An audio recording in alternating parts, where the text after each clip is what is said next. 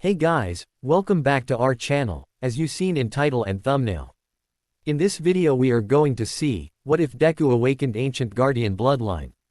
This is movie. And for more comment down your thoughts and like share, all details in description. The first thing I noticed was the quiet. UA's infirmary is never truly silent, there's always the soft hiss of the air filters. The beep of monitors, the muffled rush of a distant hallway sprint.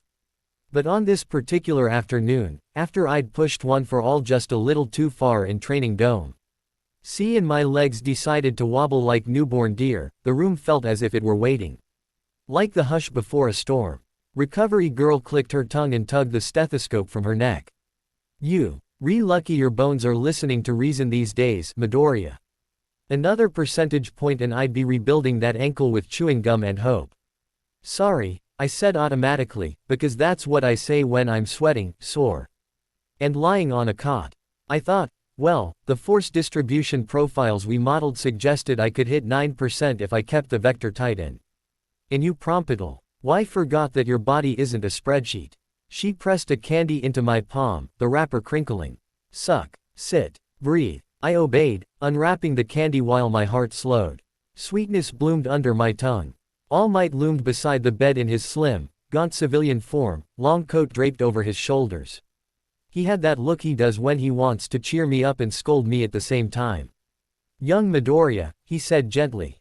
It was a splendid attempt. Truly. But until you can maintain 8% without fluctuation. I know, I said, cheeks hot. I know. Sorry. Recovery girl glanced at the clipboard and then at All Might. I'm filing today's results with the new assessment protocol, she said. Given the repeated overuse incidents this month, Principal Nedzu wants baseline scans on all high-intensity quirks. All Might nodded. Of course. Is it, just the regular scans? I asked. I did the bone density and microfracture set last week. Different suite, Recovery girl replied. A visiting specialist is auditing UA's bioenergetics. She's not a quirk doctor exactly, more theoretical. She waggled her eyebrows. Try not to babble at her about your notebooks. I tried not to look too eager and failed instantly. I won't. Probably. The candy's last shard melted. The hush returned. The specialist arrived on the tail of it. She was tall without being imposing. Hair pinned into a knot that seemed architecturally sound, and glasses that caught the fluorescent light without losing the eyes behind them. Quick, curious, certain. Her lab coat was spotless. The badge on her lanyard read, Drive. Kiyomi Yanagi, Biofield Systems, Tokyo Advanced Institute. Midoriya Izuku, she said, smiling like we were starting a science fair presentation. And, oh my, Toshinori Yagi. All Might bowed slightly. At your service, Doctor. Yanagi rolled a compact case to the bedside. It unfolded like a puzzle into a lattice of silver rings and fiber optic cords, each segment humming as it locked into place around me, one above my chest, another at my knees, a third framing my head. Tiny diodes twinkled. It looked like someone had miniaturized a planetarium. This won't hurt, she said. It may tingle. If you see colors, that's expected. If you taste cinnamon specifically, please tell me. I blinked. Cinnamon. Long story. She tapped a tablet. We're mapping Tran.'s dermal field coherence and internal kinetic sinks. Think of it like an MRI for the layers of energy that quirks manipulate, except we're looking at how your body channels force before the quirk signature appears. All Might's brow furrowed. Before, most quirks interface with the body's baseline biofield, drive. Yanagi said. But the body has its own, quirkless patterns, electromagnetic, piezoelectric, mechanical. The interplay can be measured. Ish. She offered me a reassuring grin. Deep breath. I inhaled. The rings thrummed. There was a coolness, like the air around a waterfall. Something unseen skimmed over my skin, tugging lightly at the hairs on my arms. Colors bled at the edge of my vision, soft bands of green and blue. Good, drive, Yanagi murmured. Now flex your right hand, slowly. I did, clenching and unclenching. A bloom of green in my periphery deepened. The middle ring chimed. Left hand, she said. Now ankles. Rotate. Excellent. Now, Midoriya, please imagine using your quirk at 5%. Don't activate it. Just imagine it, as vividly as you can. My heart stumbled. I closed my eyes and pictured full cowling snaking down my limbs, that familiar hummingbird buzz gathering in my calf muscles. The electricity licking at my skin. I kept it at 5, 5 was safe. The rings, hum tightened. What do you see? All Might asked softly. Bands, drive, Yanagi said, voice tightening in turn. Organized bands. And, a lock. My eyes snapped open, but she was staring not at me but through me, into the numbers marching across her tablet. The smile vanished, replac. Ed by the expression my mother has when a recipe goes wrong in a very surprising way. What kind of lock? Recovery girl asked. Doctor. Yanagi didn't answer at first. She flicked a few windows away, then brought them back. She adjusted a dial. The rings, hum went lower, like a cat purring in slow motion. Midoriya, she said carefully. Has any doctor ever told you that you possess a latent quirk factor? I swallowed. No. I was diagnosed quirkless. When I was little. All Might's glance cut sideways, quick and protective. Doctor. Yanagi nodded once. This is not a quirk factor. Something tig. HT inside my chest loosened and then immediately knotted again. Then what is it? She exhaled. In my field we occasionally encounter what we call coherence anomalies, regions in the body where the biofield organizes more strongly than the surrounding tissue would predict. They're usually minor and often correlate with a quirk's activity. In your case, Midoriya, there's an anomaly that is not minor. She turned the tablet so we could see. A wireframe outline of a human figure glowed on the screen, me, rendered as a map of light. Threads of pale color laced the muscles and bones. But across the sternum and down into my core, there was an unmistakable lattice, interlocking arcs of luminous green gold, knotted like a complex seal. They weren't flickering like the rest. They were steady, geometric, patient. It looks like, I began, then trailed off because it felt silly. A vault, drive, Yanagi supplied. A closed one. An organized energy signature, deeply stable, with coherence orders of magnitude above baseline. It's interoperating with your body but it's not being used. It's as if something is sitting very still and very ready, waiting for a key. I could feel my heartbeat in my fingers. But if it's not a quirk. It's not presenting as a quirk, she corrected. There's no mutational marker. No gene expression pattern. No standard interface with the nervous system the way quirks do. It's older. Or at least, other. She glanced to All Might. Have you noticed anything unusual during Midoriya's training? Patterns that don't match your own experience with One for All.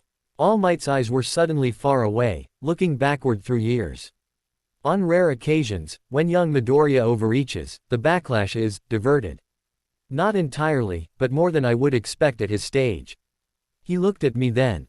A dawning recollection. There have been moments when you should have fractured and didn't. My skin prickled. I remembered the way force sometimes refracted inside me. Like a river bumping against smooth stone and splitting around it. I remembered the day I first held 8% steady and the surprising calm beneath the sizzle, a sensation I hadn't known how to name. Doctor. Yanagi tapped the lattice with a stylus. With your permission, I'd like to do a controlled activation test, she said. No quirk. No One for All. I'll expose this region to a small kinetic pulse and observe how your field responds. We won't be forcing anything open, just knocking on the door. When I nodded, my mouth was dry. Okay. All Might's hand brushed the bedrail. We'll stop at the first sign of distress. Doctor. Yanagi's fingers danced over the controls. The middle ring brightened, the lights softened to a green gold that matched the lattice on the tablet. A padded piston extended, a tiny thing. Like the rubber plunger a doctor uses to test your reflexes, until it rested a centimeter from my sternum.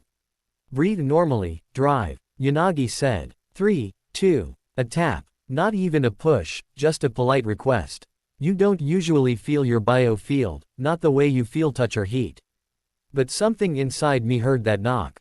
A faint chime unspooled at the base of my ribs, He sense of a circle being traced in the air and completed. A coolness gathered, like night air pouring into a warm room when you open the window. It moved inward, not outward, and then stayed. The tablet's lattice gave a single, gentle pulse. Reaction, drive. Yanagi breathed. Her stylus quivered, then steadied. But not release. It recognized the stimulus. It acknowledged it. Recovery girl leaned closer to the screen. A polite vault, she muttered. Imagine that. All Might's smile was thin, full of thought. Is it dangerous? Dormant fields are not inherently dangerous, drive. Yanagi said. Instability is dangerous. This is the opposite. However, it means that the forces Midoriya channels, particularly the violent ones, may interact with a substrate we don't understand. The forces I channel, I echoed. You mean one for all. And anything like it, drive. Yanagi said. Anything that asks your body to move more energy than it should. My mind did what it always does when I'm read, sprinted off in 15 directions cataloging facts and theories. If this wasn't a quirk, it wouldn't be in the registry. If it wasn't genetic, then the usual quirk inheritance patterns didn't apply. If the lattice was stable, then my body had grown around it. That meant it had been there the whole time. That meant, was I ever actually quirkless? I asked aloud before I could stop myself. If the silence before had been polite, this one was personal. Recovery Girl's eyes softened. All Might's did, too, in that way that says I know the boy you were and the man you were and I would hold both if I could. Doctor. Yanagi chose her words like important instruments. You were quirkless by every definition this society uses, she said quietly. And you may still be, depending on how strictly one draws the line. But you were not empty. No one is, truly. You were waiting. The word fit too well. It slid into a groove I didn't know was there. So what now? I asked. What do we do? Doctor. Yanagi folded the tablet against her chest. On paper, we note the anomaly and recommend caution during high-output training. She smiled, a real one again. Off paper, we learn, slowly, carefully. If this field is a vault, there is a key. Keys are rarely brute force. They're often, context, intention, meaning. All Might tipped his head. Language. Among other things, she said. Music, geometry, will. Humans unlock themselves in interesting ways. Leave the poetry to the literature department, Recovery Girl said, but her frown had softened into something wry. I'll authorize week-long monitoring. Midoriya, you can go back to your dorm after I clear your ankle, but training Dome C is off limits for anything above 6% until we understand how this vault behaves. 6%. It felt like someone had turned the color down on the day. I nodded anyway. Understood. I left the infirmary with a glassy calm sitting high in my chest. The sunset over UA was too beautiful for how complicated my head felt. Clouds painted with gold, edges burning, a breeze walking the top of the grass in the quad. Students laughed somewhere off to the right. The steel and glass of the main building caught the sky and threw it back. All Might matched my pace, thin shoulders hunched slightly against the wind. We'll adjust, he said, as if the air had asked the question. We always do. I wanted to say I know. The words jammed against others. Did one for all ever feel like a lock to you? I asked. He considered. At times it felt like a door I was not yet worthy of opening. But it was always outward with me, power reaching out to protect. With you I sometimes sense a structure reaching inward to hold. It is fascinating. We reached the dorm steps. I hesitated. If it's not a quirk, then All for One can't steal it, I blurted. Right. All Might's eyes sharpened. He looked at me for a long second and, despite everything, smiled. That, he said, is an excellent question. He lifted a hand in farewell, coat flaring, and headed for the faculty wing. Inside the dorm, the living room's big TV was playing a rerun of a sports festival highlight reel. Kaminari whooped at his own past performance. Zero and Mineta were arguing about whether a rescue should count as many points as a villain takedown. Uraraka noticed me and waved so brightly I had to wave B. Act like a normal person who doesn't currently have a metaphysical safe deposit box in his chest. Hey, Deku, she called. You okay? Fine, I squeaked, then forced my voice down an octave. Fine, just, scans. You know. Caution. Don't blow your arms off, Bakugo said from the kitchen without turning around. He was stirring something on the stove like it had personally offended him. Again, I'm trying not to, I said. I meant it as a joke. It didn't land. That was okay. It rarely did. In my room, the quiet came back, not uneasy this time, but thick, like a blanket. I placed my Hero No. T-book on the desk and opened it to a clean page. The title wrote itself. Non-quirk biofield structures, vault, hypothesis. I drew the lattice as I remembered it from the screen, letting the pen trace those interlocking arcs until they formed a symbol that looked ancient and brand new at once. I added annotations: stable, green gold, responded to kinetic tap, acknowledgement without release, possible key types, will, language. Geometry, meaning. I stopped, realizing my hand was shaking just slightly. I set the pen down. Waiting, I said to the empty room, testing the word drive.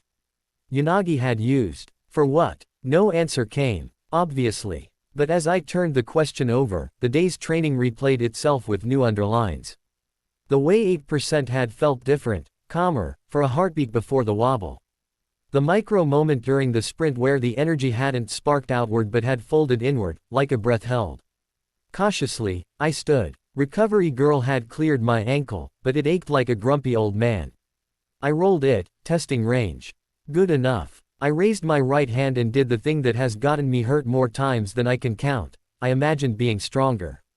But is time I didn't call to one for all first. I called to whatever was listening inside the lattice. If you were real, I thought, feeling ridiculous and also very 12 years old, and if you are mine, and if you're waiting, please.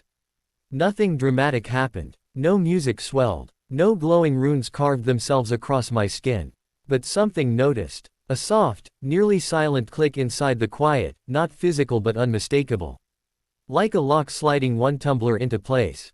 I exhaled shakily. Okay, I whispered. Okay. I didn't try for more. Not tonight. I sat back down, picked up my pen, and wrote. Possible approach for safe exploration. 1. Intent before output sequence. Call right pointing arrow contain right pointing arrow conduct not conduct right pointing arrow contain. 2. 3. Micro requests only no more than 1-2% pseudo activation. 4. 5. External supervision recommended, All Might, Recovery Girl, Drive.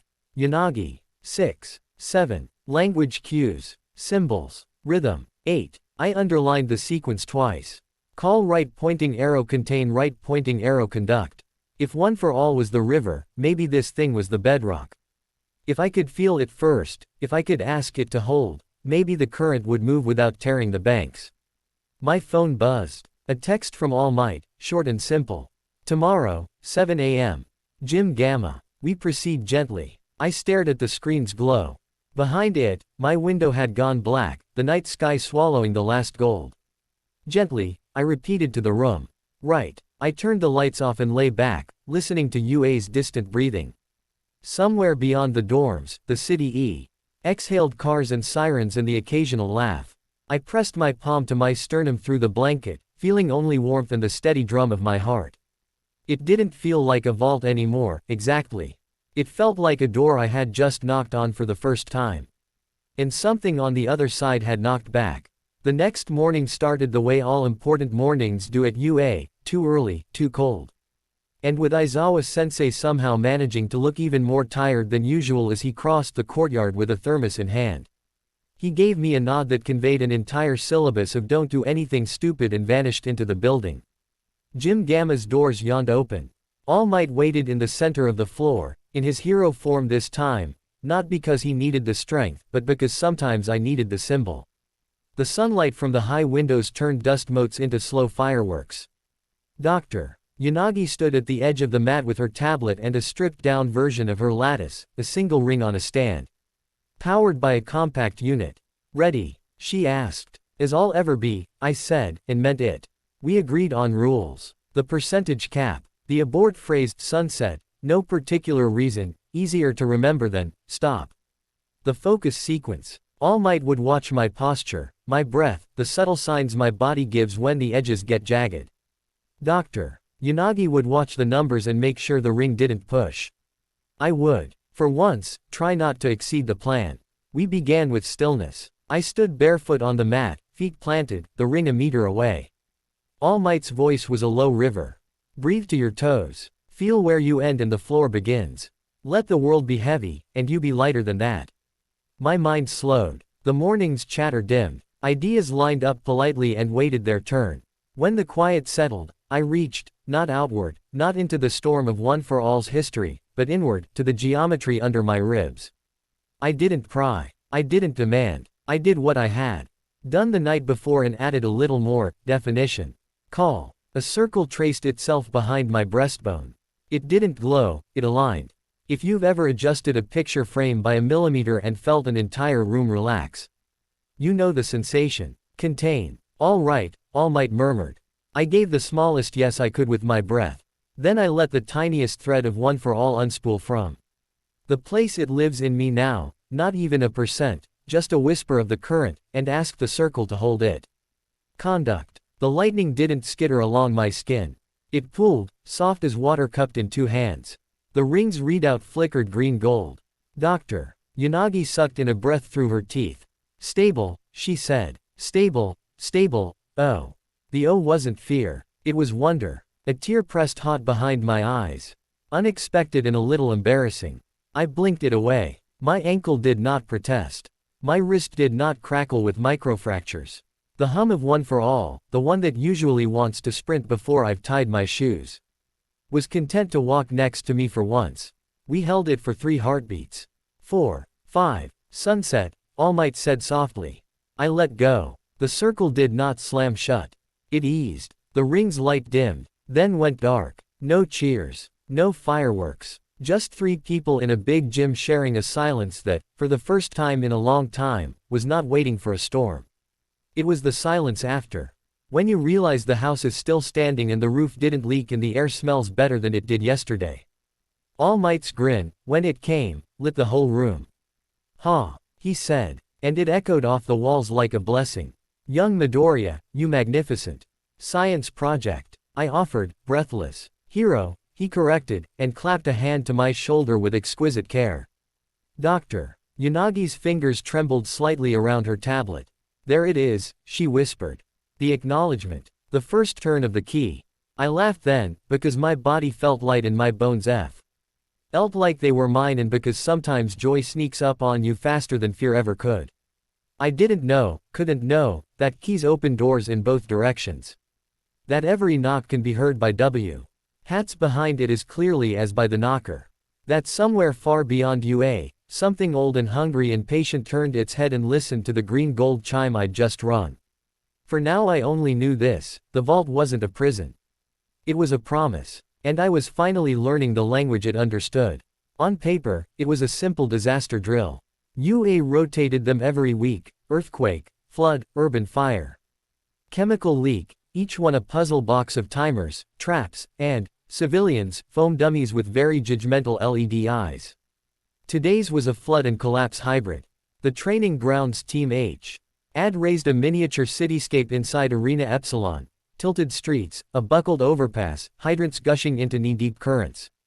A countdown ticked from 10 o'clock on the jumbo screen. Rescue 3 dummies. Stabilize 2, weakened, structures, and extract any stranded classmates. Remember, Aizawa-sensei yawned from the catwalk, scarf swaying, this is about coordination, not highlights. Don't turn it into a reel. Got it. Most of us chorused. Bakugo cracked his neck like the disaster had personally insulted him. Uraraka flexed her fingers, already scanning for lift points. Iida rattled off a plan: Zero on lines, Asui for water navigation, Kaminari on power cutoffs, Yaoyorozu for braces. I stood slightly back, listening, building the moving map in my head. 6%, I reminded myself. Maybe 7 in a pinch, if the vault holds. Call right pointing arrow, contain right pointing arrow, conduct. Tiny sips, not gulps. Midoriya, All Might said quietly beside me in his civilian form, hands in his coat pockets. You know the parameters. Understood, I said. I meant it. I really did. The horn bellowed. The floodlights snapped to bright. We hit water. Everything became motion and math. Asui vaulted a crushed sedan, tongue anchoring her to a streetlight. Zero zipped a line across the current. Iida braced it and turned himself into a human post. I bounded onto a leaning bus, toes barely touching, and slid down T. He far-side to a pocket of air where a dummy blinked red. Uraraka tagged it, whispered, float, and the dummy rose like a sleepy balloon as she guided it into my arms. I carried it across Zero's line, balancing on the slick bus roof. 6% pulsed through my calves, my ankle held. Good pace. Yaoyorozu called, already generating wedges and braces from her palms in a focused rhythm, sweat beating at her temple. Iida, left support beam at 90, no, 85 degrees. A distant crump rolled across the set. The overpass groaned. New collapse vector. Hatsume's voice chimed from the control booth, way too cheerful. Bonus event. I looked up. A slab of concrete the size of a truck had shifted on the overpass, slow at first, then fast, shearing the guardrail like a breadstick. Below, Tenya was halfway across the street with a brace on his shoulder, head turned to Yaoyorozu for instructions. He didn't see it. Uraraka saw. She opened her mouth. There's a particular kind of time that heroes talk about privately, the space between notice and impact where decisions happen faster than breath. The slab tipped. The sound it made was wrong, a heavy, hollow thum that vibrated my ribs. I did 3 calculations at once. Distance 20 meters, height 8, velocity increasing, angle of threat direct. Even if Uraraka tagged it, the slab's rotation would neutralize the float before she could stabilize the spin. Iida could blast forward but not laterally. Siro's angle was bad. So I did the thing that always gets me in trouble. I moved. 8% and then 9, not enough. The world sharpened but the distance didn't shrink fast enough. I could feel the slab choosing the moment of impact, the way a wave chooses the shore. I asked the circle to hold and the current to come. And the old, impatient habit kicked in anyway. I reached for more. 15. The number bloomed bright and reckless. The world snapped into a tighter focus that hurt to look at. Force screamed down my right arm as I launched, faster, higher, everything in me bracing for the white-hot crack of bone, for the shockwave of my own mistake. It didn't come. Instead, something answered. Not later. Not after I'd paid the price, before. A translucent film of green gold snapped into existence around my forearm and hand, a second skin of light, and the force that should have eaten me alive flowed into it like water into a perfectly shaped mold. The pain that should have spiked was redirected, tucked away, organized. The lightning that usually crawls chaotic and green over my skin braided itself into a clean helix, humming like a perfect chord. Deku! Someone shouted. All Might didn't. He was too still, his eyes wide in a way that meant remember this. I hit the falling slab at a bad angle and a good speed. My right palm met rough concrete and the green gold film deepened, turning the raw impact into something negotiable. There was a feeling like 2 rhythms matching, the world's and mine. The slab shuddered. All the ugliness of the collision, splinters, spin, jagged edges, smoothed. The helix thickened around my wrist like a brace from the inside. I didn't punch the slab. I caught it. For one astonishing second I was a hinge the size of a city block. The slab's momentum poured into my arm and vanished inward as if a door had opened in my chest and swallowed it. My feet skated. I took 2 sliding steps backward, boots finding purchase on a patch of asphalt, and twisted just enough to guide the slab into the water. It hit with a controlled splash instead of a building-breaking crash, sending a sheet of cold up my legs. Iida stood 6 feet away, costume dripping, face framed with absolute shock. Midoriya. It's okay, I panted. Are you hurt? He stared at my arm. I followed his gaze. The film still hummed around my forearm, close to the skin, faintly faceted like glass blown into the shape of me. I flexed my fingers and it flexed with them. Not crackling like full cowling but breathing, a living glove of light. Tiny hexagonal ripples ran across it and settled, as if it were smoothing its own surface after the load. Then, as neatly as it had appeared, it thinned and dispersed. Not a pop, a sigh. All the ordinary sensations crashed back in. The weight of my wet shoes, the tremble of muscles that had just done a very big thing, the sound of water finding new paths around the slab I'd redirected. The jumbo clock read 3:22. The horn for event completion hadn't sounded. This was still a drill. Move. Aizawa snapped from the catwalk, voice cutting the air like a blade. He's fine. Finish the job. Everyone moved. Because that's who we are. We did finish, and we finished well. Uraraka and Asui tag-teamed a jam door move T. Hat would have made any rescue chief proud. Yaoyorozu braced a cracked pillar, breath coming measured, handwriting neat even as she generated a turnbuckle the size of a refrigerator.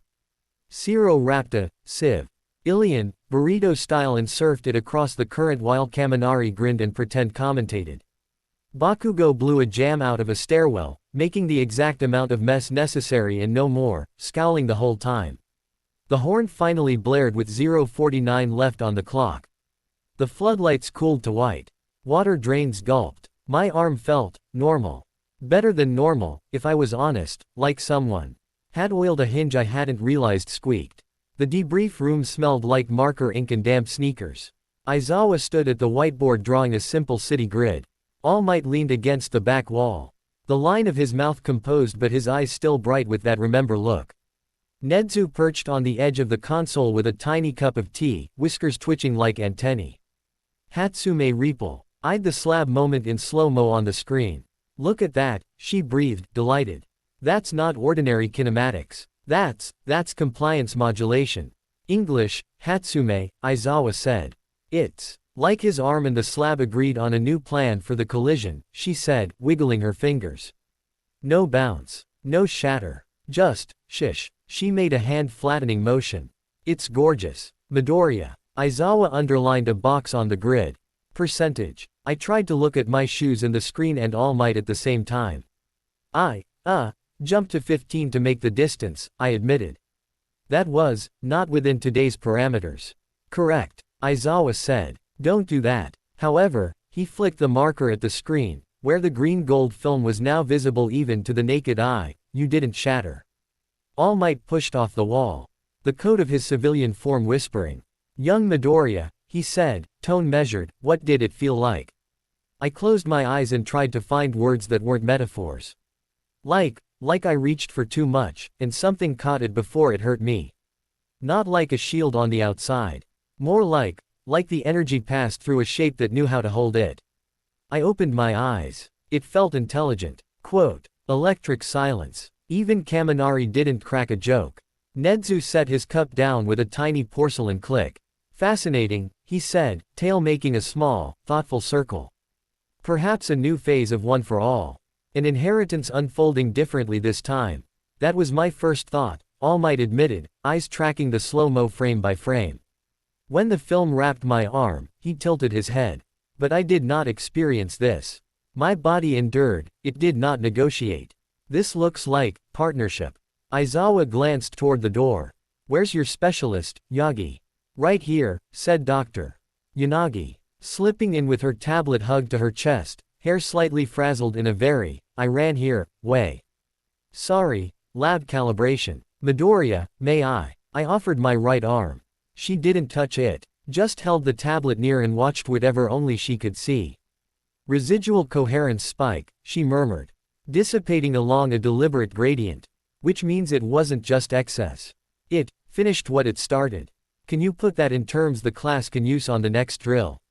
Aizawa asked dryly. Dr. Yanagi smiled. He didn't dodge damage. He processed it. Bakugo, who had been quiet in the doorway with his arms crossed, snorted once. Of course he did. Nerd. I tried not to smile. Failed, a little. Name it, Hatsume said, eyes gleaming. You have to name it. First manifestation, first rights. I suggest, Hatsume compliance modulator. Absolutely not, Aizawa and All Might said in flawless unison. My brain, traitorously, had already been scribbling. If OFA is the river, and the lattice is the bedrock, then this was the riverbed reshaping itself for the flood. A name stir-fried itself in my head, flavored with the way drive. Yanagi had said biofuel. D in the way the film had felt like air with opinions. It didn't just protect, I said softly. It stabilized. And it felt old. I glanced at drive. Yanagi. Aegis. The room tried the word on like a jacket. Aegis, All Might repeated. Tasting it. A fitting myth. A shield that is also a promise. Hatsume pouted theatrically. Aegis modulator. Let's keep it to Aegis, for now, Aizawa said. And let's keep it quiet. Until we understand what the public would see, we do not teach the internet new words. Nedzu's whiskers twitched happily. Seconded. Secrets are like tea, best when steeped at the proper time. We did the rest of the debrief. What went right? Communication, brace placement, the way Asui had identified a current that would have swept a rescuer under a false floor. At needed work. Bakugo's mess minimum could be even less minimum. Kaminari needed a buddy at panels and where we'd slot the next drill. Through it all, the moment with the slab replayed in my mind, not the video. But the feel of that film flexing and then deciding to hold. Afterward, I found a quiet corner in the corridor outside the debrief room and leaned my shoulder against the cool painted cinderblock. My heartbeat had returned to normal. My arm felt trustworthy. That was new. All Might joined me a moment later. He didn't speak at first. He just stood there, eyes on the far wall, the way he does when he's letting a thought compost into something useful. I thought it was one for all, he said finally, very soft. For a heartbeat. A new quirk within one for all, a new way the power has chosen to move through you. But the flavor is wrong. Flavor, I said, helplessly amused despite everything. He smiled without looking at me. We call it many things. Texture. Resonance. When you have carried a river long enough, you know it's music. This is adjacent to the music, but not the same song. He tilted his head. What did you do before the jump? I told him. The reflex, the panic, the grab for 15. The expectation of pain, and how the circle had moved before the impact, like it had been waiting behind a thin curtain and I'd finally yanked the cord.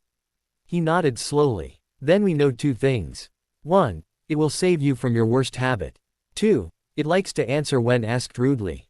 His smile widened. We can work with that. We will teach you to ask politely and quickly. Footsteps squeaked on the waxed floor. Doctor. Yanagi rounded the corner and tucked her tablet under her arm. Up close, the excitement that had animated her in the debrief had settled into something steadier, purpose. I ran some back of the napkin modeling, she said without preamble. It's not definitive, but the aegis appears to be forming a containment manifold, a shape that tells energy where to go when your body would otherwise break. That's why the impact felt decided. The manifold didn't just catch, it interpreted. Like a language, I said, the word from yesterday's notes sliding neatly into place. Exactly, she said, bright. And languages have alphabets. All Might's brows lifted. You think we can teach him to write with it? I think it's already writing, drive. Yanagi said. He just doesn't know the letters yet. A door down the hall squeaked. Nedzu padded past as if by coincidence, eyes sparkling. Speaking of letters, he said, I've been reminded of a collection that might interest all of you. Old papers, older legends, dusty files from the days when people explained power with myth because they didn't have a better box to put it in. All Might straightened. Principal. Nedzu's smile deepened. Midoriya, do you have your library card? I think so. I said, because when Nedzu asks you a question like that, the answer is always yes. Splendid, he said, and trotted away humming. All Might and Dr. Yanagi traded a look that said the same thing mine did. Chapter 3. But before ancient whispers and secret stacks, there was the present, and in the present I had to do the thing heroes do after a miracle, return to normal.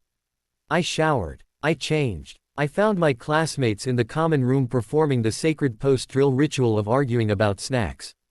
I apologized to Aizawa for breaking the percentage cap and told him it wouldn't happen again and meant it in the way you mean a promise you will keep until the moment keeping it would get someone hurt. He nodded, which in Aizawa is practically a warm hug. When the crowd thinned, Uraraka drifted over and bumped my shoulder with hers. That catch, she said softly, eyes shining with the day's light. It was, you looked like a guardian angel in a safety video. I rubbed the back of my neck, cheeks warm. Team effort, I mumbled. You called the slab. Iida would have moved but, she rolled her eyes affectionately. You can say, thank you, to yourself sometimes, Deku. I glanced at my right hand. I'm trying. Later, in my room, with the hum of the building settling around me, I sat at my desk and opened my notebook. The page from last night waited with its neat lattice sketch and the sequence underlined twice.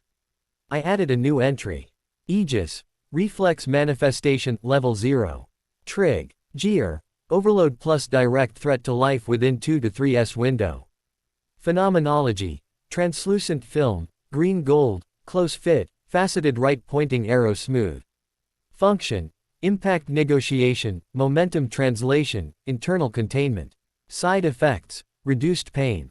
Post-event lightness, no structural damage, verify with scan. Risk. Encourages bad habits if treated as free forgiveness, right pointing arrow do not rely on reflex. Under that, in smaller print. It felt like it wanted the right reason. Not fear. Purpose. I sat back and let that sentence sit there.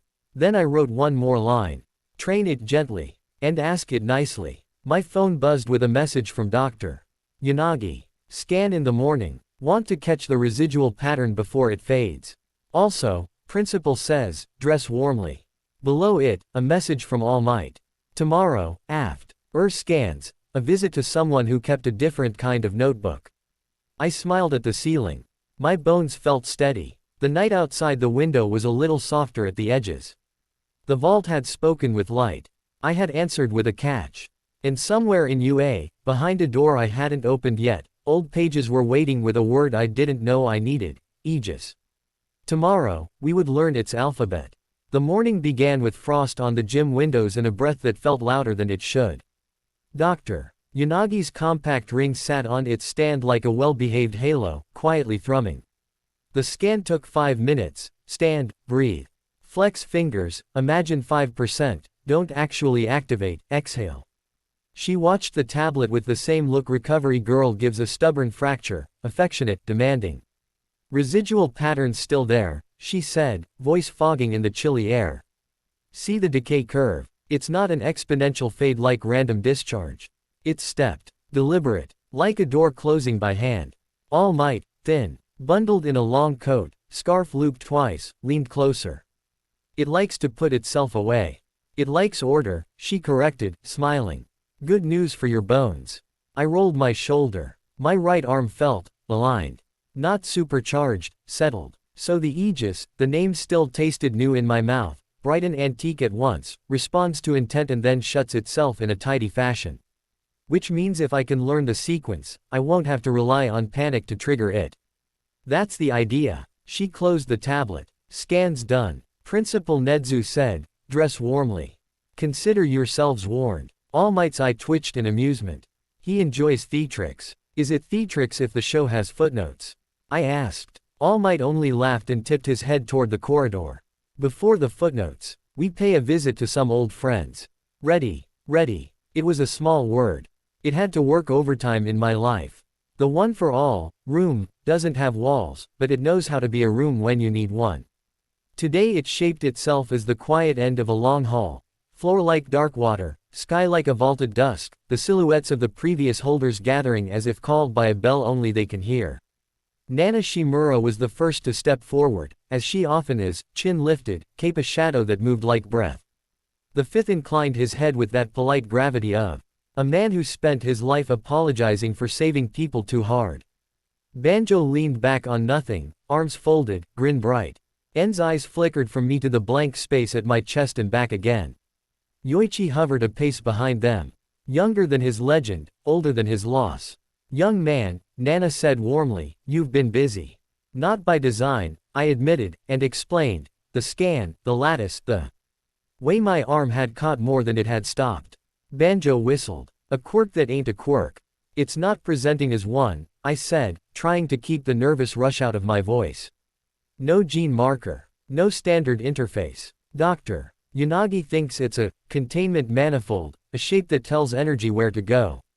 Containment, En said softly, as if tasting the word. I felt something yesterday, in that instant, you were near your own break point and the hazard dropped. Dropped, I repeated. He nodded. I sense threat. I'm wired for it. When you jumped, the risk spiked. Then for a heartbeat the meter emptied, like a danger vacuum. I've never felt a lack that loud. Yoichi stepped closer, eyes intent, as if reading a script on the air between us. And you named it Aegis. It felt right, I said.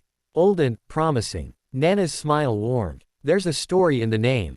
But it isn't ours. I swallowed. Do any of you remember anything like this? In the earlier holders. In All Might. The silhouettes traded glances. We carried a river, the fifth said gently. We learned to swim and, when we had to breathe water. We did not carry a second map that told the river how to behave. Yoichi's gaze flicked to the far, darkened reaches of the hall where shadows thicken like fog. If it is not part of us, he said, it may be older than us. Older than the stories we tell about how we began. A breath I didn't know I was holding slipped out of me. I nodded. Thank you. Be careful with it, Nana said, affection turning crisp like the edge of a blade. Anything that rs2 quickly becomes a voice you confuse with your own. Teach it your language before you let it write your sentences. I will, I said, and meant it, and felt the room believe me. The dusk folded, the floor became floor again. When I opened my eyes in the real gym, All Might was watching me like a man who had just listened to a distant storm and found it moving, not closer, but clearer. No answers, he asked. Only good advice, I said. Then let's go ask the kind of books that argue back. UA has more basements than a person expects if that person has never met Principal Nedzu. We took 2 elevators, one ordinary. One that required All Might to press his thumb to a pad and smile at a camera that made even him stand up straighter, and stepped into air that felt like the inside of a careful refrigerator. This wing predates modern UA, All Might said, the echo of our footsteps shaped by long, low ceilings and rows of steel shelving. It was once a municipal archive, then a bunker. Then a place where someone with excellent taste decided to put all the things nobody knew where to put. Which is to say, Nedzu chirped from atop a hand truck as if he'd been there the whole time, my library. He hopped down. His tiny shoes made a sound like punctuation. Welcome to sub-level Theta. Please refrain from licking the artifacts. What? Who? I stammered. He's joking, All Might said. I am mostly joking, Nedzu corrected, whiskers arranging themselves into the very picture of seriousness. Follow. We did, winding through stacks labeled in a dozen hands, city planning 19th century. Hero registry drafts obsolete, foundations, structural variants, unsorted, do not sort, seriously. The temperature dipped a few more degrees as we passed through a door with a mechanical combination lock and a stenciled warning about humidity. Nedzu twirled the dial, turned a key, and shouldered the door with an effort that made his whole self lean. What lay beyond wasn't dusty. It was pristine the way a museum is pristine when the museum has opinions. Glass cases, flat files, a long table under a canopy of soft lights. And against the far wall, a series of weather oak cabinets with brass label frames that had not seen new labels in a century. Nedzu clapped once. The room woke. Lights brightened a step. A dehumidifier hummed awake with professional enthusiasm. This, he said, is where UA keeps the things that don't belong in a digital database. It is also where we keep most of Sir Night-Eye's paper legacy. I stopped. Sir Night-Eye. All Might's face softened. He catalogued everything. Not just villains and heroes. Legends. Patterns. He built a private archive at his agency. After, he said, and the word trailed into a respectful quiet, I arranged for UA to hold portions that might educate without reopening wounds. He would have wanted it used. Nedzu tugged open a drawer with a label so faded it was almost sentimental, myth pre-quirk age unsourced. Inside lay a dozen folders, each with a handwritten tag in a neat, obsessively consistent script that made my heart pinch with familiarity. Sir Night-Eye had loved tidy shapes. And he'd bled that love into his letters. Nedzu selected 3 and laid them on the table like a magician choosing cards. Egides, Ether, VAR, Bindings, Chaos. I stared at the first folder's tag. Until the letters stopped being letters and turned back into meaning. All Might rested his fingertips on the table's edge, steadying both of us. Go on, Nedzu said gently. Turn the page. I opened Egides. The first sheet was a photocopy of a page older than the idea of photocopying. Script slanted at an angle modern wrists don't know, ink brown to the color of old leaves. A small sketch in the margin showed a circle divided by triangulated arcs, something like the lattice I had drawn in my notebook, something like the geometry drive Yanagi's tablet had revealed. I read, lips moving without sound. Of the Egides, who hold fast the borders. In the days before gifts, when men named their strangeness not with heredity but with heaven and hell, there were those tasked with the binding. They did not wield fire nor ice, but the form that tells fire where to burn and ice where to end. They stood where things frayed. They made shapes in the air that the world obeyed. Below, very neatly, Night-Eye had typed an annotation on a modern sheet. Terminology drift suggests metaphor. Binding likely refers to containment. Shapes may denote field geometries. Note recurring triadic lattice motif. I flipped the page. More fragments. A church inventory from a mountain village describing, A boy born without sign or spark who took the oath of stillness and at 15 stood in the breach ere the mountain's voice broke the river, and the water went around him. A sailor's log recounting, a woman whose hands shone like the inside of a pearl, the storm itself bent at her gesture. Margin. Al drawings of circles with interlaced arcs, always triads, sometimes a hexagonal ripple sketched as if the hand that drew it remembered how it felt. Dr. Yanagi ran a finger just above the drawings, not touching the page. The manifold, she whispered. They drew it. Without math. All might opened ether, VAR. Inside was a collage of words that had tried to explain the same thing without agreeing on what it was. Ether. Prima materia, breath, Newman, life wind. In the margins, not quark energy. Pre-quark conceptual. Treat as metaphor for bioenergetic substrate. A late page held a crude diagram of a person surrounded by a halo labeled, glory, arrows pointing inward and outward with the note, both ways. I picked up bindings chaos with hands that knew how not to shake because I had practiced being calm since I was 4 and a doctor told me I had nothing the world wanted. The first page was not a fragment. It was a translation. When the world was loud with unmade things, the guides spoke the shapes that quiet the roar. They made oaths. First, we stand where others break. Second, we hold without hunger. Third, we are doors that close and open, not walls that forget. Those who took these oaths were taught silence. The vessel must be unclaimed to be claimed by the form. Those who came to it with other signs were divided inside and could not hold.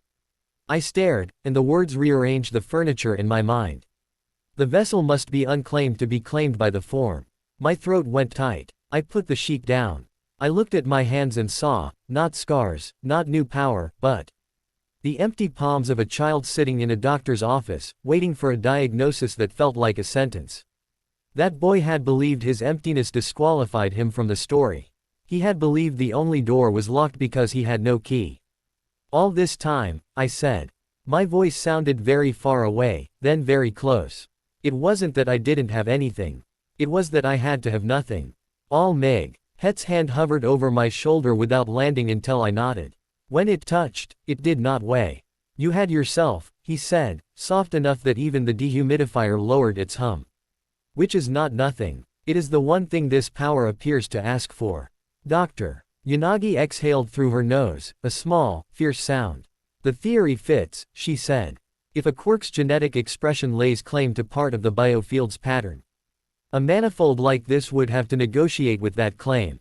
Interference. Overlap. But an unclaimed field, she gestured at me, a circle in the air, can calibrate to the human baseline. Clean. Deep. That might be why it's so stable. And why it recognized one for all as flow to shape rather than arrival. Nedzu, who had been politely pretending to review a catalog on the far end of the table, padded closer. We have hints, he said, voice no longer theatrical but precise. No certainties. But even hints can change the compass. He tapped the translation with a paw. We hold without hunger. That line says as much about ethics as it does about energy. The Egides were not collectors. They were custodians. The word rang like a small bell in my chest. Custodian. It did not feel glorious. It felt right. What about chaos? I asked, throat looser now. There are references here to binding, unmade things, and doors. All Might and Nedzu exchanged a GL. Ants that suggested a conversation too long for a hallway and too important for anything else. Metaphor and myth tangle, Nedzu said, and sometimes, if we are very lucky, they tangle around a truth. There are stories from the pre-quark era about breaches, not natural disasters, not simple violence, but eddies where the world's rules thinned. We file them under folklore because we cannot test them. His whiskers tilted. But if there were forces that did not care about biology or quark factor, a tradition like this would be one way a society explained those who dealt with such matters. He straightened, businesslike again.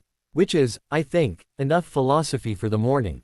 Practically, Midoriya, this material gives us a hypothesis for why your field exists and how it behaves. It also gives us a curriculum. Curriculum. I echoed, helplessly delighted by the idea of ancient homework. Language, drive. Yanagi supplied, eyes already bright with lesson plans. You felt it yesterday. Intention, geometry, will. The Egides appear to have used forms, Not words precisely, but shapes you make with attention that the body mirrors. We can reverse engineer the basic alphabet from these diagrams. All Might grinned. The expression a sunrise remembered. Then we will teach you to write. Nedzu's tail made a pleased question mark. Start with small letters. Do not carve your name on the moon. I'll save that for finals. I mumbled. We spent an hour building a map.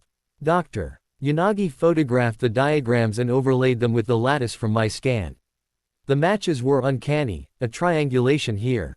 A hex ripple exactly at the vector I had felt along my forearm. All Might contributed the kind of notes you can't get from instruments. This breath pattern settled the current. That posture made my left knee think it had to be the hero. Nedzu dug up 2 more fragments featuring the same triad shape accompanied by a notation that translated roughly as, shield that listens. I tied everything into my hero notebook with an urgency that felt clean, not frantic. Shapes, steps, vows. Under the oaths I wrote, in a small, stubborn hand. I will stand where others break. I will hold without hunger. I will be a door that closes and opens, not a wall that forgets. When my pen lifted, my hand trembled once and then was still. Lunch. Nedzu chirped suddenly, as if the room weren't rearranging my entire past. I find revelations digest better with soup. All Might looked like he was about to remind the principal that heroes forget to eat and then remembered he was no longer a hypocrite. Soup would be ideal, he conceded. Tomato. Nedzu asked me. Yes, please, I said, because that is the correct answer to tomato soup. We left the files in their labeled nests and ITED sub-level theta the way one leaves a chapel, lighter, and also heavier in the right places. The elevator's hum was warmer than the dehumidifiers. The world upstairs felt almost too bright for a second. As if my eyes now had more to measure. On the way across the courtyard to the dining hall, a gust of wind scooted dry leaves along the path in a rustle like soft applause. I looked at my palm and didn't see light. I saw a possibility that didn't need to shout to be heard. Hey, Deku. Kirishima called from a bench, waving a sandwich in greeting. You coming to afternoon conditioning?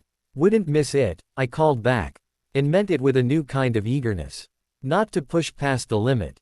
To trace a letter I had not known I could write. We ate soup. Nedzu told a story about a library. And who had once dueled a raccoon over a particularly interesting map. All Might laughed so hard he coughed, then apologized to his cough. Dr. Yanagi sketched a sequence on a napkin and then looked horrified and took a picture before the napkin could wrinkle. After lunch, All Might and I found a quiet corner of Gym Gamma. No drills, no timers, mats, air, and a floor that knew our weight. Remember yesterday's call right pointing arrow contain right pointing arrow conduct. He said. Now add a shape to the contain. He drew it in the air with a finger, a small triangle nested inside a circle, their lines not touching but agreeing. I let my attention trace his finger and then traced it again with my breath. My chest answered with that tiny, precise click. Good, he said. Now ask for a letter the size of a fingernail.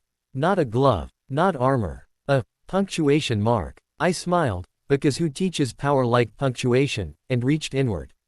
Call. The circle aligned. Contain. I imagined the triangle as a dot on my index knuckle. No bigger than a comma in a sentence I'd read 100 times. I did not pull one for all. I waited. A pinprick of cool gathered where I was looking. Not bright, not loud, but undeniably there. When I flexed, it flexed, a tiny yes where there had been nothing. We both breathed out, a shared, incredulous laugh. Now, All Might said, we practice not needing panic to talk to it. We practice please. We did. For an hour we wrote commas on my knuckles and then erased them. We drew a tiny arc along the ridge of my forearm and asked it to hold as I pushed to 2% burst and then let it go before any ache could think to arrive. Dr. Yanagi joined us with the ring and the tablet and gave our punctuation marks numbers. That's a 0.2, she said, delighted. That's a 0.4 if you breathe like that again, yes, exactly. By the end of the session, sweat cooled between my shoulder blades, and a handful of commas had taught me more about patience than a dozen broken fingers ever had. As we packed up, All Might rested the ring in its case and looked at me with that old, bright seriousness. You see it now? He asked. What you called nothing was a door. You didn't fail to be born with something. You were born with room. Room. I nodded, because my throat was suddenly not ready for words. That night, I sat at my desk and wrote a letter to the boy in the doctor's office. I told him we were okay. I told him he hadn't been empty, he'd been ready. I folded the letter and put it behind the page where I'd written the oaths. Before I slept, I set my palm against my sternum like I had. The first night and knocked very gently. Something on the other side knocked back, 3 times, like a friend answering a door in a house with thin walls. Tomorrow, I whispered. Tomorrow would be the dual-wielding challenge. Not power-hungry meeting power-hungry. A river learning to trust a riverbed. A sentence learning where to put its commas so the meaning can breathe. And me, finally, learning to be a door that knows how and when to open. The gym was the kind of quiet that makes your own heartbeat sound like you brought drums to a library. Dawn light spilled through the high windows in thin, careful bands. Mats waited. Cones waited. A coil of battle rope lay like a sleeping snake. Beside it, a simple folding table with Dr. Yanagi's compact ring, a tablet, a bottle of water, and a metronome the size of a deck of cards. All Might, thin, scarfed, and steady, set my phone face down on the table like a teacher collecting distractions. Today, he said, we teach 2 rivers to share a bed. Is that a plumbing metaphor? I asked. He smiled. A geography one. Dr. Yanagi clipped a small, adhesive sensor just below my collarbone. It reads heart rate variability and a crude coherence index. The ring gives me field geometry. The metronome is for you. I eyed the metronome. To keep time. To keep you, she said. The Aegis doesn't care how much muscle you brought. It's C. Aries whether your attention can hold a shape. You'll want a rhythm. I stretched. Ankles, wrists, the careful rotations recovery girl drilled into me after the 100th microfracture. Breath into 4, out to 6. Call right pointing arrow contain right pointing arrow conduct. The sequence sat in my chest like a clean tool. All right, All Might said, stepping to the edge of the mat. We begin with commas. Still my favorite sentence, I muttered. And let a smile take the edge off the nerves. I lifted my right hand, index knuckle visible in the pale light. Call. The circle aligned on the invisible shelf behind my sternum, a neat, private click. Contain. I drew the tiny triangle in my mind like we had yesterday, 1 breath, 1 small intention, no heroics. And then I waited, letting the metronome's steady tick-tock be my whole world. The pinprick arrived like a thought agreeing with itself. Conduct didn't even need to happen, there was no power to hold yet. The comma sat there, cool and precise, just big enough to count as a yes. Good, drive, Yanagi said quietly, eyes on her tablet. 0.2 coherence. Stable. Don't try to make it brighter. I stepped forward, heel to toe on a strip of tape. The comma wobbled. The moment I tensed to fix it, it vanished. Again, All Might said, not unkind. We did again. And again. The first hour was, in technical terms, humbling. Any time I pushed, the comma dissolved like fog under a hot lamp. Any time I watched, it returned. When the metronome ticked and I breathed with it and I let the oaths sit just behind my thoughts. Stand where others break, hold without hunger, door. Not wall, the little geometry sat with me as if it had been there the whole time.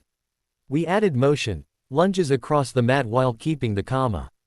Ladder steps, side shuffles. The moment I slipped into, win the drill, mode. The comma blinked out. Each time, All Might lifted a hand, 2 fingers together, and I returned to breath.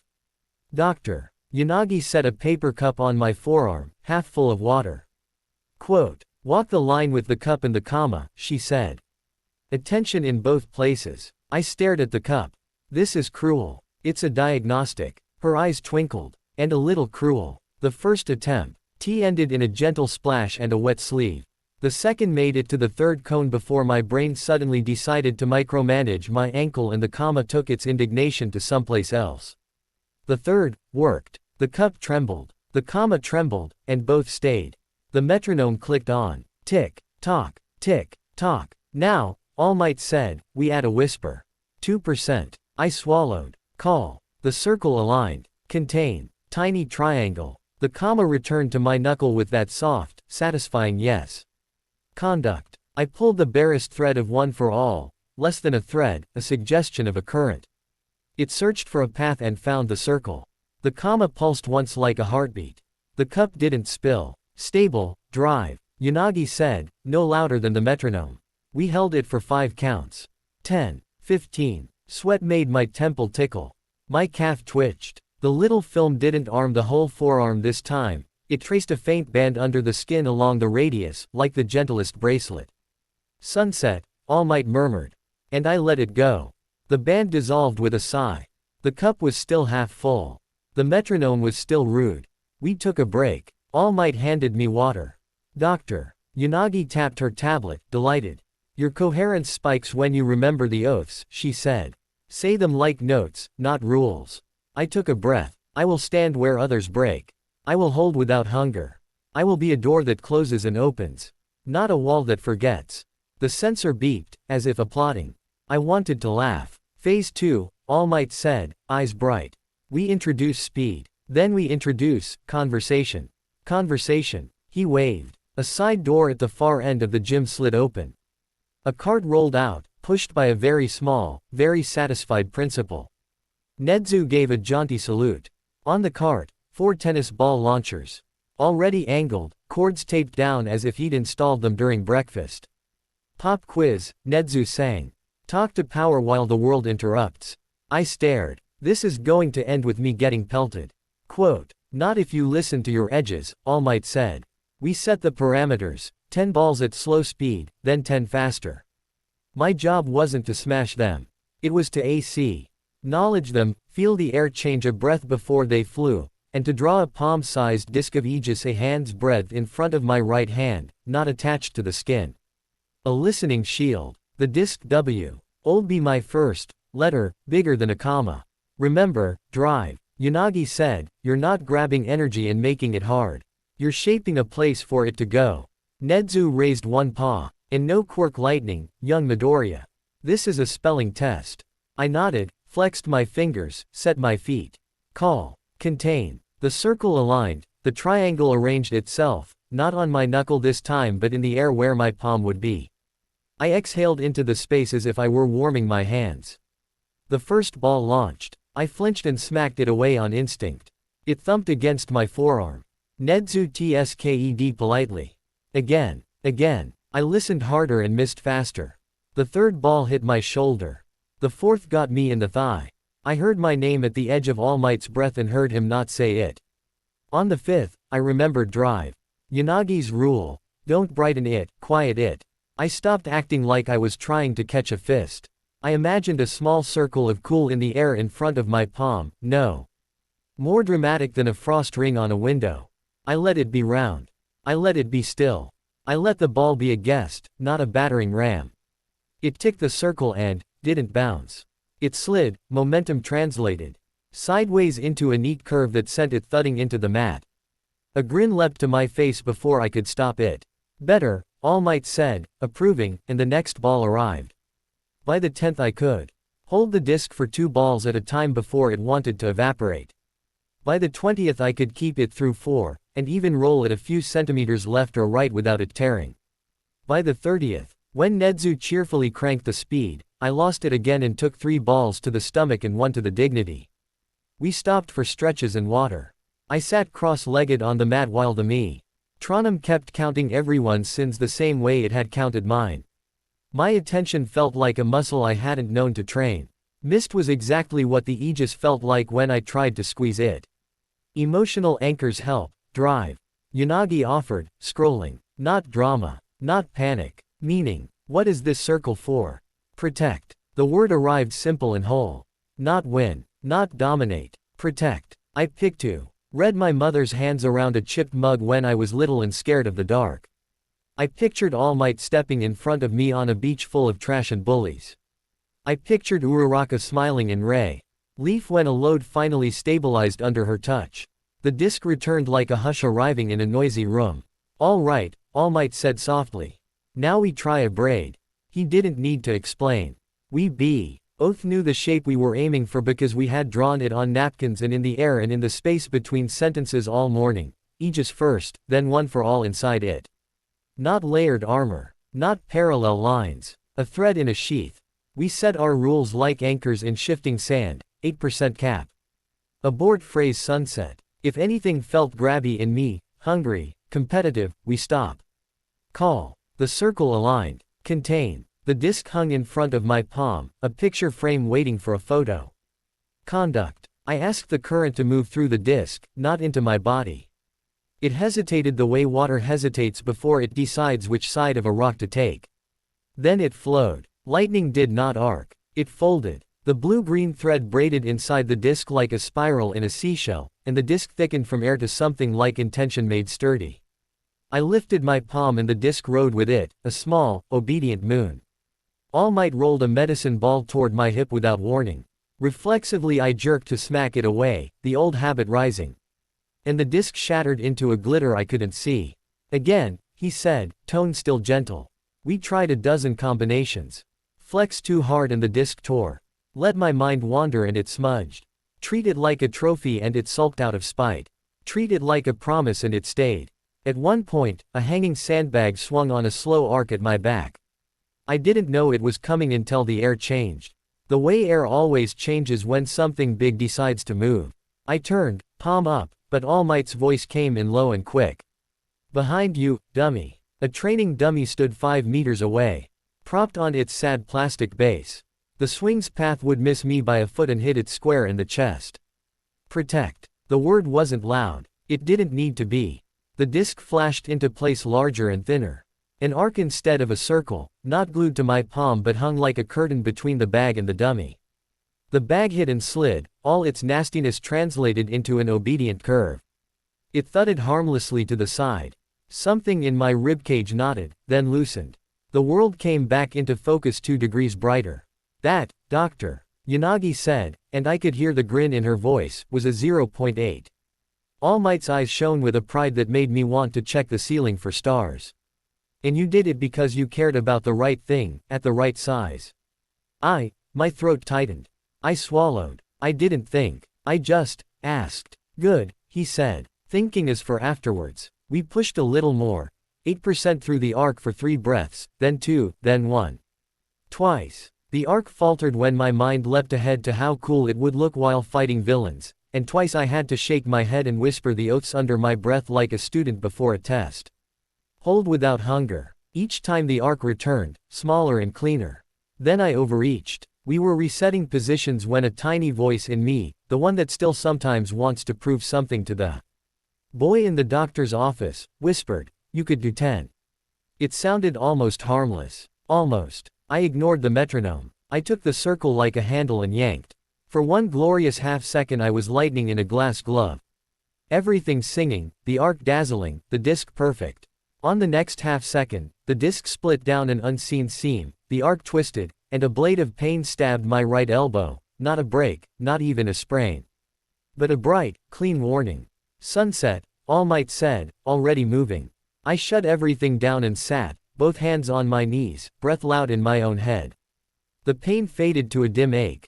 My elbow felt, insulted, but intact. Sorry, I said automatically. No apology, drive, Yanagi said, kneeling to check range gently. Information. You tried to own it. It prefers that you borrow it. I know, I said, cheeks hot. All Might's hand hovered, then landed warm on my shoulder. It's the old habit, he said. The one that saved you until it didn't. The Aegis is teaching you a new one. I nodded. The metronome ticked like the world's least forgiving friend. Nedzu, from across the gym, offered a tiny thumbs up, then pretended he'd been studying a clipboard the whole time. We ended with breath work. No discs. No arcs. Just call right pointing arrow contain right pointing arrow conduct without current. On the last set, All Might added a word. Care. I blinked. Care. Add it to the end, he said. Not as a demand. As a reminder of why the first 3 matter. Call right pointing arrow contain right pointing arrow conduct right pointing arrow care. I tried it. The circle settled faster. The space under my ribs felt inhabited but not crowded. The ache in my elbow sighed and let me go. We cleaned the gym. I texted my mom a picture of a very unremarkable bowl of udon from the cafeteria so she'd know I was eating. She sent a sticker of a cartoon cat flexing. In the afternoon, we met again. This time the drill was purely mental. Sit on the mat and draw 5 letters of Aegis in different places without moving, comma at the knuckle, dot at the wrist. Thin band along the forearm, a dime-sized disc an inch from the palm, and a shallow bowl just in front of my sternum. No OFA. No tests. Just writing with attention until I old feel the difference between each shape the way you can feel the difference between B and P even if you're not looking. Halfway through, Kaminari and Kirishima poked their heads in and saw all Mig. HT in a track jacket and me sitting very still with a metronome scolding reality. They backed out with the same energy as kids who had opened the wrong classroom door. Later, Kirishima texted, "Bro, are you meditating with a ticking bomb? So manly." I sent back a thumbs up and a shushing emoji. Evening came like a hand on a dimmer switch. We logged the day's work. Dr. Yanagi had charts. All Might Ha. D lines on the mat where my footwork had improved. I had a notebook page full of tiny circles and triangles and notes like the disc likes the dummy better than it likes me and remember, bull in front of chest equals not armor, home. Before we parted, All Might spoke in that specific tone he uses when something is both obvious and worth saying aloud. "You can't wrestle mist," he said. "You can only learn the air it prefers. The Aegis is mist that obeys meaning. When you ask it to help you be yourself, it agrees. Not when I ask it to help me be better than someone else," I said, hearing how sour that sounded even to me. "Exactly." He slung his bag over his shoulder. "Tomorrow we build an anchor. Not to weigh you down. To give the river somewhere to become itself. The stabilizing anchor, drive." Yanagi said, pleased to hear the chapter title spoken aloud. "We'll teach you to draw ether first and pour OFA through it after." I looked at my hand and could almost feel the bowl shape hover where a heartbeat belongs. "I'll be ready." Back in my room, I showered, ate, and sat at my desk with the oaths propped open. The page smelled faintly of library and new pen ink. I copied the sequence at the bottom in a slow hand. Call right pointing arrow contain right pointing arrow conduct right pointing arrow care. I knocked on the door in my chest like I had the last 2 nights. 3 answering taps came, evenly spaced, like a friend who didn't need to be loud to be heard. "Thank you," I said to the quiet. It didn't answer with words. It didn't have to. Tomorrow would be about building the thing every hero needs and few learn on purpose. A place inside where power doesn't rattle the dishes. A place to stand so others don't have to. And a bowl big enough for 2 rivers. By now the gym recognized our footsteps. Dawn sliced the space into neat lanes of light and shadow. Dust motes drifted like unhurried snow. On the table, the metronome, smug, drive. Yanagi's ring, polite, 2 rolls of kinesio tape, ominously neon, and a small Y. T-board where All Might had written in block letters. Anchor day. I warmed up the way recovery girl taught me, ankles, hips, scapula, wrists, moving like I was threading myself onto a quiet. The oaths sat open on a chair. The paper curled just enough to remember the way my finger had traced the lines last night. I will stand where others break. I will hold without hunger. I will be a door that closes and opens, not a wall that forgets. All Might, slim silhouette, scarf loose, eyes bright, tapped the board with the marker. "Our goal," he said, "is not to be invincible. It is to be consistent. A river that forgets it has banks washes away the village." "Geography again," I said. "I contain multitudes," he replied gravely, then smiled. "Doctor." Yanagi clipped sensors under my collarbone and along the outside of my right forearm. "Today we build a bowl," she said. "Right here." She touched the air a palm's breadth in front of my sternum. "A thin, shallow Aegis manifold. It's not armor. It's a home for energy to pass through. A place to pour." All Might rolled his shoulders. "Sequence." I nodded, saying it with him like a psalm. Call right pointing arrow contain right pointing arrow conduct right pointing arrow care. The metronome clicked on. Tick, tock, tick, tock. I closed my eyes. Call. The circle behind my ribs aligned with that small, satisfying click. Contain. I traced a shallow curve just in front of my sternum, no thicker than a leaf. No wider than my handspan, letting attention smooth it until it felt unremarkable. No brightness. No drama. Just a bowl on a quiet shelf. "Good, drive," Yanagi murmured. 0.3, 0.4, hold that shape. Don't pet it. I smiled despite myself. Conduct. I asked for 1% of one for all. Not drawn into my arm or my legs, through the bowl. A breath, a thread, then the soft sense of water deciding which side of the rock to take. The thread slid into the bowl and did not sizzle. It settled, a blue-green shimmer braided thinly inside the green-gold curve. Care, All Might reminded softly. I breathed the oaths, not as words but as posture. Hold without hunger. The bowl steadied another shade. 0.6 coherence, drive. Yanagi said, tablet aglow. No tremor on the right ulna. Proceed. We did nothing for 30 seconds. No jumps. No sprints. Just the bowl, the thread, breath. I could feel my worst habit, the part of me that wants to add heat to prove it's working, lurch forward, and I let it pass like a kid sprinting in a museum. All right, All Might said, stepping back. We test. Test meant motion. I kept the bowl where it was and shifted into a slow walk down a strip of tape, heel toe, heel toe. The bowl wobbled when my attention chased my feet, it steadied when I gave it the front row again. After 20 steps, All Might raised a palm. I pivoted and walked backwards. The bowl did not care. It continued being its calm self if I did. 2%, he said. The thread thickened to a narrow ribbon. My chest did not tighten, my ribs did not complain, the small muscles and my elbows did not light up with that here we go ache. The ribbon hummed inside the bowl like a singer warming up. Rope, said All Might. We moved to the battle ropes, heavy black lengths coiled like resting serpents. Ordinarily I slam them with arms and core, then manage the micro spikes of one for all like a babysitter negotiating with very hyper-electricity. Today, I lifted both ends, exhaled into the bowl, and let the ribbon of OFA pour through it before it touched my shoulders. The ropes rose and fell, not as panic but as grammar, da, da, da, da, a sentence of motion my body understood. Blue-green sparks licked the backs of my hands, and for the first time the color shifted, threads of gold pulsing where the ribbon met the bowl. 0.8, and rising, no microfracture flags, drive. Yanagi called. Izuku, how does it feel? Like the current has somewhere to be that isn't everywhere, I said between sets. Like I'm not in an argument with my own power. All Might's smile flickered bright.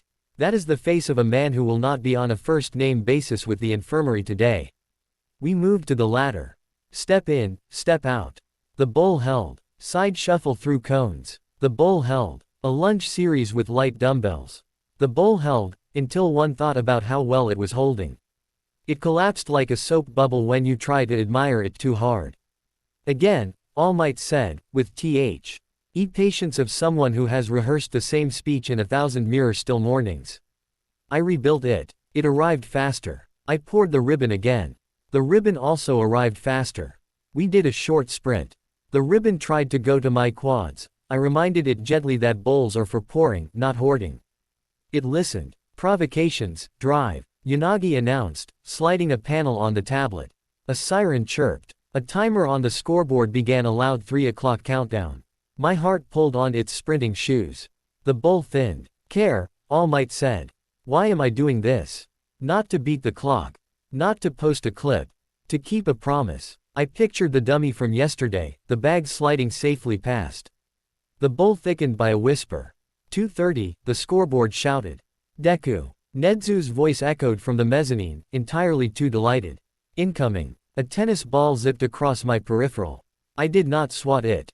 I did not overcompensate. I let the bowl stay the front seat and let the ribbon stay humble. The ball nicked my shoulder and kept going. No bowl for balls today. That was chapter 6 a job. 2 minutes, the scoreboard crowed. Drama. We ignored it. The bowl continued to be uninteresting and perfect. Okay, drive. Yanagi said when the siren finally shut up. Let's grow it. We did it in millimeters. The bowl's circumference widened until it matched my shoulders, then my ribs. We kept the thickness the same, paper thin. Intention dense. I poured 4% then 6% through it as we graduated from walking to a smooth jog around the mats. The ribbon inside fattened, turned into a quiet stream.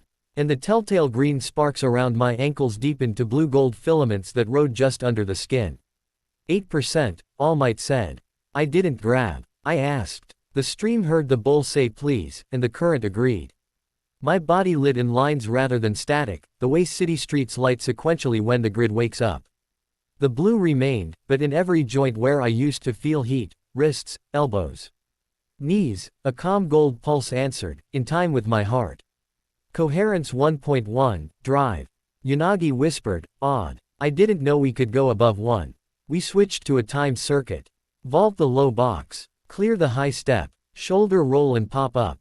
I moved like a polished sentence instead of a run-on. I did not brace for pain at the landing, it didn't arrive.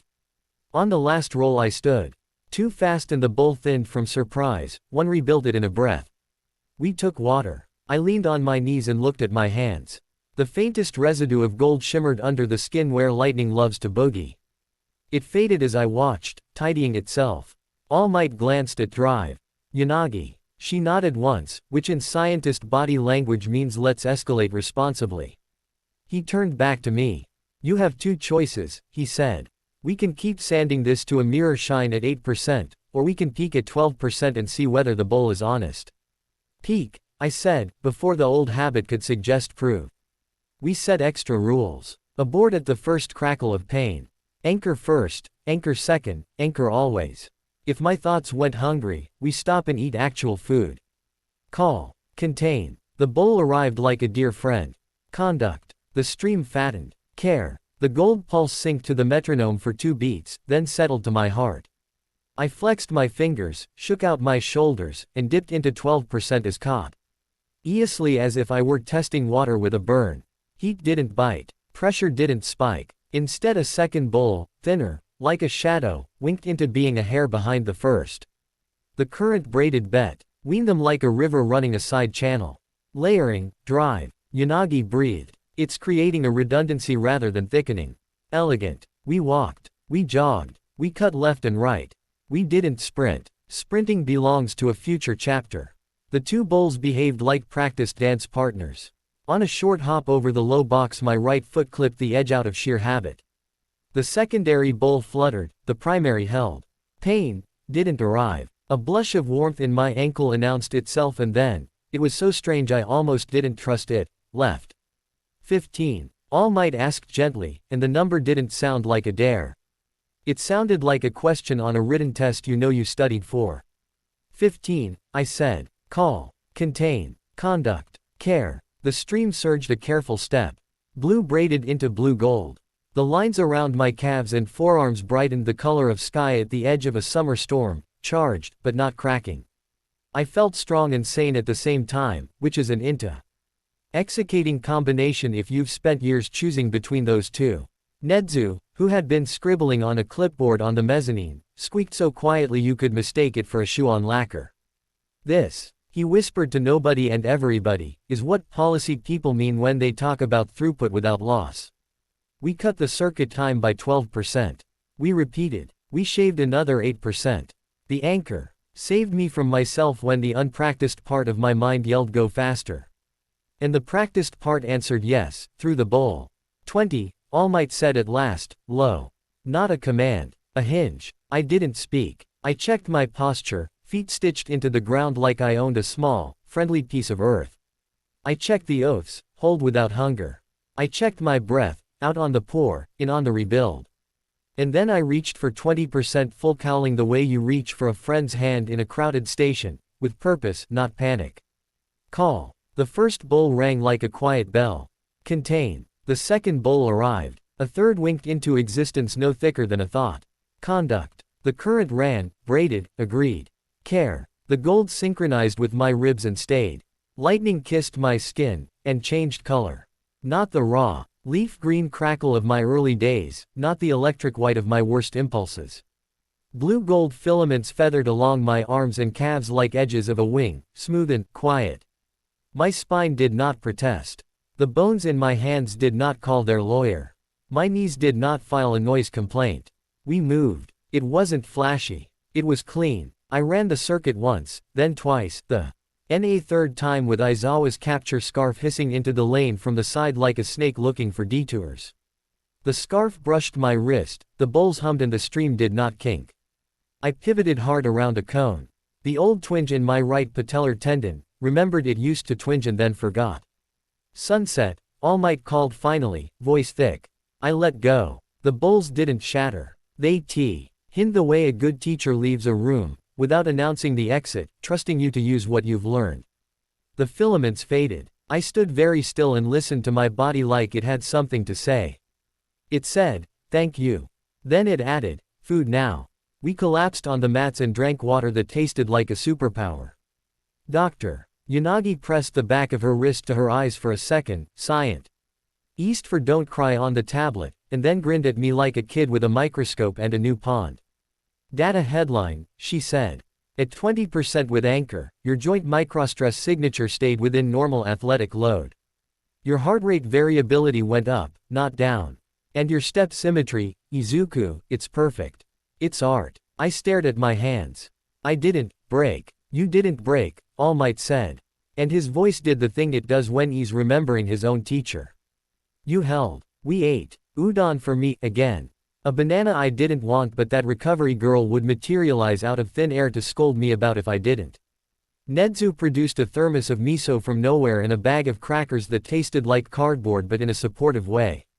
Afternoon meant field validation, because you ate belly. Eve's in letting the real world correct your best theories before the world does it rudely. Aizawa commandeered Training Dome D and built a skinny, 3-level scaffold maze, narrow catwalks, dangling hazard flags. A fake HVAC unit perched in the worst possible place, and 3 civilians, blinking LED eyes that judged you if you knocked your knee. Parameters, Aizawa said, perched on the catwalk with scarf coiled. Anchor first, then movement. The hazards will try to spike your adrenaline. Don't let them write your sentence. Bakugo, who had wandered in to watch and pretend he wasn't, snorted. Can't believe you're gonna walk a balance beam with glow bracelets. Supportive, I said. He smirked, which is Bakugo for you better not fall because I will mock you forever, but also I'm watching if you need me. Uraraka, Shiro. And Iida took stations as safety and spotters. Yaoyorozu stood by a crate of emergency foam braces she could create if anything decided to learn new physics mid-drill. Asui crouched near a lower level like a frog-shaped guardian angel. I stepped onto the first plank. Call. Contain. Conduct. Care. The bowl arrived and the stream slid into it as if it had missed the place. The way you miss your own bed after a trip. I set 12% to start, polite, sustainable, and moved. Left foot. Right foot. Small pauses where the planks shifted to remind me the world is a conversation, not a floor. Halfway across. A hazard flag dropped and a klaxon made a noise I can only describe as, someone blended 3 honks and a banshee. My shoulders rose to my ears out of old habit, the bowl thinned. The plank wobbled back. Door, not wall, All Might called, not loudly. Door, not wall. Not block the noise. Let it go around. The bowl thickened. I stepped. On the second level, a section of the catwalk, engineered to be rude, tilted 10 degrees without warning. I rode the tilt. The stream tried to sprint to my calves in a panic. I poured it first, then let it run through. T reluctantly did what good rivers do when their banks are kind. The first, civilian, blinked urgent red. I crouched, lifted it awkwardly like a sack of resentful potatoes, its LED eyes judged me, and kept moving. At the turn, a fake HVAC unit loomed like a cube designed by a villain with a grudge against corners. It shuddered on its brackets. Shiro said helpfully. That looks like it's going to fall. It did. Not onto me. Onto a gusset plate that would translate weight into a leverage I didn't like. I didn't have time to get Uraraka into angle range, and Yaoyorozu was mid-brace 15 meters away. Anchor, my mind said. Not shield, that was chapter 6. Anchor. I widened the bowl, no thicker, just broader, until it was the size of a dinner plate held a hand's breadth from my sternum. I didn't try to stop the falling unit. I stood where others break and asked the current to flow through the bowl so the weight had a place to go. The unit hit my forearms with a push that would ordinarily ask my ulna to write a sad song. Instead, the force slid into the bowl, translated into a careful curve, and bent itself around me the way the slab had bent into the water yesterday. The bracket squealed but didn't snap. I guided the edge down to an angle Asui could brace with a tongue anchor and a compelling croak. We finished the run clean. The civilians sat in their extraction points WITH their LED eyes finally approving of my life choices. I set them down and only then realized I'd been at 18% for the last 30 seconds. My lungs were working, but they weren't dying. My legs trembled with effort, not injury. Aizawa raised a brow, the rare, tiny upward tick that means good job, don't explode. Bakugo rolled his eyes but didn't leave, which is praise camouflaged as contempt. Ura. Raka gave me a thumbs up so bright it could have powered the gym lights. Again, All Might said, and I wanted to. Not to prove, to practice. We did 3 more runs. On the third, Aizawa, because he is who he is, released a weighted bag from the catwalk aimed not at me but at the handrail I was about to take for granted. It hit, the handrail vibrated, the plank wobbled hard. Old Deku would have tried to grab, overcorrect. And pay in bone. Anchor Deku breathed, widened the bowl half a hand, poured, and let the wobble happen without escalation. The plank settled. I moved. Nedzu's laugh, far away and delighted, sounded like a bell on a bicycle. Debrief, Aizawa said finally. We circled up on the mat, everyone sitting crisscross applesauce because UA cultivates heroes and also kindergarten energy. Dr. Yanagi put our day into numbers on the whiteboard, coherence indices, symmetry deltas, a little graph titled Load Translation Versus Reactive Spike that made me feel like a responsible adult. The stabilizing anchor, she said, underlining the words, isn't just pain prevention. It's efficiency. You're not losing energy to panic. You're not bleeding momentum into joints. You're turning threat into shape. All Might added a list beneath, his handwriting big and insistent. Anchor breath. Out on pour 4, in on rebuild 6. Bowl size. Palm right pointing arrow, chest right pointing arrow, dinner plate no thicker. Layering. 1 right pointing arrow, 2 right pointing arrow, 3 bowls at higher loads. Abort phrase. Sunset, use it before the bowl uses it on you. Emotion. Care greater than prove. Aizawa capped it with the most Aizawa sentence ever, don't be an idiot. We laughed, because laughing teaches as well as chastising. Asui croaked a soft, pleased note. It feels calm around you when you do it, Midoriya. Like the air decided to take a nap. That's the goal, I said, cheeks warm. Make chaos lazy. Bakugo huffed. Don't get poetic. Then, grudgingly, your steps were less stupid. Thank you, I said solemnly. He glared because I'd ruined his insult by accepting it. Uraraka leaned toward the whiteboard. So chapter 6 is, shields, right. I glanced at All Might. He glanced at Drive. Yanagi. Nedzu rubbed his tiny paws together like a villain planning a bake sale. Tomorrow, All Might said, in that tone that put steel in the word. That night, in my room, I copied the day's work into the notebook that is starting to look like a bilingual dictionary for 2 powers that used to fight and now begrudgingly share a room. Technique. Stabilizing anchor. Purpose. Provide an Aegis manifold bowl, in front of sternum to receive shape OFA before distribution. Cues. Call right pointing arrow, contain right pointing arrow, conduct right pointing arrow, care. Breath. 4 out, 6 in, anchor breath. Remember, home, not armor.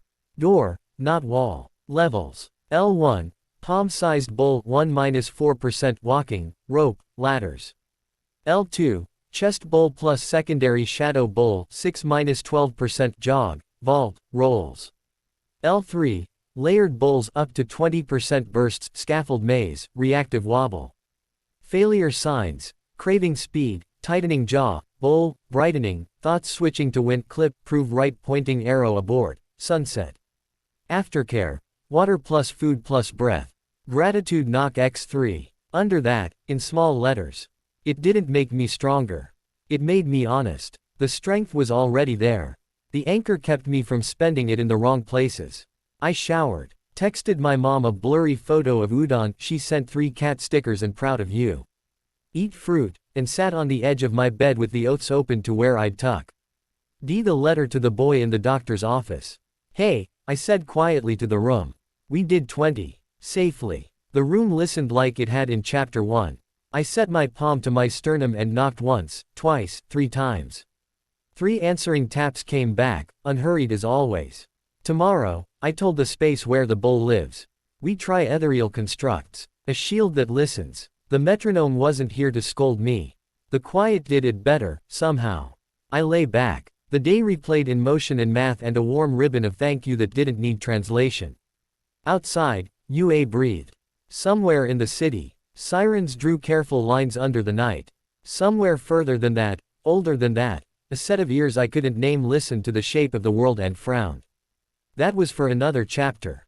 For this one, the difference between breaking and holding had a name. Anchor. The whiteboard said it in thick block letters, like a promise written with both hands. Constructs day. Under it, All Might had drawn a lopsided rectangle that could have been a door, a shield, or a very confident slice of toast. Dr. Yanagi added 3 tidier sketches beneath. A disc, a panel, and a dome, EAC. H annotated with tiny triangles and arcs like musical notation. Today, All Might said, setting my phone face down beside the metronome, we take what you learned about making a home for power and move it outside the body. Not stuck to the skin. Not a glove. A thing in the world that listens when you do. Like a window, I said, eyes on the rectangle.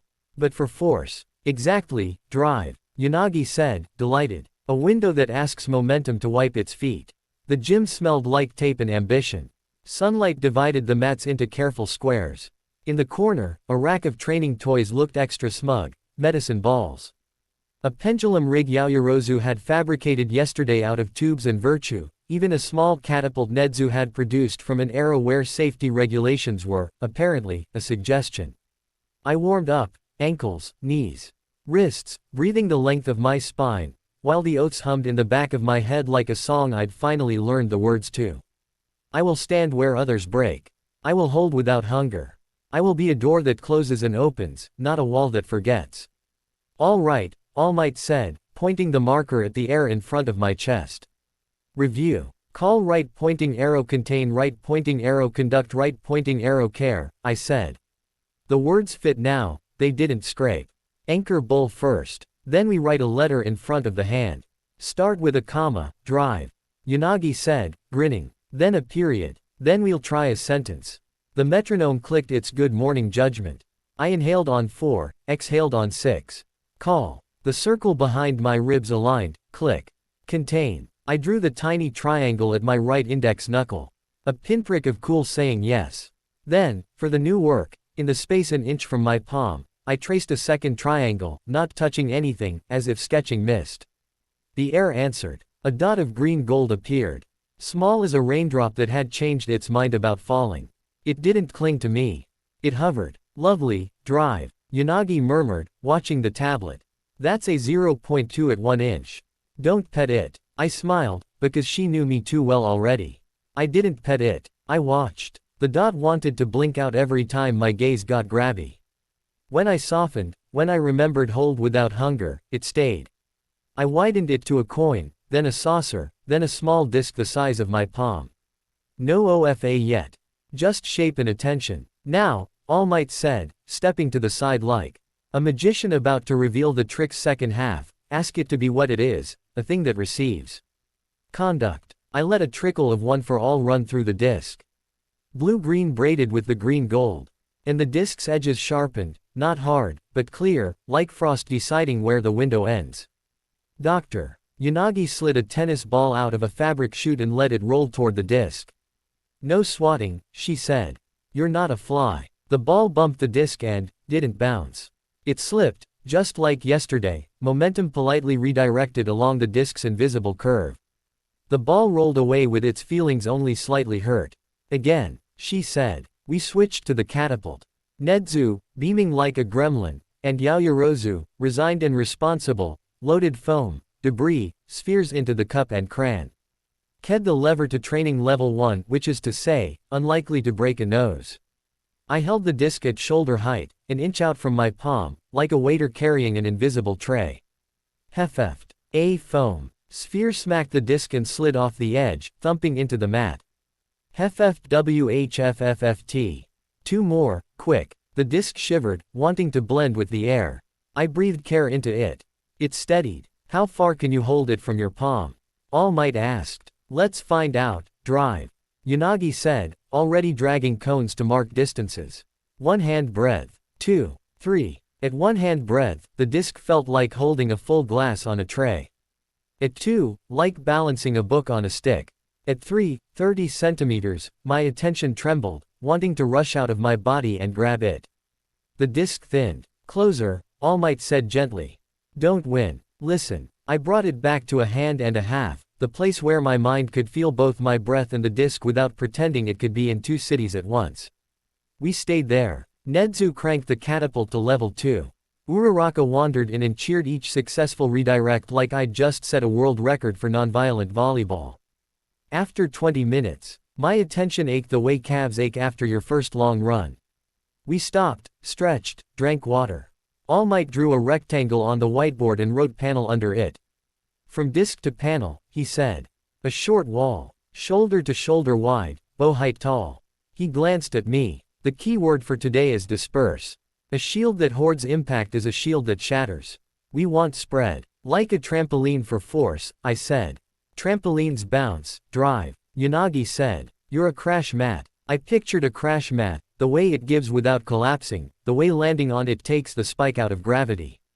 Call. Contain. The anchor bowl settled. Construct. I widened the disc horizontally and vertically, asking it to be a panel that listened. The air answered, a green-gold rectangle sketching itself line by considerate line. Just far enough in front of me that my elbows wouldn't sabotage it. We tested it in layers. Test 1. Medicine ball, impulse. All Might underhanded a 4-kilo medicine ball toward the center of the panel. The ball hit, whumph, and my ribs flinched on habit, and then relaxed as the panel bled the impulse out across its surface. The ball slid to the left edge and dropped tame. My palms tingled. The panel stayed. Think gel, drive, Yanagi said. Not glass. I softened my attention at the edges and felt the rectangle thicken a fraction, like two thin films agreeing to share the same place. Test 2. Pendulum, predictable load. Yaoyorozu's rig swung a sandbag the size of a small enthusiasm into the panel.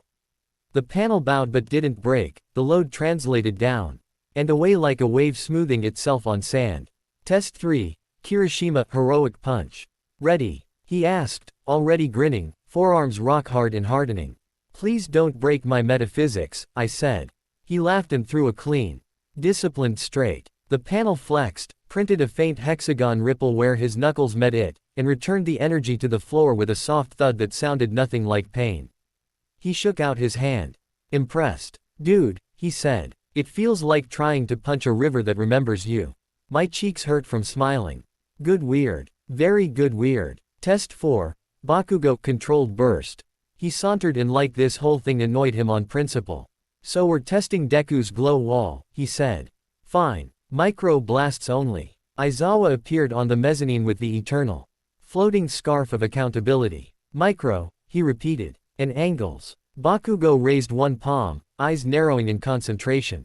Pop. A tight burst, the size of a thunderclap folded to fit a hand, streaked toward the center of the panel. The gold and the green gold leaned into the blast, drank the spike, and let the heat spread into a wide, harmless sigh. The edges hummed for a heartbeat.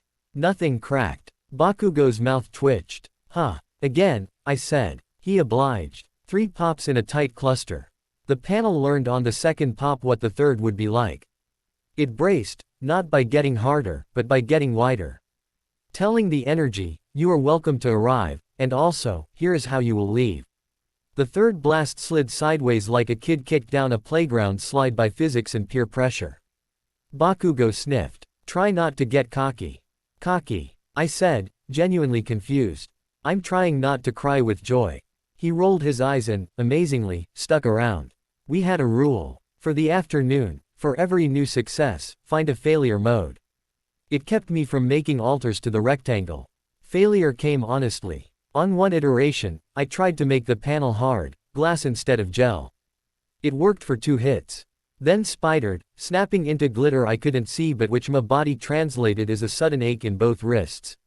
Lesson. Stiffness invites shatter. On another, I let the panel sit too far from the anchor bowl in my chest, attention blooming out like a child's balloon. It drifted, losing coherence until the catapult's foam ball went straight through like the panel had decided to be a rumor. Lesson. Distance requires layering. On a third, I got greedy. Bigger, sounded heroic in my head. The panel ballooned to the size of a door and then sagged, edges blurring as my attention maxed out. When a pendulum hit the sloppy left side, the whole construct folded like a sad lawn chair. Lesson. Scale must serve clarity. We wrote them on the whiteboard. Gel greater than glass. Close greater than far, until layered. Clarity greater than size. Disperse greater than resist. Add an ethics rule, Aizawa said from his catwalk. No weaponizing the shield. I'd already tried to imagine it, just to see, and the Aegis had refused me gently, like turning a key in the wrong lock. When I asked for an edge that cut, the panel ignored the request, turning the blade into a quieter, safer curve. My cheeks had burned with shame and relief. I wrote it down anyway. Door, not blade. Oath 3. Between tests, we found forms. The rectangle liked being a rectangle, but it could be other things when the meaning warranted it. Wedge, a triangular plate that split incoming FL. Out left and right, perfect for redirecting falling debris away from an evac corridor. It stung my elbows the first time because I tried to aim it like a weapon. When I imagined a plow clearing, it obeyed. Umbrella, a curved canopy that caught gentle rain of fragments. It collapsed when I forgot to breathe. It held when I pictured first graders under it on a field trip. Uraraka teared up. I would absolutely field trip under that. Dome, a shallow half-sphere that covered a 3-meter circle. It was expensive in attention, like holding a dozen discs at once, but if I layered thin bowls instead of insisting on one thick one. It settled like a tent that knows how to pitch itself. Window, a rectangle with a clean hole for an alley's quirk to pass through. We set it at Kaminari's chest height. And he sent a controlled arc through it at a drone target. Electricity doesn't always play nice with metaphors. The Aegis treated it like a guest. Please enter here, leave here, and the drone popped with a polite BZZT. Denki whooped like he'd just threaded a needle on a roller coaster. Collaborative constructs, drive, Yanagi said, adding a star. V promising. By mid-afternoon, my attention felt like it had been wrung out and hung to dry over a line. We took a break. I ate a banana, #recovery girl. Nedzu produced tea from a universe pocket and encouraged deep thoughts about hinges. All Might drew one more picture on the whiteboard, a panel and, behind it, my anchor bowl. He drew arrows, energy from the world to the panel, energy from me to the bowl, both arrows meeting and leaving. Remember, he said softly. You are not fighting the world. You are negotiating with it. Like a good sentence, I said. He dimpled. Exactly. Field test, Aizawa called 20 minutes later, snapping us back to the practical. Dome D in 5. Wear your brain. Dome D had been reconfigured into the kind of urban mess heroes get paid in paperwork to handle. A mock bus tilted against a lamppost, FOAM, concrete, panels propped precariously, a fog of chalk dust just waiting to become a coughing problem. Overhead, 3 ball launchers waited in the scaffold shadows like trouble that had ordered takeaway.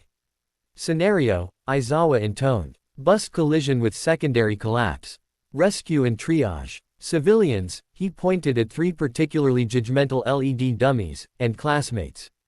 Constraints. No public fireworks. We're still keeping this quiet. Teams formed on reflex. Iida handled traffic of people with the calm of a man who could organize a parade during a thunderstorm. Uraraka called Lift Po. Ints with that careful eye she has when mass becomes math. Asui claimed the low ground, already scouting puddles and trip hazards. Yaoyorozu prepped braces and air scrub cloths. Siro strung safety Lin-S like a cheerful spider with a certificate. Bakugo grunted and took controlled shatter duty, which is what we call blow only the pieces that want to be blown. I stood center, palms loose, breath easy. Call. Contain. The anchor bowl arrived like a seat saved in a crowded room. Construct. I drew a panel 2 meters wide and 1.5 meters tall, hovering in front of me like a door that knows when it's polite to open. Go, Aizawa said, and the city shook itself awake. We hit the bus first. Uraraka lightened the front end just enough that Iida and Kirishima could muscle it into a safer angle. I held the panel under the rear window as Siro sliced a seatbelt and Asui hauled a dummy through. A shower of foam, glass, pellets ticked the panel and slid to the sides like rain deciding it had other places to be. Left, Kirishima shouted, and I turned the panel into a wedge, redirecting a shearing panel away from his head and toward an empty spot I'd checked twice. The first overhead launcher thumped.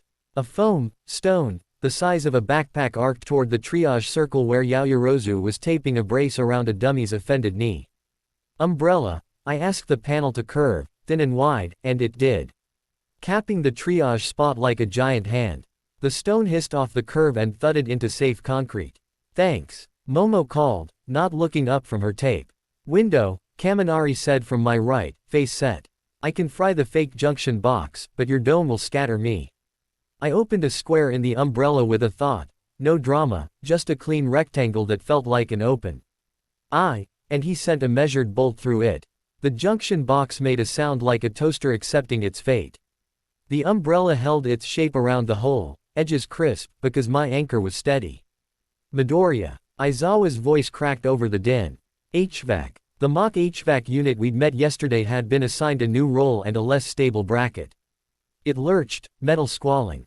It was going to drop onto the handrail, which would lever into the lantern, which would fall into the triage area. A small Rube Goldberg machine of regret. Dome. I didn't have time to run a panel through the entire chain reaction. I widened the umbrella into a shallow dome across the triage circle and layered it thin. 3 bowls, not one thick, then took 2 steps and threw a panel up beneath the HVAC as it fell. The panel bowed, the dome spread, and the lantern clanged to a halt too early to hurt anyone.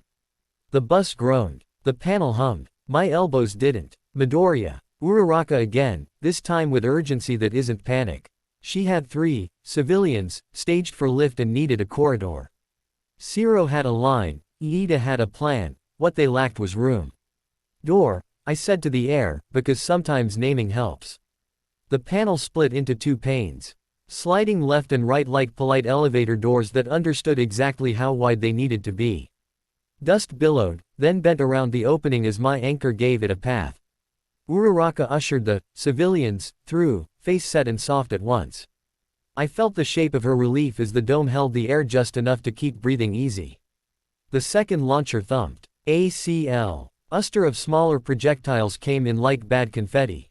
I layered 3 discs along the top of the corridor and let them behave like a lazy conveyor belt, handing the hits from one to another until they rolled off into the safe zone. Bakugo glanced at the array, saying nothing, and neatly blasted apart a foam beam that threatened the corridor edge. The shock hit the nearest disc and translated into a whisper. He nodded, grudging respect hidden in the scowl. Halfway through, a new hazard arrived, a sudden gust from the side, courtesy of Nedzu and a box fan big enough to ship an elephant. Chow. K-dust surged as if it had real ambitions. Eyes watered. Asui croaked a warning. The dome turned the gust into a gentle curve. The dust settled out of the corridor like someone had turned down the drama. Aizawa never says, good, in the middle of a drill, but I saw the corner of his mouth admit something when I glanced up. Last hazard, he called, which is teacher for do not relax. The third launcher, hidden higher than I liked, sent a fast foam cylinder on a bad angle. I reached and felt my attention want to grab and win. The panel flickered, sensing hunger. The cylinder sliced past my left shoulder and pinged off the bus. Care, All Might said, not looking at me, voice gentle steel. I breathed. The panel returned. The hunger passed like a rude thought in a quiet room. We finished the extractions. I held the dome for 30 seconds longer than necessary because it felt right, because people breathe slower when they realize they made it. Then I let it thin the way a teacher leaves a classroom. Debrief, Aizawa said. Like a church bell. We circled up, chalky and flushed.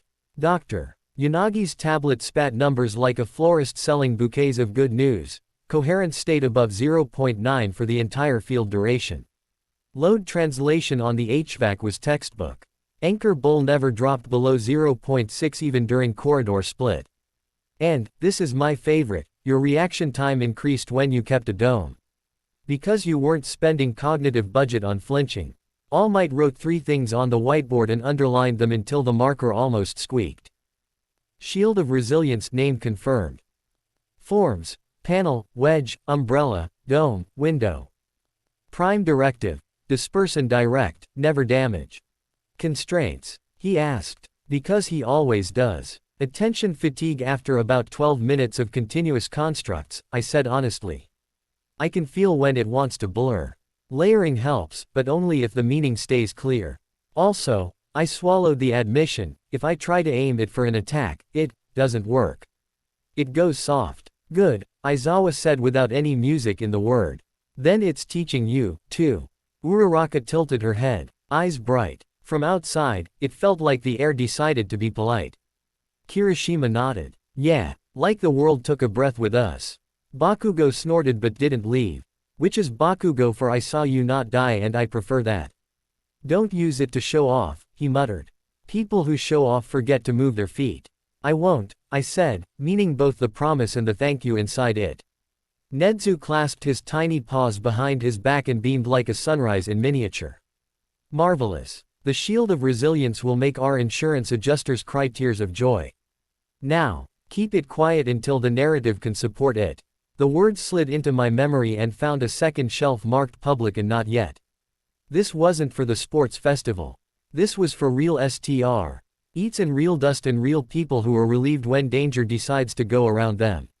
We ran a second scenario, smaller scale, more finesse, and then a third, because Aizawa believes in asking the question twice and the third time in a different font. Each time the shield did what it promised, it received and spread and made chaos lazy. By evening, the gym felt like the end of a good story that knows it has a sequel. We logged the day. Dr. Yanagi uploaded the sketches from Nedzu's collection and overlaid them with my actual forms. The match was uncanny. The triad lattice appeared at the P and L corners like a signature drawn in geometry. Homework, All Might said, handing me a dry erase marker like a scepter. Write the rules you'll forget when you're tired. I wrote. Shield of Resilience, rules I will keep. 1. Anchor first. Bowl before panel. 2. 3. Disperse, don't reject. Gel, not glass. 4. 5. Clarity beats size. Scale last. 6. 7. Layer thin. Redundancy greater than thickness. 8. 9. Door, not blade. Oath 3. 10. 11. Care. If my reason is hungry, I wait. 12. We cleaned up. The metronome, smug and satisfied, ticked twice and stopped. Tomorrow? Uraraka asked, drifting by with a stack of cones. Tomorrow, All Might said, that specific note in his voice that is both invitation and warning. He didn't have to say the chapter title. It was written in the way the air felt when we quieted it, the omen and the warning. My signature was no longer just a private lattice inside my chest. It was a shape in the world, and shapes ripple. Back in my room, I copied everything into the hero notebook that now contains 2 languages trying hard to be one. Technique: Shield of Resilience Aegis Construct. Purpose: external, free-floating Aegis manifolds to receive, disperse, and direct kinetic and particulate hazards. Core forms: Disc, hand, single target, impulse redirection. Panel, door, corridor creation, line of sight protection. Wedge: flow split, debris management. Umbrella: fragment rain, dust gas shaping. Dome, shallow, triage, zone protection, layered thin. Window: friendly quirk pass through, denki, etc. Cues: call right pointing arrow, contain right pointing arrow, conduct right pointing arrow, care. Gel, not glass, disperse and direct. Layering: thin greater than thick, 2 to 3 layers at higher loads. Limits: attention fatigue approximately 12 minutes continuous. Clarity loss at greater than 3 meters unsupported, failure when intent turns hungry, refuses offensive edges good. Under that, I added the kind of note you hide in the margins because you don't want to forget what it felt like. When the panel holds, the world gets quieter. People breathe. It's not dramatic. It's right. I texted my mom a photo of the cafeteria's dal and rice. Shish. Sent back 3 cat stickers and so proud, beta. Remember fruit. I sent a banana emoji and promised I'd buy the real thing tomorrow. Before sleep, I sat with the oats open and knocked just once. He answering knock was softer than yesterday, not because it was weaker but because it was closer. The door didn't need to be loud anymore. In some part of the city I couldn't point to on a map, a ma. N with hands in his coat pockets paused on a bridge he'd crossed 10,000 times and felt a change in the way the air held him. He didn't know why. He kept walking, but slower, because even people who have never heard of anchors and lattices and shapes know when the world has learned how to hold a little better. Farther away and older than UA's oldest file, something that once delighted in phrase tasted a new pattern and frowned.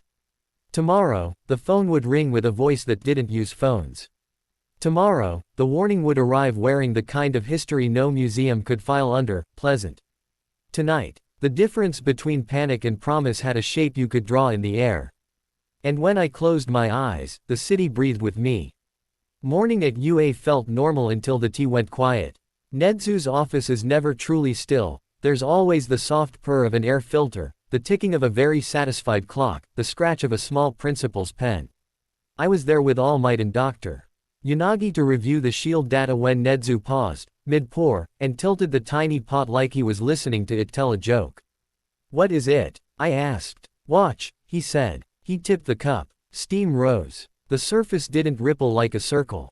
It formed three neat, interlocking arcs, soft triads, that held for a heartbeat and then thinned as if they'd been embarrassed to be seen. Dr. Yanagi leaned in. "That's not how fluids behave by accident." Nedzu's whiskers made a thoughtful tilde. "No. It's how stories behave when they've decided to stop being shy." All Might glanced at me. I hadn't touched the tea. I hadn't asked for anything.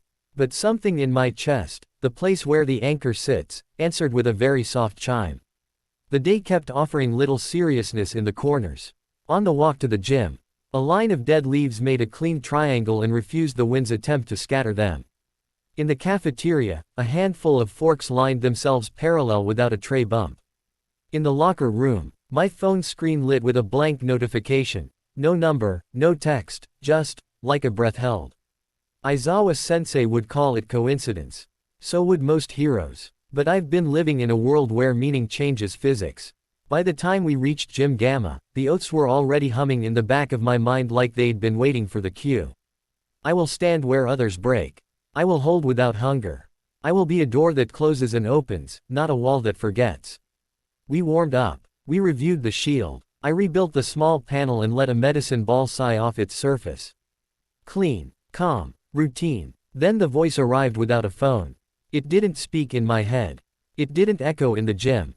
It threaded reality like a whisper under a door, polite, careful, impossible to miss if you were already listening.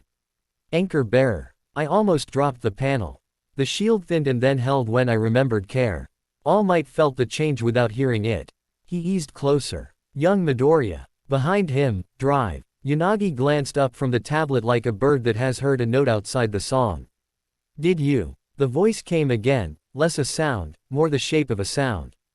Drawing itself in the space between breaths. We do not use your machines. We knock. Will you open, Izuku Midoriya? The knock wasn't in my chest this time. It came from the floor under my feet, gentle touches I felt through rubber mats and socks and skin. All Might didn't move, but his presence got very available. Answer, he said softly. Carefully. I set the panel down. It dissolved. Like a good guest cleaning up after itself. Call right pointing arrow contain right pointing arrow conduct right pointing arrow care. The anchor aligned, a bowl, not armor. I didn't pull power. I set intention the way you set a chair by a door. Yes, I said to the empty air. We can talk. The answer was a shape, then a shadow, then a person the way fog becomes a figure as it decides to be obvious. They stepped into the gym from nowhere and through nothing. Not teleporting, arriving, as if the air had simply agreed to admit them. They wore a long coat the color of old paper, stitched at the cuffs with 3 tiny triangles. Their hair could have been gray or just tired of being black. Their eyes were the color of tea when the sun remembers it. Their presence made the anchor inside me sit up straighter like a student when a favorite teacher walks in. Aizawa must have felt the change through whatever sixth sense keeps homeroom teachers alive. 30 feet of scarf dropped from the mezzanine like punctuation. Explain, he said, boots silent on the mat as he landed. The person inclined their head. When they spoke, their voice sounded like someone who had learned to be precise so the world would obey. I am a custodian, they said. You would call it Aegis. There are not many of us left. Most of us are paper now. All Might moved half a step to put himself between me and the stranger without making it look like that's what he was doing. Name. They considered the question like a cupboard that shouldn't be opened too quickly. You may call me Sora.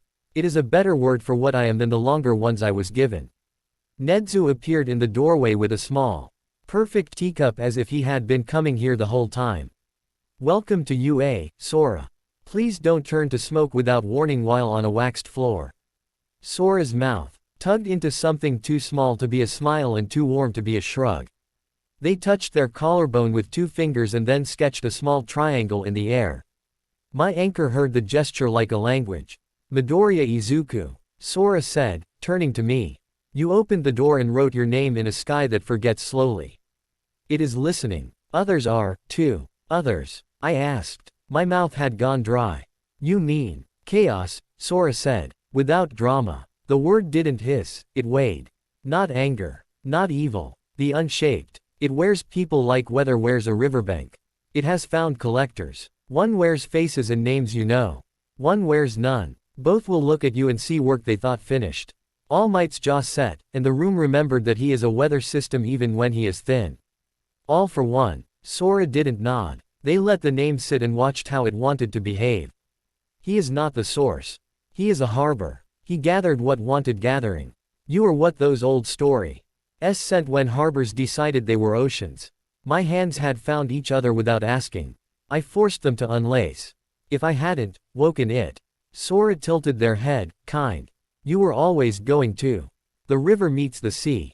If it is ready, it becomes the delta. If it is not, it becomes a flood.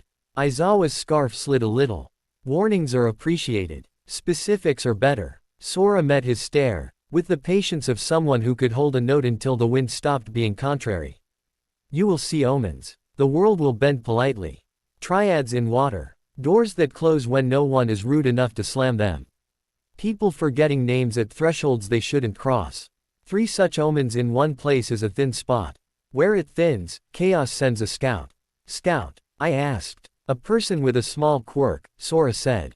A wound. Old or new. The unshaped will pour into the wound because wounds are doors. Your heroes will try to fight the person and ignore the door. They will fail in generous ways. You must bind the unshaped and spare the person or your ethics will become your enemy. All Might took a breath you take before you decide to use a word you don't like. How do we bind? Sora Street ebbed closer to me with the easy certainty of someone who expects not to be feared. They lifted a hand and stopped an inch above my sternum. Anchor before name, they said. Bowl before blade, you know this. Then, draw a weave. 3 thin bands, one at the wrist, one at the throat, one across the back.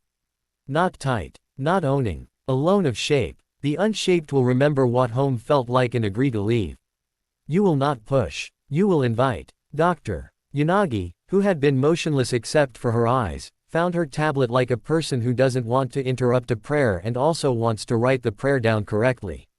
A mnemonic, she whispered. Wrist, throat, back, speech, breath, spine. Language, life, self. Sora glanced at her with quiet respect. You have the right mind to draw the wrong conclusions slowly. Nedzu finally moved, only to set the teacup on a folded towel far from any kicking feet. We will want a protocol, he said cheerfully. We will also want to know whether you are safe to keep in a room with students. Aizawa didn't blink. Nobody does stern better than a man who has built a home around exhausted children. Sora looked at him, then at me, then at All Might. I am not a predator. They said simply. I am a locksmith. Sometimes I am a locksmith who arrives late. That is why there are so few of us. All Might's hand found my shoulder and was careful when it landed. Why now? Because he cannot steal this, Sora said, eyes on my chest. He tried. Once. Long ago. It did not fit in his pockets. He learned to build pockets in other people. He hates a lock that doesn't care about the key. He is not patient. His apprentice is less patient. Both will make noise. A pause that felt like a page being turned with care. Noise attracts company. The agents, I said. The outline in my head finding its title.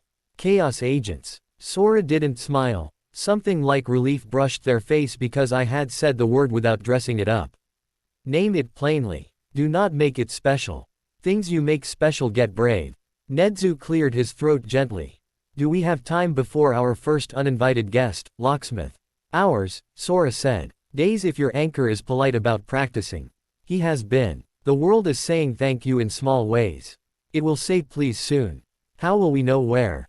Aizawa asked. Sora lifted their hand and made a little triangle in the air, then another. Then a third. 3 knocks sounded. Not in the gym, not in my chest. In the city, far enough away to be map-sized and near enough to be mine. Listen for 3, they said. 3 of a thing that should not care about 3s. 3 knocks where there should be none. 3 forgets in a place where names matter. My heart didn't race. It measured. When it happens, we go. You go. Sora corrected gently. You do not take a crowd. You take those who know how not to complicate a quiet. The custodian goes, the teacher watches, the mind observes, the policy waits outside the camera frame. I glanced at All Might, at Aizawa, at Drive. Yanagi, at Nedzu. Then I nodded because my body had already done it. Sora reached into the air and pulled out, nothing visible. They held it anyway. A listening stone, they said. When they handed it to me, it was a shape more than a thing, humming against my palm like a tune you don't quite know but could hum anyway. It was warm. It stayed warm when I set it on the table. It rolled until it stopped under the word care on the whiteboard, then behaved itself. It will notice what you would notice, Sora said. When it hums, follow your first map. Not your loudest thought. All Might exhaled like a man who had needed to see something practical pierce the metaphysical. We will prepare a plan. Nedzu tugged a legal pad from somewhere that isn't a pocket but serves the same purpose and wrote Aegis Cell at the top with a flourish. Aizawa's scarf settled an inch. If we do this, we do it quietly. No press. No stew. Dense other than Midoriya unless necessary. If this gets complicated, we end it before it becomes an event. Dr. Yanagi, eyes still on the tablet, said what had to be said. And we protect the person who got made into a door. Sora looked at her like someone who has been looking for someone else to carry one end of a heavy thing. Yes. There was a long, breathable pause. The kind that decisions like. I stepped closer to Sora because I needed one question answered in a small voice. The Aegis line. Are there others like me? Sora's eyes softened the way paper does when you've handled it with clean hands. There are always others. Sometimes they are sleeping. Sometimes they are tired. Sometimes they are paper. The world does not let a good idea go extinct. But it lets it be rare. Were you? I hesitated. Were you born like me? I was born busy and then taught to be quiet, Sora said, which was the kindest answer to a messy question I could have asked for. Do not carry us as weight. Carry us as example. You already chose the oaths. That is the hard part. All Might, who has a way of closing a moment like a book that you can't put down but must, bowed the way he bows when respect outgrows casual. Thank you, Sora. Sora tilted their head and then looked at me as if I'd forgotten to tie a shoe and they didn't want me to trip. One more thing, anchor bearer. Their eyes flicked to my right elbow. Then my left knee, then back to my face. You made a promise to yourself when you were very small, and it kept you alive until it didn't. It will try to help at the worst time. Do not let it drive. Let it watch the scenery. I knew exactly which promise they meant, prove you belong. I nodded. I'll let it sit by the window. Sora almost smiled. Good. Doors open B-T-T-E-R when you're not trying to convince them they're doors. They stepped back, not walking, arriving elsewhere, and the gym forgot where they had been the way water forgets a finger once you pull it out of a bowl. The listening stone hummed once, like an afterimage. Nedzu set the teacup down with the finality of a gavel. All right, he said, bright as a bell with a job to do. Aegis Cell, to the whiteboard. We worked. Not as long as a movie montage would pretend, but long enough to put muscle on an idea. Aegis Cell, Quiet Protocol V0.1. Trigger, 3 omens in one location, triads in fluid, self-closing doors. Threshold forgets OR listening stone hum plus UA telemetry anomaly. Team, Custodian Midoriya Teacher Yagi Mind Yanagi Policy Nedzu. Shadow Aizawa optional close cover. Approach. Anchor first, environmental shield dome, umbrella, to keep air polite, disperse, not resist, accidental harm. Engage. Identify person versus pattern. Apply weave, wrist, throat, back, as loan of shape. Avoid hero theatrics. Exit. If the person stabilizes, hand off to recovery girl plus counseling. If not, maintain bind and call backup Momo cell for braces, filters, Asui for ground, Zero for lines. Public. No clips, no names. If asked, training exercise. We ran a dry drill in Gym Gamma with Yaoyorozu pretending to be a thin spot. She conjured a fog machine from nowhere and made it cough apologetically, and Cam. Inari playing, unshaped impulse, with little zaps he was very proud of controlling. I practiced the weave, 3 thin bands of Aegis, one brushing the wrist what you do, one at the throat what you speak. One across the back, what holds you up? It felt like lending someone a jacket in winter, not wrapping them in tape. When I whispered the oaths, the bands held better. By the time the sun slanted to orange, the little omens had stopped showing off. The tea rippled like tea. The forks behaved. The notification on my phone went away on its own, too shy to admit it had shown up early. We dismissed. Aizawa didn't say, "Be careful," he said, "Don't be stupid," which means, be careful, with less hugging. All Might walked me to the dorm like he always pretends he isn't and stopped at the steps when he always pretends he might keep walking. "Noise will come," he said simply. "Let it be your tempo." I nodded. The anchor hummed like a hand on the right door. After dinner, the dorm settled into the thick, friendly quiet of homework and private scrolling. I sat at my desk, copied the protocol into my notebook, and drew the weave where I could see it without having to name it too loudly: wrist, throat, back. Under it, I wrote a note Sora hadn't said but had given me anyway. "Bind so they can choose when they're calm." I brushed my fingers over the oaths to say goodnight and did my stupid little ritual that isn't stupid anymore. 3 knocks at my sternum. 3 answered, even and unhurried. Lights out. Curtain open to let the city remind me it's alive. I slept the way you leap when your body finally believes you won't try to prove something careless in your dreams. I woke up just before midnight because the listening stone was humming. Not loud, just enough to turn the silence into a note. I sat up, heart careful. The room was a softer black than most nights. Outside, Musudafu wore the glow it always wears at this hour: street lamps, windows, a billboard deciding between 2 ads and pausing in a gray that makes both look sleepy. I pressed my fingers to the stone. It warmed in the pulse of 3. In the hallway, someone's water bottle clacked on tile 1. In the room below me, a chair leg scooted 2. Outside my window, the automatic door of the convenience store across the street slid open for no one and closed again. 1, 2, 3. Knocks. At the intersection beyond the store, a sprinkler in the median shot a fan that should have been a circle and wasn't. It formed 3 arcs, held them like a secret, and then let them go. My phone vibrated without ringing. All Might. A text that was more a nudge than a sentence. "You feel it?" I typed back. 3. Another vibration, a second later, from Dr. Yanagi. Telemetry blips at Old Flood Channel, Ward 5. Triads in drain cams. A third. From Nedzu, with the cheerfulness of a principal starting a fire drill he's been planning since breakfast. "Your stone is more punctual than the paperwork. Lobby in 10, slippers optional." I stood and dressed like a person who knows he has time to put his shoes on. "Call right pointing arrow contain right pointing arrow conduct right pointing arrow care." The anchor answered like a seat someone had kept warm for me. I picked up the listening stone. It hummed once more and went quiet, as if it had handed off the job to my feet. At the door, I stopped and looked back at the oaths on my desk. "Stand where others break. Hold without hunger. Door, not wall." "Okay," I said to the room, to the city, to whoever was about to be used as a door by something that doesn't love them. "We're coming." Down the hall, a pair of slippers squeaked. Kirishima's door clicked. It didn't open. He knows how to not complicate a quiet. He knows how to trust a friend's work. Outside, the night took a breath. Far away, where the Old Flood Channel cuts a line under the city, 3 lights blinked in a sequence you'd only notice if you were already counting 3s. All Might was right. Noise had come. It could be our tempo. We just had to keep the anchor polite, the shield listening, and the weave ready. And we would have to bind something that didn't care what we called it and spare someone who would think this was their fault. The warning had arrived, gentle, precise, honest. Tomorrow, the door would knock back. The lobby at midnight felt like a secret kept on purpose.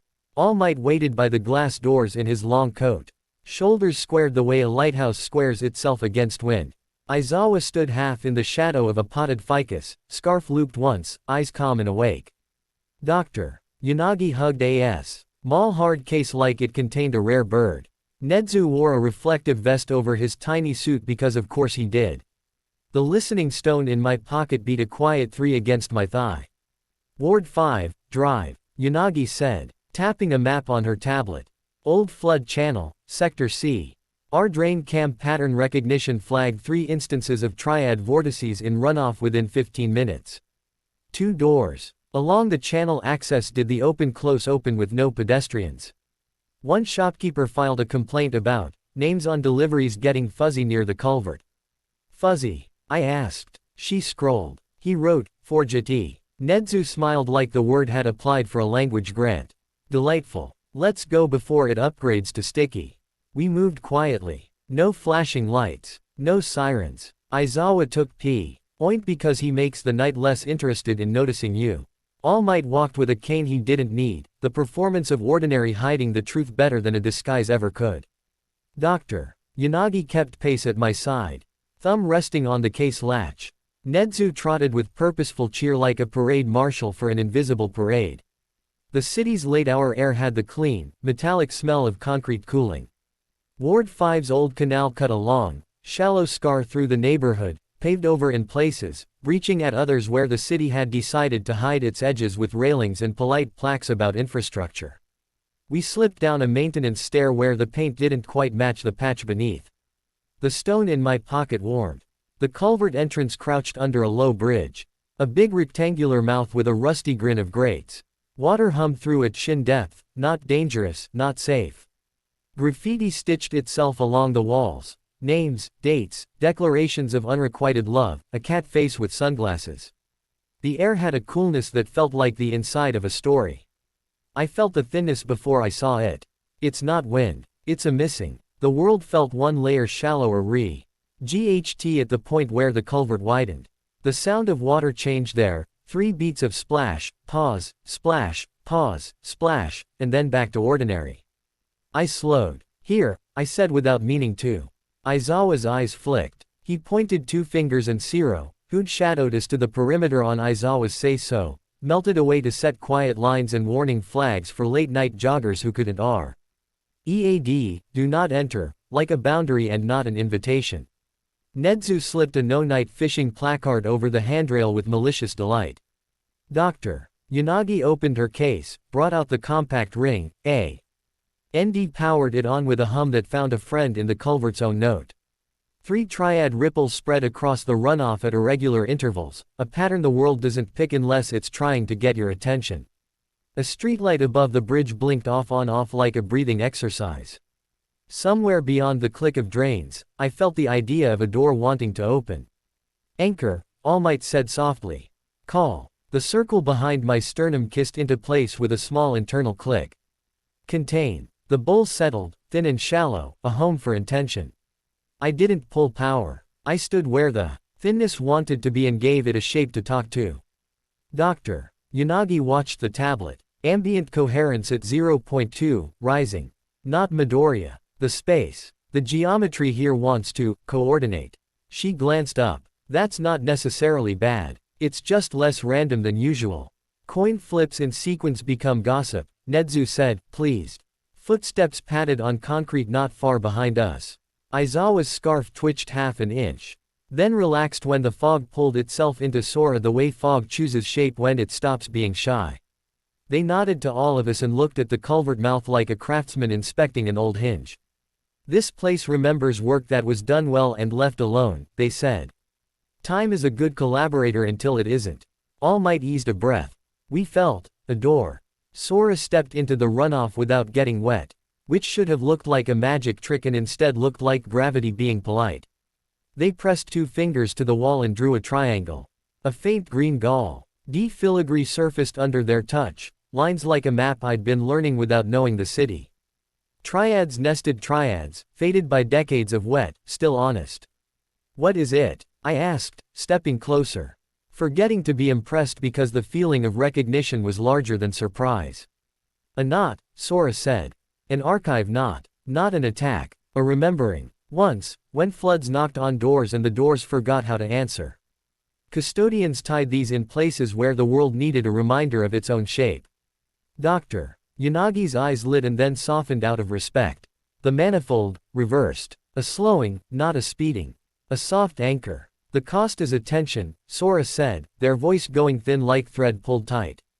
They tapped the filigree. Whoever tied it, tied themselves to it.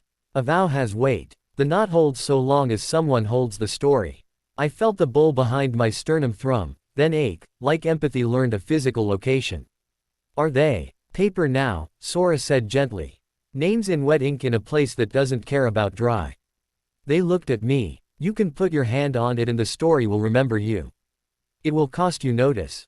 Notice, Aizawa said, already. Doing operational math with a hint of concern his face doesn't often show. Sora nodded. The unshaped listened to volume and signature. You woke something old and asked it to be polite. The world says thank you. The unshaped hear where the thank you comes from. The more you write your name, the more you are a lantern in a polite darkness.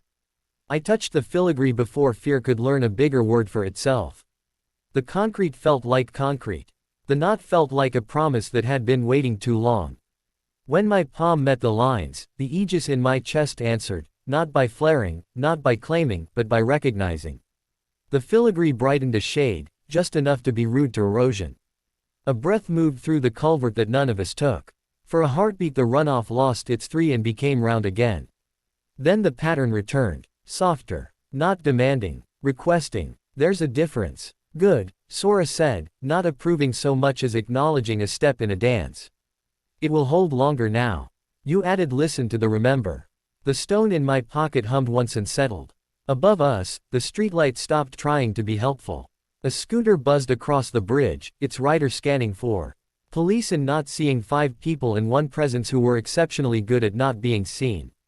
We stood with the knot until the world decided the moment had had enough of us. Dr. Yanagi took red inks that would turn into a graph that would turn into a way to keep other knots from being lonely. Aizawa asked Zero to widen the perimeter for 20 minutes with a detour sign and a voice note of roadwork. Sorry, that sounded uncannily official.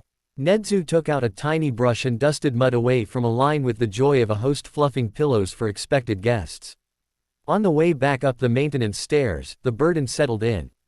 Not like a weight on my shoulders but like a second heartbeat, not one that hurried me, one that counted differently. The culvert had known us. We had known it back. Somewhere. Something else had noticed that knowing. A block from the bridge, where the city pretends it's just shops and neon and the quiet happiness of people bold enough to be out late for ramen, Sora matched my stride. You felt it, they said, low enough that only my ribs would be tempted to agree. The notice. I felt seen, I said, fumbling. Not by people. By weather with opinions. That is a cost, Sora said. The world will ask you for help more often now because it can hear your name. That is beautiful. It is also a way of never being alone even when you should be. They tilted their head. Heroes burn out because the world is too large. Custodians wear thin because the world is too close. We stopped below a vending machine's buzz, the kind of late-night sound that proves things are working. All Might slowed 10 paces ahead, obligingly pretending not to listen while making sure I could if I needed. How do I looked at my hand, still remembering the knot under my palm. How did you make room for being needed and still be a person? Sora's smile crumpled at the edges like paper that had been folded around something fragile. I failed impressively, and then I learned what your teacher already knows. They nodded toward All Might's back. You choose which doors to open when you are awake, so you are not punished by the doors that bang when you are asleep. They tapped my sternum lightly. Not touching, stopping just inside the air. You already wrote your oaths. Add a boundary. I waited. I will hear what I am meant to hear. I will rest so I can stand. Sora's voice didn't grow. It simplified. Your anchor must also be a bed. Dr. Yanagi had fallen back just far enough to listen without landing on the moment. We can build a veil, she said, thinking aloud like she thinks best. A low-energy manifold that dampens signature without suffocating it. A soft bowl layered in reverse, absorb instead of present. You can wear it like breathing. Not hide you. Soften you. Good. All Might said, turning, because the distance between, not listening, and, ready to help, is a skill he never stopped practicing. We'll train it in the morning. Vigil tomorrow, Aizawa added. Texting recovery girl a heads up because even the quiet needs paperwork. You will not go alone anywhere thin. You will eat. You will sleep. Nedzu, who had somehow procured a steamed bun from nowhere and was currently intimidating it with polite bites, dabbed his mouth with a napkin. And we will start an inventory of knots. If this city has been remembering itself without us, the least we can do is remind it that we are good at thank you notes. We split at the dorms. Aizawa melted back into a corridor where assume nothing is the wallpaper. Dr. Yanagi went to her lab to make a graph beautiful. Nedzu waved and vanished with the satisfied efficiency of a magician who knows where the coins always go. All Might stayed with me until the door, the way he does. And then, because he is who he is, waited a beat longer. Burden feels different when it comes with a map, he said. It feels like, being both door and address, I said. It's not heavy. It's loud. Then we teach it a volume knob. He said. You can learn the veil. And you can remember something Sora didn't have, friends who know which halls to walk and which windows to open. You do not carry this alone. I wanted to say I know. What came out was, thank you. He clapped my shoulder with care and left me with my quiet, which was less quiet than it used to be and somehow kinder for it. Sleep didn't avoid me, it negotiated. I set the anchor like a pillow behind my ribs, thin, soft, a home that hums, and knocked my silly 3 knocks because rituals are bridges, not walls. The unseen door tapped back, once, twice, 3 times, then faded like someone who knows when to leave a party. I dreamed without pictures. I stood in a field that was actually 1,000 fields stacked like paper. Where floods had paused and fires had reconsidered and crowds had breathed because somewhere a human put their hand on a knot and said hold. No faces. Views from just behind the eyes. We stood in a doorway in a plague year and let air flow around grief. We stood on a bridge in a war and bent shrapnel into rain. We stood in a hospital corridor and turned the echo of sirens into a hum that did not crack. When I woke, my cheeks were wet and I didn't feel ashamed of it. The listening stone was quiet. The city's noise outside my window sounded less like noise and more like a choir that hadn't rehearsed but deep down knew the song. Jim Gamma at dawn greeted me like a familiar anecdote. Anchor constructs on the whiteboard remained, smudged at the edges. Dr. Yanagi had drawn a circle in WRITTEN veil in the center with lines out to dampen, absorb, muffle, filter. Think of it, she said, bouncing once on her toes because even scientists need kinetic verbs, as an inversion. The anchor is a bowl that receives what you pour. The veil is a thin net you hang like fog around your anchor that drinks some of your signature before the world does. Not a cloak, a softener. Music, All Might said. Tapping the marker against the board. You are still playing. We're adding felt to the hammers. I smiled. You're very good at metaphors, sir. He beamed. I had a good English teacher. We started small. Call. Contain. Anchor bowl. Don't brighten it. I imagined a curtain of aegis, thinner than a breath, draping just inside my skin, not heavy, not hiding, listening without shouting back. The ring hummed and the tablet painted a picture I couldn't see, my field with a new edge. 0.2 muffling, drive. Yanagi said. Try talking to me without the room hearing. I pictured a whisper addressed only to the anchor.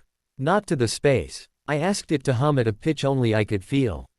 The tablet's trace dipped. The air, which has been a better eavesdropper since last week, stopped trying to help. 0.4, she said, delighted. Now walk. We added motion. The veil held. I built a small panel, then a small dome, then asked them to be polite indoors, to sit in the room of my attention without opening any windows. The constructs obeyed, and for the first time since the Aegis woke, I felt strong and unheard at the same time. It felt like exhaling without the world leaning in to say bless you. Aizawa watched from the catwalk the way a cat watches a new object in its territory, alert, unimpressed, ready to admit love later. You'll wear this in public until you learn to forget you're wearing it, he said. Not to hide, to pace. Quote, pacing is health, recovery girl said from the doorway, appearing in that way she appears when she has been needed exactly 3 times just recently. And Pa, Ching is permission to keep doing the things you want to do when you're 60. I bowed so quickly I almost headbutted. Yes, ma'am. We trained for an hour. Veil on, anchor under it, small panel hell. D in the hand like a note you don't show yet. The numbers promised quiet. The burden promised it would not ask for attention I wasn't ready to give every minute of every day. After, All Might leaned both hands on the back of a folding chair and looked at me with the kind of complicated tenderness that comes from carrying a legacy into your own choices. You know, he said, when I first took One for All. I wanted to be a sign more than a person. It worked until it didn't. Nana taught me the hard way that you can't smile for the whole world without letting someone hold your coat sometimes. Quote, Nana had a way of telling hard things kindly, I said. She did, he said. I am trying. You are, I said, and he laughed once, surprised and pleased. We spent part of the morning building something that looked like a plan for not being everywhere at once. It had crooked edges and good intentions and Aizawa's handwriting. Aegis cadence v0.1. Daily. Anchor practice 10 meters, veil practice 10 meters, construct review 10 meters. Weekly. Not survey with Nedzu and Yanagi, one sight no more than one thin sight per day. Sleep. Veil light, anchor soft. No, listening stone, bedside. Phone off 2300 to 6 o'clock unless 3. Team. If the stone hums, text, 3, to sell.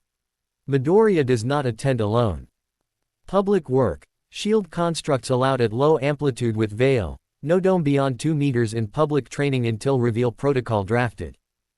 Reveal protocol? I asked. Nedzu, who had padded in with excellent timing and an apple he was treating like a contract negotiation, twinkled. Someday you will use the Aegis where someone will see. The narrative will need handles. E will provide language and context and cat videos to soothe the story. Not today. I nodded, because today is heavy enough without borrowing tomorrow's speech. We broke for class, because UA is A. School and the world's strangeness does not excuse math. I took notes. I laughed with friends. I texted my mom a picture of a cafeteria apple and a thumbs up. She sent back 5 celebratory stickers and eat the whole apple. I ate the whole apple. After dusk, Aegis Cell reconvened long enough to do a listening lap in Ward 5 without stopping. The stone stayed quiet. The culvert hummed like a knot that knew it wasn't alone. A stray cat watched us from a wall and did not flee. Pocket universes like that are how cities apologize for being too much sometimes. On the way back, the burden drew itself clean inside me. Not a sack I had to drag, not a weight hung on my neck, a path that parts the grass when you walk it often enough. The oaths stopped sounding like rules and started sounding like architecture. I will stand where others break. I will hold without hunger. I will be a door that closes and opens, not a wall that forgets. I will hear what I am meant to hear. I will rest so I can stand. I wrote the last 2 lines in my hero notebook when I got back to my room and underlined rest as if the act of underlining could make the future kinder. A message lit my phone from a number I didn't know. Only because Sora doesn't do numbers. You added a wall where a door used to be. Good. Walls are not enemies. They are houses. Sleep. I smiled like a secret and turned the listening stove. Nay face down on my desk like a pet that knows it isn't supposed to be on the bed and is going to do it anyway when you turn out the lights. I slept. Somewhere, far enough away that it didn't step on my rest and close enough that it felt like a paragraph waiting to be written. 3 things happened that don't. A fountain in a mall made 3 nested ripples with no wind. A bus stop door slid open 3 times at midnight with no one near. A street artist wrote a name and the paint stuttered at the 3rd letter like it had to remember the alphabet again. My phone stayed dark because cadence is an oath too. All Might stayed on because he is the teacher. Nedzu's lived in a world of alerts and we cannot change that. Dr. Yanagi's pulsed politely, and she wrote tomorrow on a sticky note and stuck it to her lamp. At dawn, the stone hummed the way it hums when it isn't proud and isn't urgent, just present. 3. I was already awake, not because the stone told me to be but because I'd slept enough to be good at it. All Might's text arrived at the same breath as my exhale. Ward 7. Riverside Market. Small. Bring the veil. I put on my shoes without hurrying. Call right pointing arrow contain right pointing arrow conduct right pointing arrow care. The anchor settled like a chair I own. The veil draped like a soft coat. I palmed the weave in my thoughts. Wrist, throat, back. Alone of shape for a person I hadn't met yet. At the door, I paused and put my fingers on the oaths.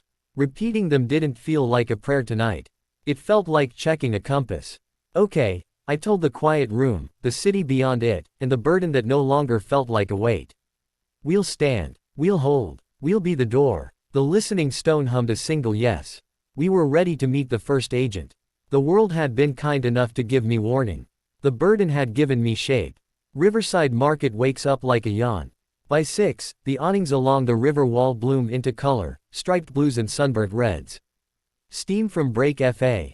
St. Stalls rolls over crates of greens still shining with dew. A radio 2 lanes over tries to decide between Enka and weather reports. Delivery scooters whisper, brakes squeak, someone swears softly ND then apologizes to the box they bumped. We arrive without arriving. Aizawa takes the lead, hands in pockets, scarf a sleepy coil that never really sleeps. He walks like a rumor. All Might is beside me in his long coat. A civilian silhouette with the gravity of a lighthouse. Doctor. Yanagi keeps pace on my other side, tablet tucked away in her backpack like we didn't bring it at all. Nedzu is, everywhere, examining persimmons. Complimenting scallions, pinning a market safety inspection badge to his lapel like the city gave it to him on purpose. The listening stone in my pocket warms, once, twice, 3 times. It isn't urgent. It's a hand raised politely from the back of the class. Call right pointing arrow contain right pointing arrow conduct right pointing arrow care. I set the anchor like a chair behind my sternum, thin bowl, not armor. I drap the veil over it, a soft net that muffles signature without smothering it. My pulse answers with that low, even yes I've learned to trust. We do a slow lap of the outer ring. The market smells like river metal and frying batter and oranges trying to be sunshine. Triads ride the edges. 3 napkins on a breeze make a little triangle before they settle, the water from a stall's rinse bucket makes 3 nested arcs before it forgets to be fancy. A chalkboard signs curlicue stutters on the 3rd stroke and then corrects itself. Thin, All Might murmurs, not pointing. Not perforated, drive. Yanagi replies, equally quiet. The space wants to be polite, but something is trying to make it cough. Aizawa's eyes slide over faces, not stopping, noticing everything the way rain notices roofs. Watch the corners. Chaos hides in edges. We pass a busker setting up by the bridge arch, early 20s, clean hair under a knit cap, a little battery amp with stickers shaped like planets. He tunes. A steel string guitar with the patience of someone who learned to practice because rent exists. His fingers are quick and careful. On the case, Kenta in neatly stenciled letters. Quirk. I whisper. Doctor. Yanagi tilts her head, listening. Audio modulation. His hum has overtones people don't usually carry. Nedzu buys a taiyaki and eats it like it offends him. Watch. Kenta plays a chord. It's honest. It's the kind of sound that makes toddlers give you their whole attention because everything is new. A woman with a stroller slows. A stall owner hums without meaning to. Then, on the 3rd chord, the air bends. It isn't much. A shimmer like heat above asphalt. A ripple like a coin in a fountain except the fountain is the day itself. Kenta flinches like he's bitten his tongue, shakes his hand out, and tries again. The 4th chord is fine. The 5th, too. On the 6th, the shimmer returns, 3 faint arcs traveling outward from his guitar like a breath turned into geometry. Anchor, All Might says, meaning hold. Don't hurry. Veil. I keep the veil soft. We do not need to be loud yet. The market continues without drama. Eggs crack. People argue about tomatoes with the intimacy of a long marriage. A delivery kid on a bike clips a curb, recovers, bows to the curb because he was rude, the curb accepts. Kenta plays a few bars of something that used to be a lullaby and then took up smoking. The 3rd bar carries a hitch that isn't rhythm. The listening stone warms my thigh. 3. Aizawa moves first, not fast, timed. He steps into the path of a rolling produce crate and stops it with a foot like physics owes him a favor. The stall runner blinks, startled, then bows, grateful. That slight shift turns foot traffic away from Kenta's immediate circle without anyone noticing the pattern has been redirected. All Might and I drift closer to the arch's shadow. Doctor. Yanagi lifts her phone and pretends to text while the ring in her bag quiet hums. Nedzu appears at a stand, selling novelty tea towels and asks the owner for 3 of the design with cats in aprons. The man laughs, sells him 4, then remembers he only has 3 and cannot for the life of him remember where the 4th is. He frowns at his inventory tablet as if numbers have betrayed him personally. Kenta's next phrase lands. If you've ever stood under a bridge when a band plays on top and felt the Encrete turn the music into a body you are inside, you know the shape of it. The arch catches the sound and answers, but not with echo. With agreement. The overtones hum a triad that isn't a triad we teach. A chord that wants to unname things. 3 pigeons on the railing all tilt their heads in the same direction. The radio 2 stalls down stutters on the announcer's name. A child looks at her other and forgets for a heartbeat the word mama, then remembers and grabs her hand and the world is okay again. Kenta freezes. His eyes flick to his hands like he doesn't trust them. He rubs his fingertips together. Presses his thumb into the pad of his index finger, the way musicians ground themselves when nerves try to hijack their blood sugar. He breathes in, long. Breath out. Tries a simple G. It's true. He tries again. The third time, the shimmer returns, stronger, 3 clear arcs that I can feel in my ribs. The market's noise leans into them, not quieter, but obedient. My anchor tightens like a belt put on a notch too far. Sora had said, a person with a small quirk. A wound. The unshaped poured into the wound because wounds are doors. We bind, we spare. Midoriya, All Might says softly, move. Call right pointing arrow contain right pointing arrow conduct right pointing arrow care. The bowl behind my sternum brightens inside the veil, thin as a thought. No lightning. No show. Construct. A shallow umbrella 2 meters above Kenta and his amp, no thicker than a breath. Layered thin, to convince the air to curve the wrong way away from people if the arcs try to spread. Aizawa adjusts 1 sleepy step to put himself between the busker and a cluster of morning joggers. He doesn't look like a wall. He looks like someone considering buying a grapefruit but not today. Doctor. Unagi's hand is on the ring in her bag without looking at it. Nedzu comments loudly on how good the cats in aprons towels are at absorbing messes. The stall owner nods vigorously and moves a display so that it, accidentally, creates a gentle corridor that keeps people flowing instead of pooling. Kenta's mouth moves. He's saying sorry to nobody and everybody. He tries to take his guitar off, but his strap catches and the buckle refuses to be helpful. The third tug jerks the strap free. And his left palm brushes the strings in an accidental harmonic. The world thins. It's small. 10 feet by 10, a cube of air just under the bridge that suddenly remembers it could be a door if it tried. Triad ripples spread across it, faint but clean, a geometry drawing itself out of fog and deciding it could be architecture. Kenta stares at it. His pupils are too wide. His shoulders are too tight. He looks at his hands like they're strangers and folds them against his chest like he's keeping them from touching the wrong thing and then flinches because his own heartbeat startles him. That's when the quiver begins. A shimmer around his wrists like hot pavement seen from a car window. Not visible to anyone who isn't already counting threes. Bright as a scream if you are. A wound. Not physical. A tear in the part of a life that holds names together. I move, not hero fast, not anime fast, just now. I'm 2 paces away when he tries to speak. The first word is sorry. But the word shreds itself between his throat and the air. Half of it reaches as a sound. Half of it reaches the space as a shape. The shape likes it. Anchor. Veil. Shield. My panela. Ribs between Kenta and the little cube of thinning air, gel, not glass, and spreads incoming momentum outward like a sigh someone decided to share. The ripples meet the panel and slide, energy translated into polite. I keep my voice soft. Kenta. His eyes latch onto mine like they found a nail in a storm. His mouth trembles. He swallows. I can't. I swear I'm not. It's been doing this since. He can't get the name out. The third word of the sentence keeps misplacing itself. His quirk, whatever small gift makes his tone machine clean, has been hijacked by whatever is using his wound. Eak. Third line of sound tries to right the world. It's okay, I say, and mean it. I know. You're not doing it on purpose. The cube of thin air shivers again. A paper napkin blows into it and the PR. Inted fresh on the napkin blurs at the third letter. The napkin pops out the other side and remembers its spelling. The edge of the awning above us flaps, and on the third flap makes that triangle I can feel in my teeth. Veil tight. All Might says behind me. Anchor soft. Weave ready. I nod without turning. Who are you? Kenta asks. It isn't rude. It's a human trying to find a doorframe in a dark hall. Accust. I catch the word before I make it his problem. I'm here to help. We'll keep you safe. I add, quietly, for the space and for myself, door, not wall.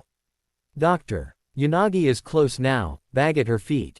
Hands open at her sides, none threatening, present. Kenta, she says, warm as sunlight on old wood. Have you been forgetting things? Names. On the third try, maybe. His laugh is a broken instrument. For 3 days. There's the door. Weave. Wrist, throat, back. Not tight. Not owning. Alone of shape. I lift my right hand, slow enough to be read, and mirror raise my left so. Kenta sees I will never have to touch him if he doesn't want me to. This will feel like someone opening a window in a stuffy room, I say. If you don't like it, I stop. Okay. He nods once, tiny, and D closes his eyes because sometimes it's easier to let strangers help if you don't have to watch them be strangers. Call right pointing arrow contain right pointing arrow conduct right pointing arrow care. The anchor brightens, not hot, just present. I bewail. D3 bands of aegis thin as ribbon and clear as promise. First at the wrist, what you do. The band settles an inch above his skin and hums once like a polite hummingbird. His fingers unclench a degree. Second at the throat, what you speak. The band meets the quiver and, for a heartbeat, does nothing. It listens. The quiver tries to teach it the unnamed chord. The band remembers it as a door and refuses to be a wall. It curves and the unnamed slides harmlessly along it like water past good varnish. Kenta's throat loosens. He exhales on 3 without choking the 4th. The cube of thin air stalls. Triad ripples pausing mid-ring as if someone called hold on a rehearsal. Third at the back, across the shoulder blades, that crosshatch our bodies draw there when we stop bracing for the next bad thing. What holds you up? The band settles and the tremor in Kenta's shoulders softens. His weight drops a centimeter into his shoes. He is more here now. The weave is not a trap. It's a jacket low. And at a bus stop when you didn't bring one. The air remembers itself when you put it on. Something in the thin space does not like remember. It tries to teach again. A deeper triad, a harder one, more weight on the third tone. An insistence that things are unmade and want to stay that way. My panel between us and the thin cube widens a hair and spreads the insistence like jam over too much toast, thin enough it can't own anything. I lower my voice and let the oaths be the breath under it. I will stand where others break. I will hold without hunger. I will be a door that closes and opens, not a wall that forgets. Leave, I say, not to Kenta, to the space, to the thing in the space that got greedy. There isn't room for you here. He is home. The vow says, we are doors that close and open, not walls that forget. You can't banish chaos like a pest. You invite it to the part of the story where it belongs, outside the door when inside needs to be quiet. The bands around Kenta answer. My anchor like they were waiting for that word. The one at the throat warms. Not hot. Honest. The cube of thin air listens like it's trying to learn the song. Kenta's eyes open. They are glassy at the edges and clear in the middle. What do I? Breathe, I say. 3 in, 3 out. He does. On the second breath, his quirk tries to ride the exhale and turn it into a shape. The band at his throat curves it into sound again. The sound is only sound. He looks startled like a person who expected to fall in a dream and reach the bottom safe. In the corner of my peripheral, All Might has placed himself 3 steps to my right. A weather vane I can read without looking. Aizawa stands an effortless pace to my left, where any movement that shouldn't would hit his scarf before it hit me. Dr. Yanagi's shoulders are set, ready to name what I cannot see so that we can understand it later.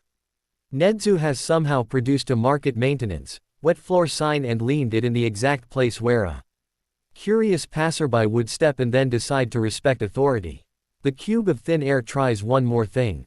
It reaches. Not far. Not violent. It extends a third of itself toward Kenta's throat, drawn by his clean tone like a moth to a tuning fork. The band there flashes gold, for a breath, only, and the reach misses.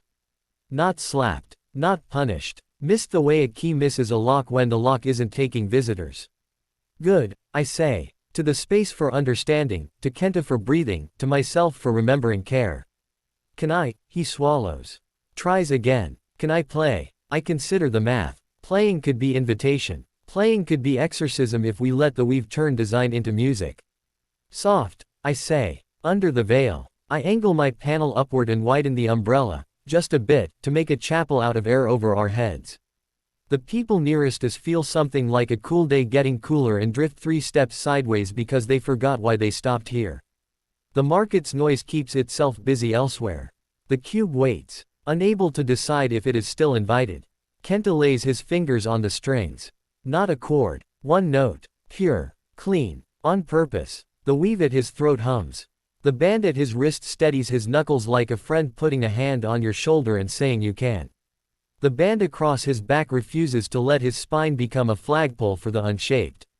He note floats into our little chapel and lands soft. He plays another, and another. On the third, my anchor brightens, because the math is correct and the ethics are too, and for the first time in 3 days the third doesn't fracture. It rings. The cube of thin air still wants to be a door, but now the doorframe is ours. Good, drive. Yanagi whispers, not to me, to the tablet in her head. Coherence rising. The space is remembering. Quote, Kenta plays a triad, not the unnamed, the one you hum when you're trying to remind a baby that sleeping exists. The umbrella construct over us curves deeper, drinking trouble like rain.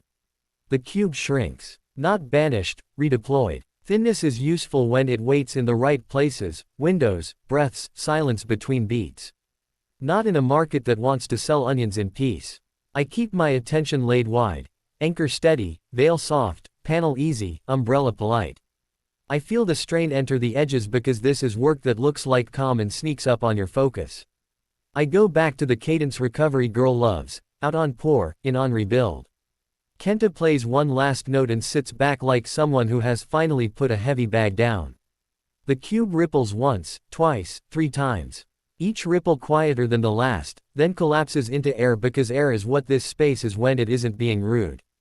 The bands of the weave loosen on their own and then lift, dissolving into thank you before his body can think they were held. Kenta slumps onto his case and laughs the kind of laugh that turns into an almost cry and then recovers before it gets there. I didn't, I thought I broke something, he says. Voice hoarse with not enough sleep. You didn't, I say. Something tried to borrow you. We made it ask again and right now the answer is no. He nods. His fingers curl around the neck of the guitar like he's checking it still exists. I haven't been sleeping. Every third word, he gestures, small and helpless and alive. My name kept, blur on forms. Me out here to see if playing would fix it or make it worse. Stupid. Not stupid, Aizawa says, and people have leapt out of airplanes to hear that tone from him. You asked for help by existing where others could notice. Nedzu steps in with a carton of warm soy milk like the universe's most prepared principal. This is the good kind, he says seriously. With vanilla. Kenta blinks, accepts, sips. The heat cuts through the adrenaline like a hand on a boiled kettle. I glance up at the arch. The air is air again. The radio finishes telling the weather and remembers the announcer's name. A toddler points at a sparrow and says mama on the first try and the mother laughs with her whole face. The market hums without asking permission from geometry. Doctor. Yanagi crouches near Kenta, not too near, and does the doctor thing where you ask the question with your eyes before you ask it with your mouth. There's a clinic, she says. Quiet, friendly, no clipboards larger than your hand. We can check your blood sugar and your adrenal glands and a few other things you don't need to worry about. Recovery girl is very good at soup. Kenta smiles a little like he didn't know soup could be a medical plan and is too tired to argue. He nods. I have a shift, he says, and then remembers the word later without having to fight for it. His exhale at that tiny mercy makes my eyes sting. We'll call your shift boss for you. Nedzu says, already dialing a number that gets results without identifying who dialed it. Tell them your name is Kenta and you will be at work tomorrow. If the why cannot remember the part where you are valuable, I will help them remember. All Might's hand lands on my shoulder with the weight of exactly now. Walk him to the clinic, he says, teacher voice T. Redded with that private pride he lets show when math and kindness shake hands. I'll do a sweep with Aizawa. Yanagi, log the signature so we can build a filter for musicians and markets. Nedzu. Already bribing the gods of paperwork. Nedzu says cheerfully, producing a pen louder than common sense. I keep the veil on while we walk Kenta through the edge of the market. People see what they express. ECT to see, a tired busker being helped by a friend and a teacher to a place where they have tea. The anchor sits easy. The shield rides along invisible and ready, I don't need it. The weave lives in my palm, not drawn.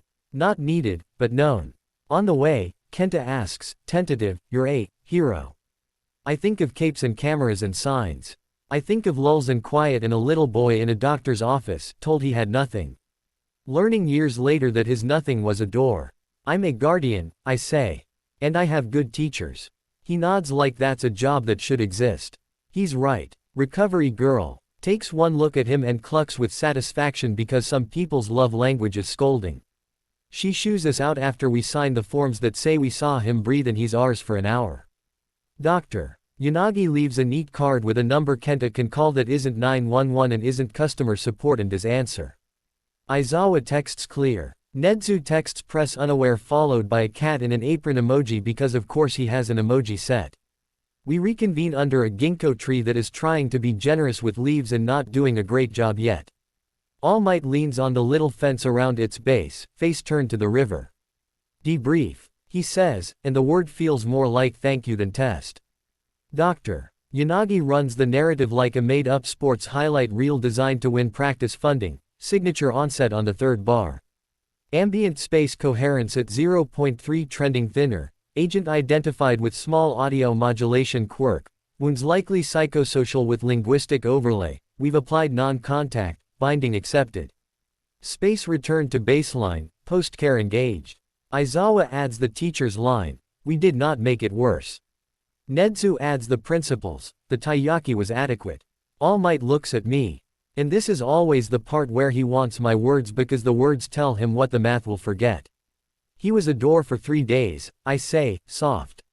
We closed it without slamming it. The space will try again somewhere else because that's what space does. Now it knows we speak this language. Do you feel okay? Doctor. Yanagi asks, because she never forgets the person in the lab coat belongs to a person in sneakers. I scan inward. Attention fatigue is a hum, not a wobble. The anchor is present without being needy. The veil is a soft coat I can take off later. My elbows feel like elbows. My heart feels like a heart. I feel like I did my job, I say. And I want lunch. Recovery girl appears behind us like she was summoned by the word lunch and also because she has cameras in places we do not discuss. Soup, she says. And 1 banana. Do not argue with your elders. Yes, ma'am, I say, because I like being alive. We eat in the teacher's lounge because that's WH. Air the soup is in anyway that room is immune to staticky days. Nedzu puts a cat towel on the table under the pot and looks like he won the war. Aizawa stares at nothing in particular, which is how he says present after hard mornings. Doctor. Yanagi sketches the weave on a napkin and then salvages it with her phone before it can get dumpling broth on it. All Might looks at me like a man seeing his paw. Saint make a different shape in the present. First agent handled, he says. First, I agree. It doesn't sound like starting a list. It sounds like making a map.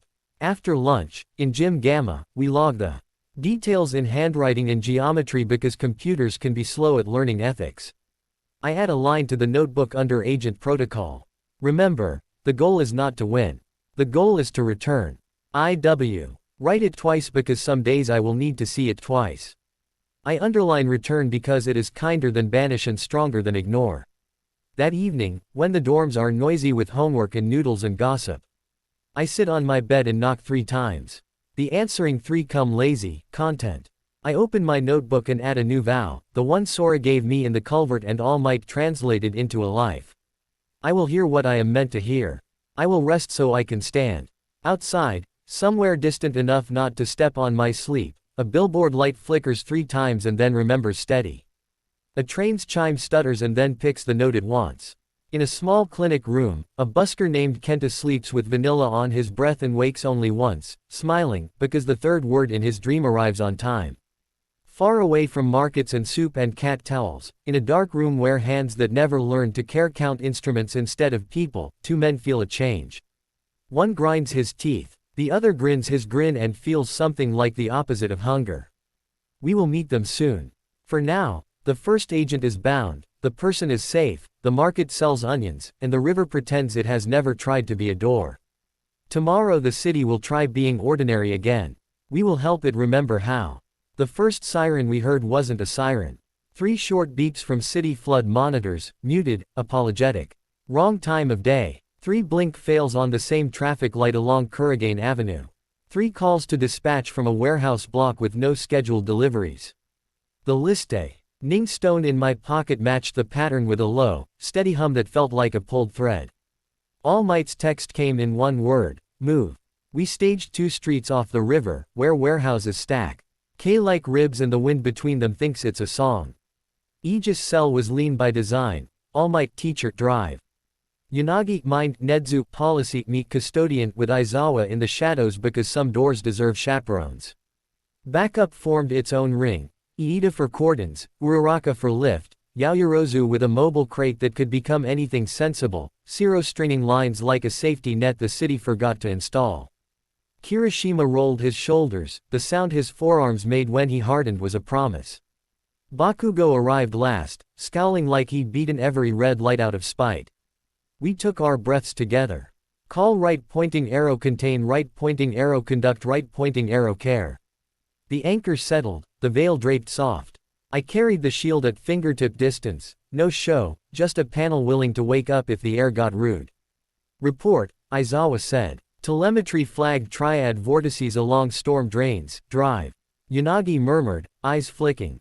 But that's not the main event. Building F3's foundation sensors show micro shear forming and healing in threes. Something's teaching the concrete new grammar.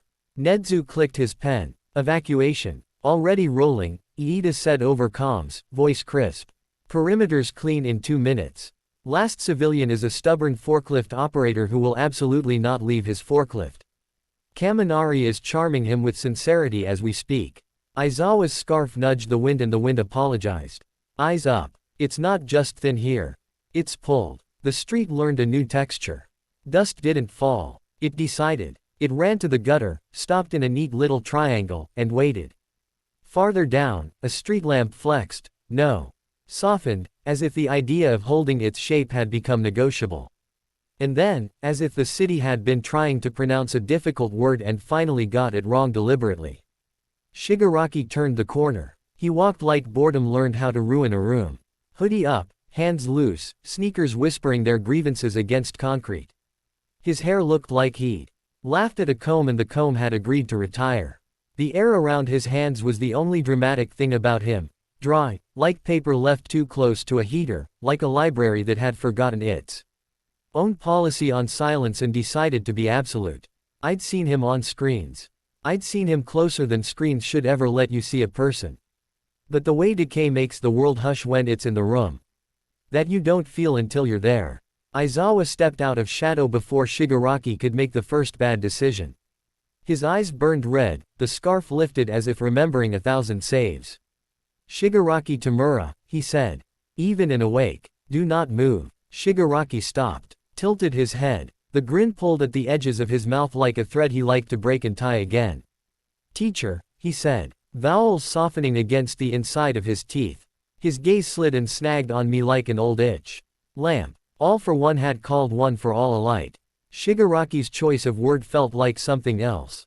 Like a man keeping track of where the fire exits or while he practices affection with a match.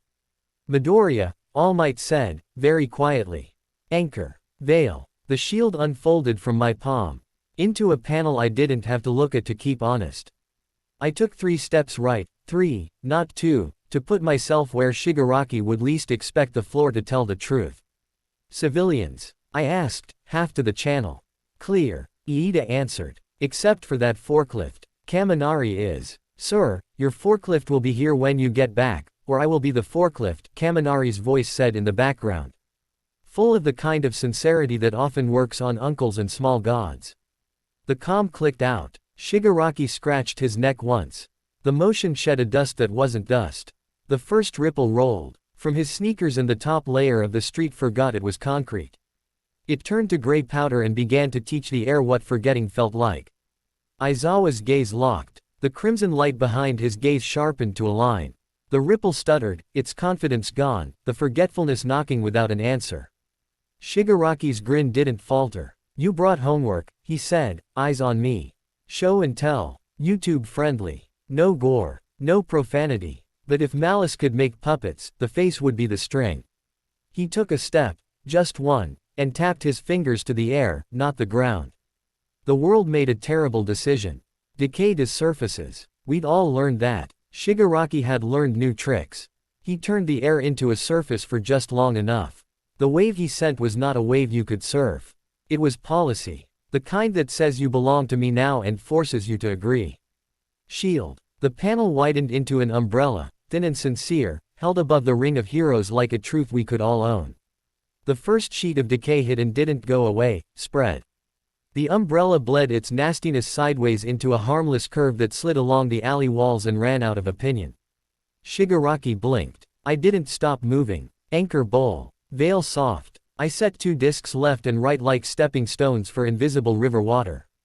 Keep Aizawa clean, All Might said. Guard eyes. On it, Zero said. Lines hissing to make catwalks where the ground might betray us.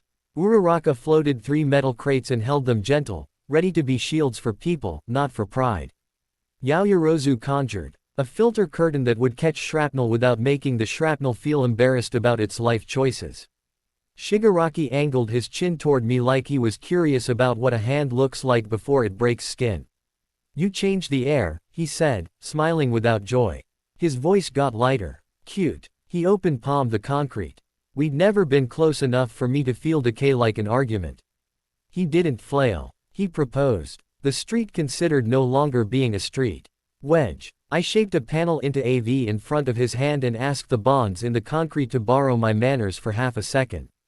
Hold without hunger. The wedge split the instruction left and right. The spreading stopped being a wave and became a decision tree that led nowhere. Crumbles kissed my shins, then slid to the side like dust too shy to stick. His fingers, 5 this time, reached for the side of a shipping container. The urge to be iron stopped halfway to agreeing with him, became gray sand, and started to teach the next thing.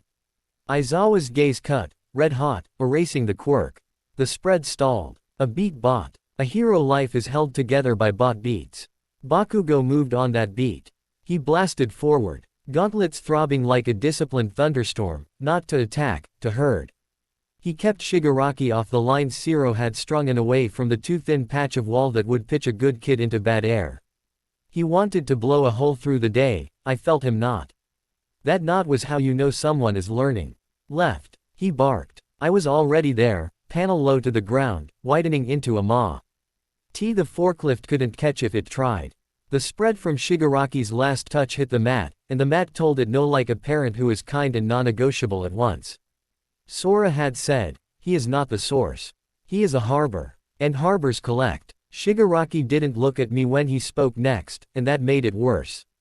Lamp, he said. He'll like you. He likes locks. A flake of something ugly in his tone that wasn't his. Something older, smiling in a mirror. Then he tried the air trick again, fingers splayed, decay like a policy that demands your signature without a pen. Deku. All Might, warning and permission both. No time for a dome. No time to paint finesse. I built a rap. Call right pointing arrow contain right pointing arrow conduct right pointing arrow care. The anchor sang a short, bright note. I curled a thin aegis film around both hands. Wrists to knuckles, resonant rap, and stepped into the policy. The rap was not armor. It was a way to make a place for energy to go where it can't do harm. Decay touched the film, and stopped, not because I was stronger. Because I refused to agree. It stuttered at the boundary that Aegis knows how to draw and tried to find its teeth. The film didn't fight. It moved the conversation sideways. Like a translator who recognizes you're making a category mistake. The decay convinced the air to be a surface. The film convinced the surface to be transit. By the time it reached my forearms, it had forgotten how to own anything. Shigaraki saw it. His pupils tightened, then loosened with interest. He stepped in with the lazy confidence of someone who can make your mistakes for you. His right hand snapped toward my shoulder. 5 fingers played like a threat, you know the rules too. The rap met him, and for one clean heartbeat the world did math. Aegis set a boundary, the film's lattice aligned at the edge of my sleeve. A triad pattern, more geometry than glow. Decay tried to teach every bond inside the boundary to fail. The film told the bonds where they were. Matter likes knowing where it is. His palm landed. Nothing flared. Nothing exploded. The fabric at my shoulder tried to remember a past life as dust and then let it go. My skin stayed mine. The look he gave me then wasn't theatrical. It was tidy and annoyed. You brought a fence to my backyard, he said. Rude. I brought manners, I said. He grinned again, wider now, because violence loves jokes. Behind him, a thin hiss of air made me glance. Dobby, white hair like a dare, coat flaring with blue fire, had taken up a position 2 roofs back. He held his flames like cigarettes. They keep inventing nerds, he drawled, bored as static. Focus. Aizawa snapped, gaze still on Shigaraki. His hair drifted, the weight of his quirk a heat haze around a man who does not blink when you expect it. Don't let him split us. Uraraka lifted 3 loose rebar rods as if they weighed less than bad decisions and drifted them aside before anyone could trip.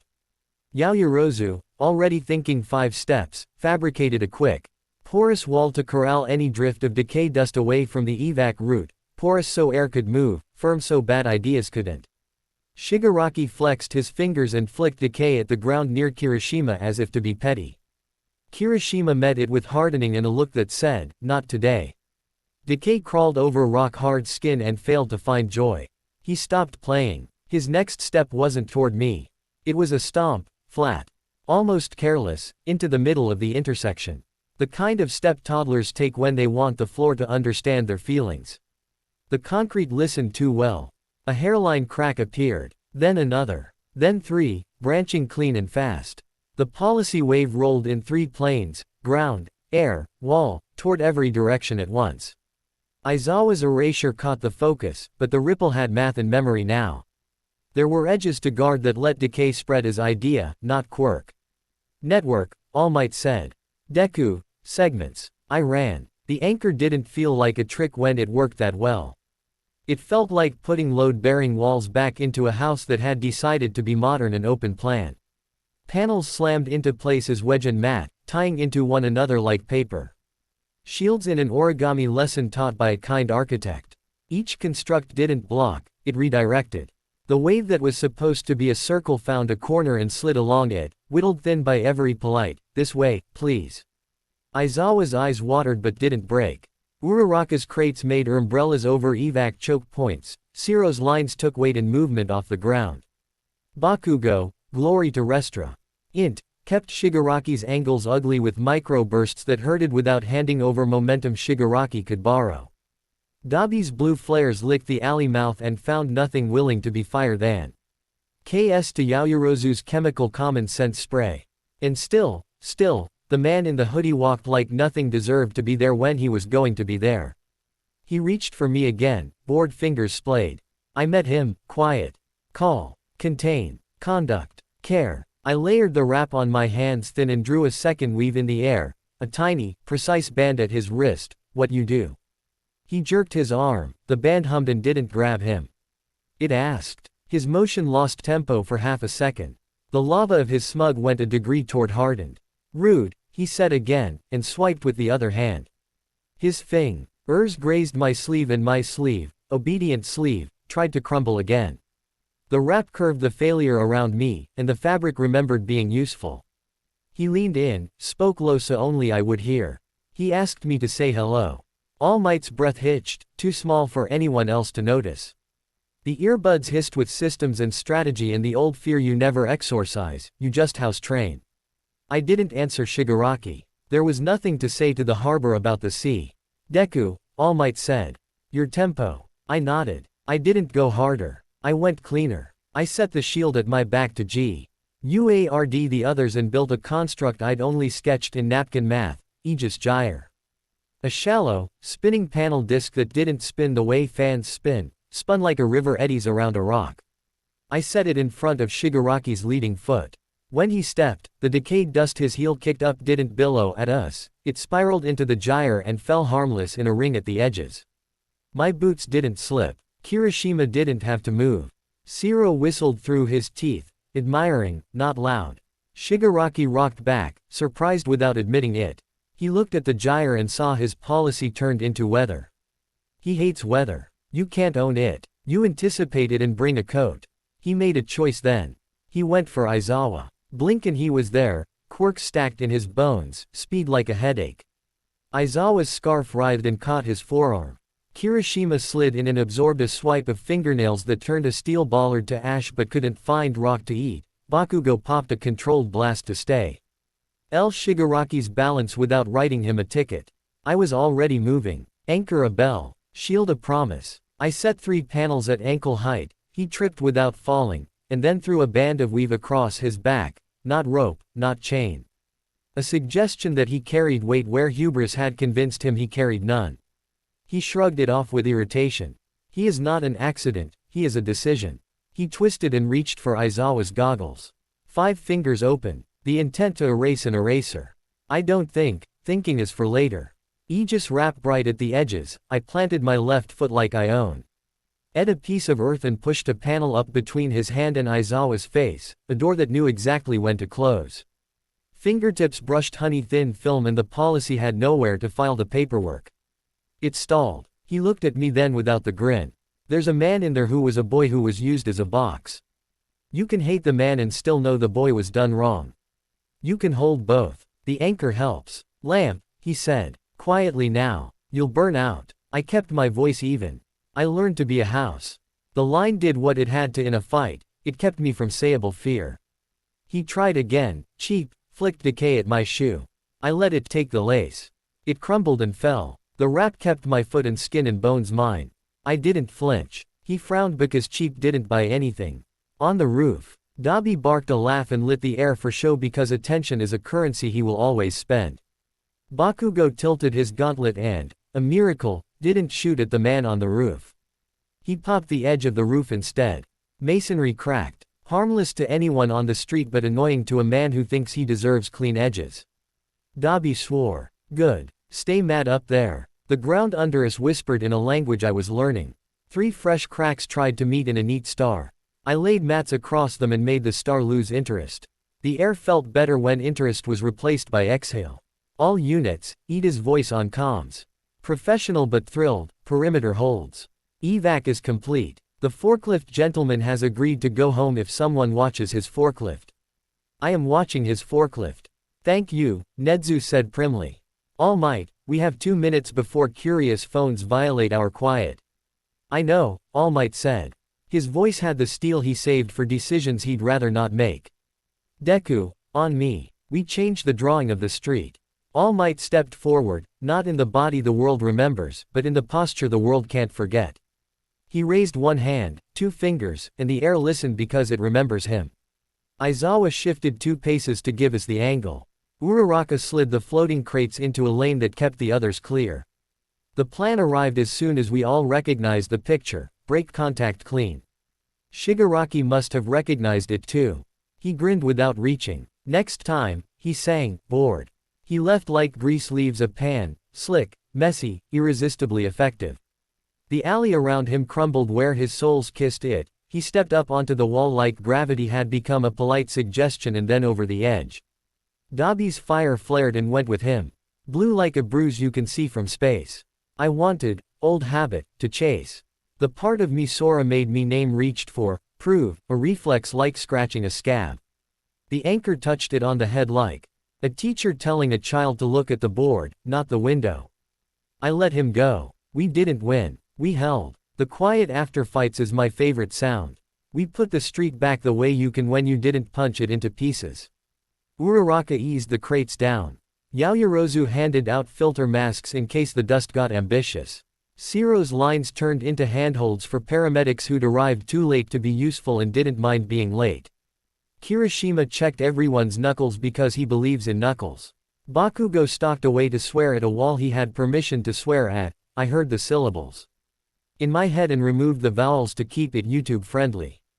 Aizawa, blinking hard, let his eyes water now. We kept the block, he said. That sentence would look small written down. It isn't. All Might. Doctor. Yanagi asked. Eyes still scanning, fingers stopping because her wants to hold data and people fight sometimes and people win in her lab. He gave me the look that says, say it out loud so you remember later. So I did. He can't steal this, I said, hand on my sternum the way you touch the truth. He can make spaces that are rude to it. He can try to use air as surface. He can teach policy to things and make them forget who they are for a second. But Aegis isn't a thing to take. It's the way we ask the world to behave. He hates that. And he recognized it, All Might said, Gah. Z on the corner where Shigaraki had disappeared. He said, "Hello." Not him, I said, soft. Him. The part of the world that doesn't use names. The part that likes harbors. We cleaned. In the key. ND of war where keeping people alive is the only headline worth reading, cleaning is what victory looks like. I turned off the veil and the shield and the anchor quieted to a hum that could be mistake. N for a heartbeat if you don't understand anatomy.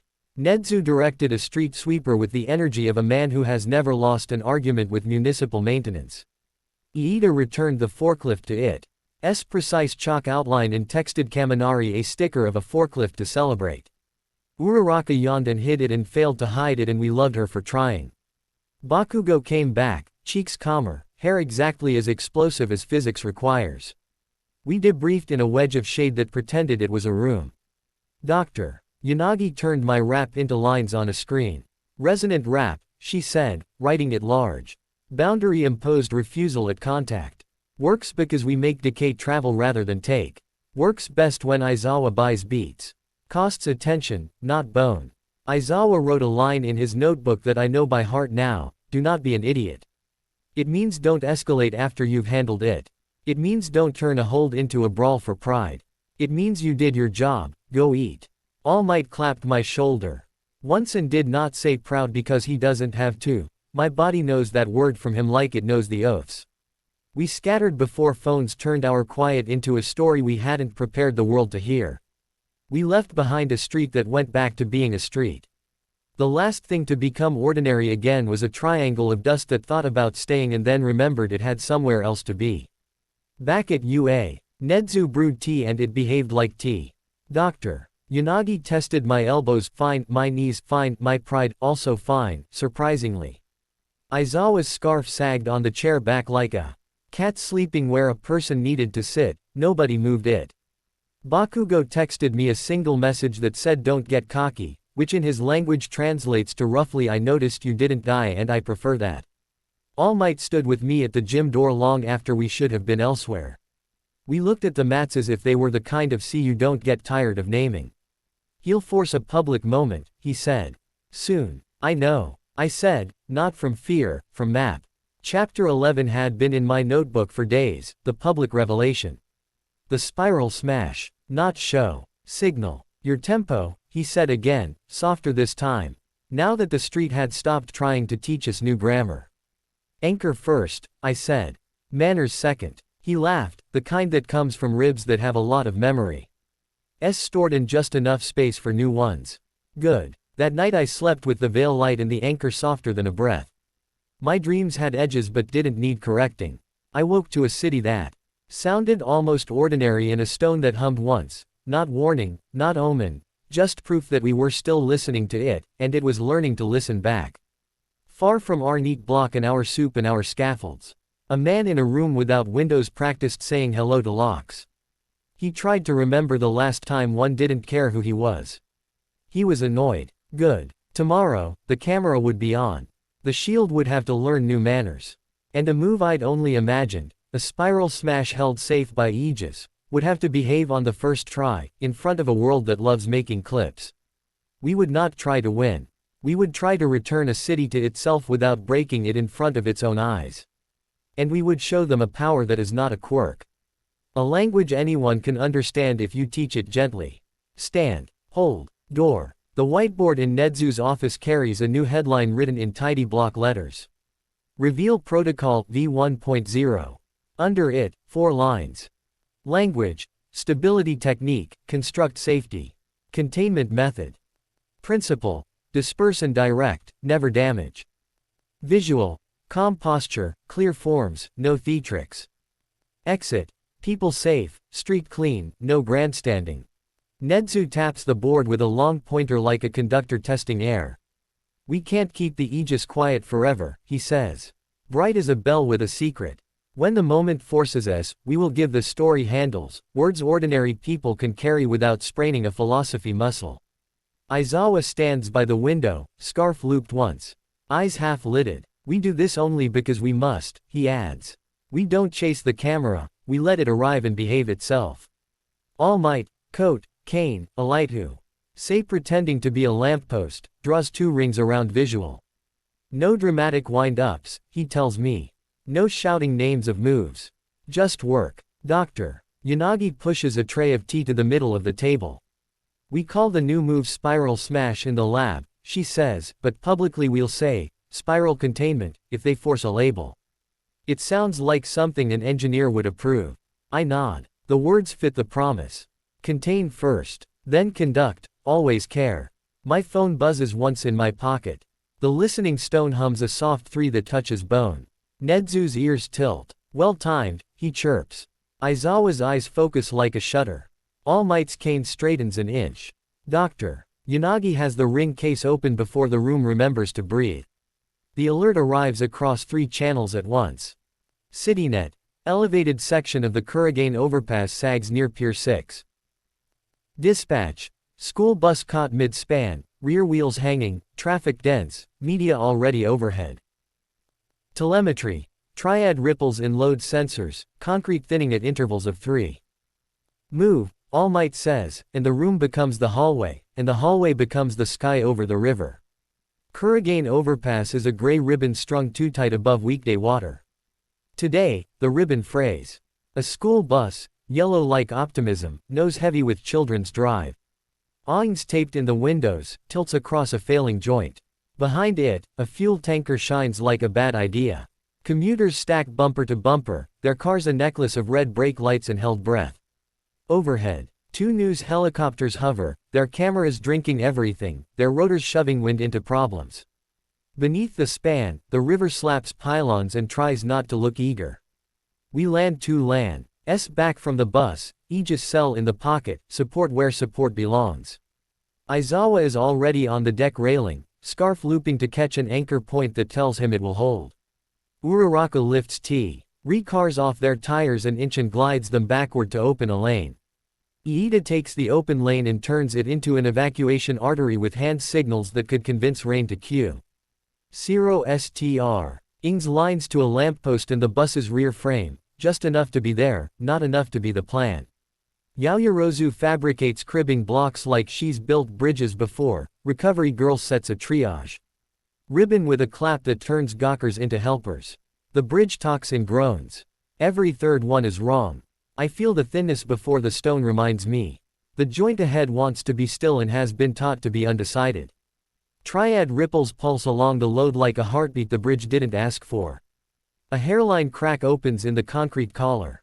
Another. 3. Camera lenses find us. Micro. Phones peep over barriers like curious birds.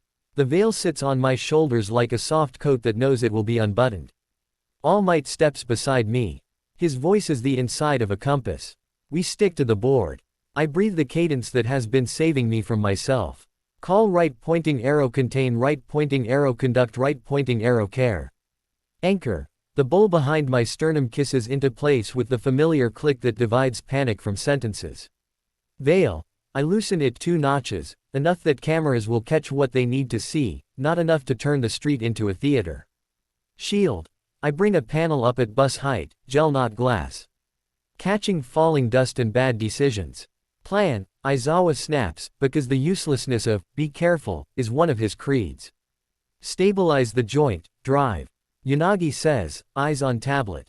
We neigh. Add an upward impulse that doesn't shock the deck. A controlled counterload to unstick the seized plate. All Might nods. Spiral. He doesn't say smash. He doesn't have to. I step into the open lane. The city watches. A news chopper swings close, its downdraft bullies hats and tempers. The anchor is already practicing the word mystery. Phones tilt. Children near the rear windows of the bus po. Int at me and then at the place where the pavement has turned into a polite question. I stand where the joint meets air and kneel the way the oaths taught me, to show the day I'm listening. My right hand opens. My left finds my wrist. Construct.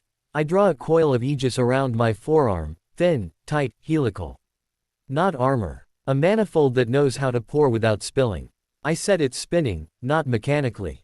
Not for show, spinning the way water turns when it finds an honest curve. The coil hums in blue gold, a color the air recognizes from a week of polite conversations.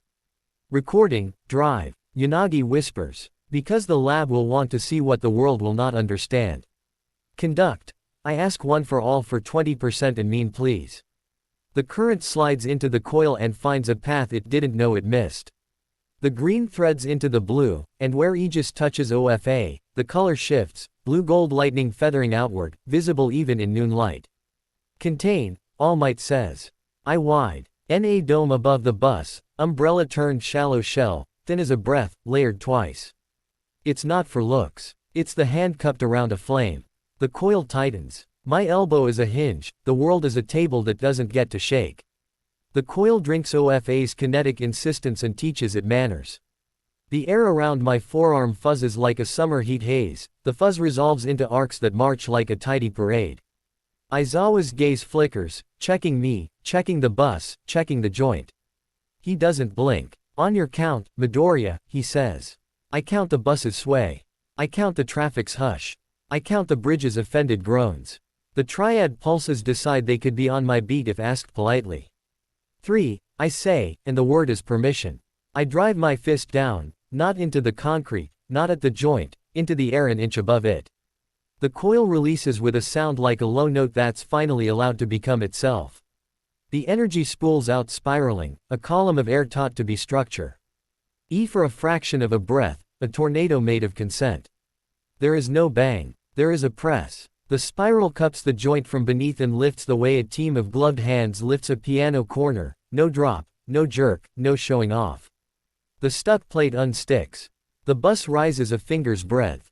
The sagging span breathes, in, out, and returns to itself by degrees.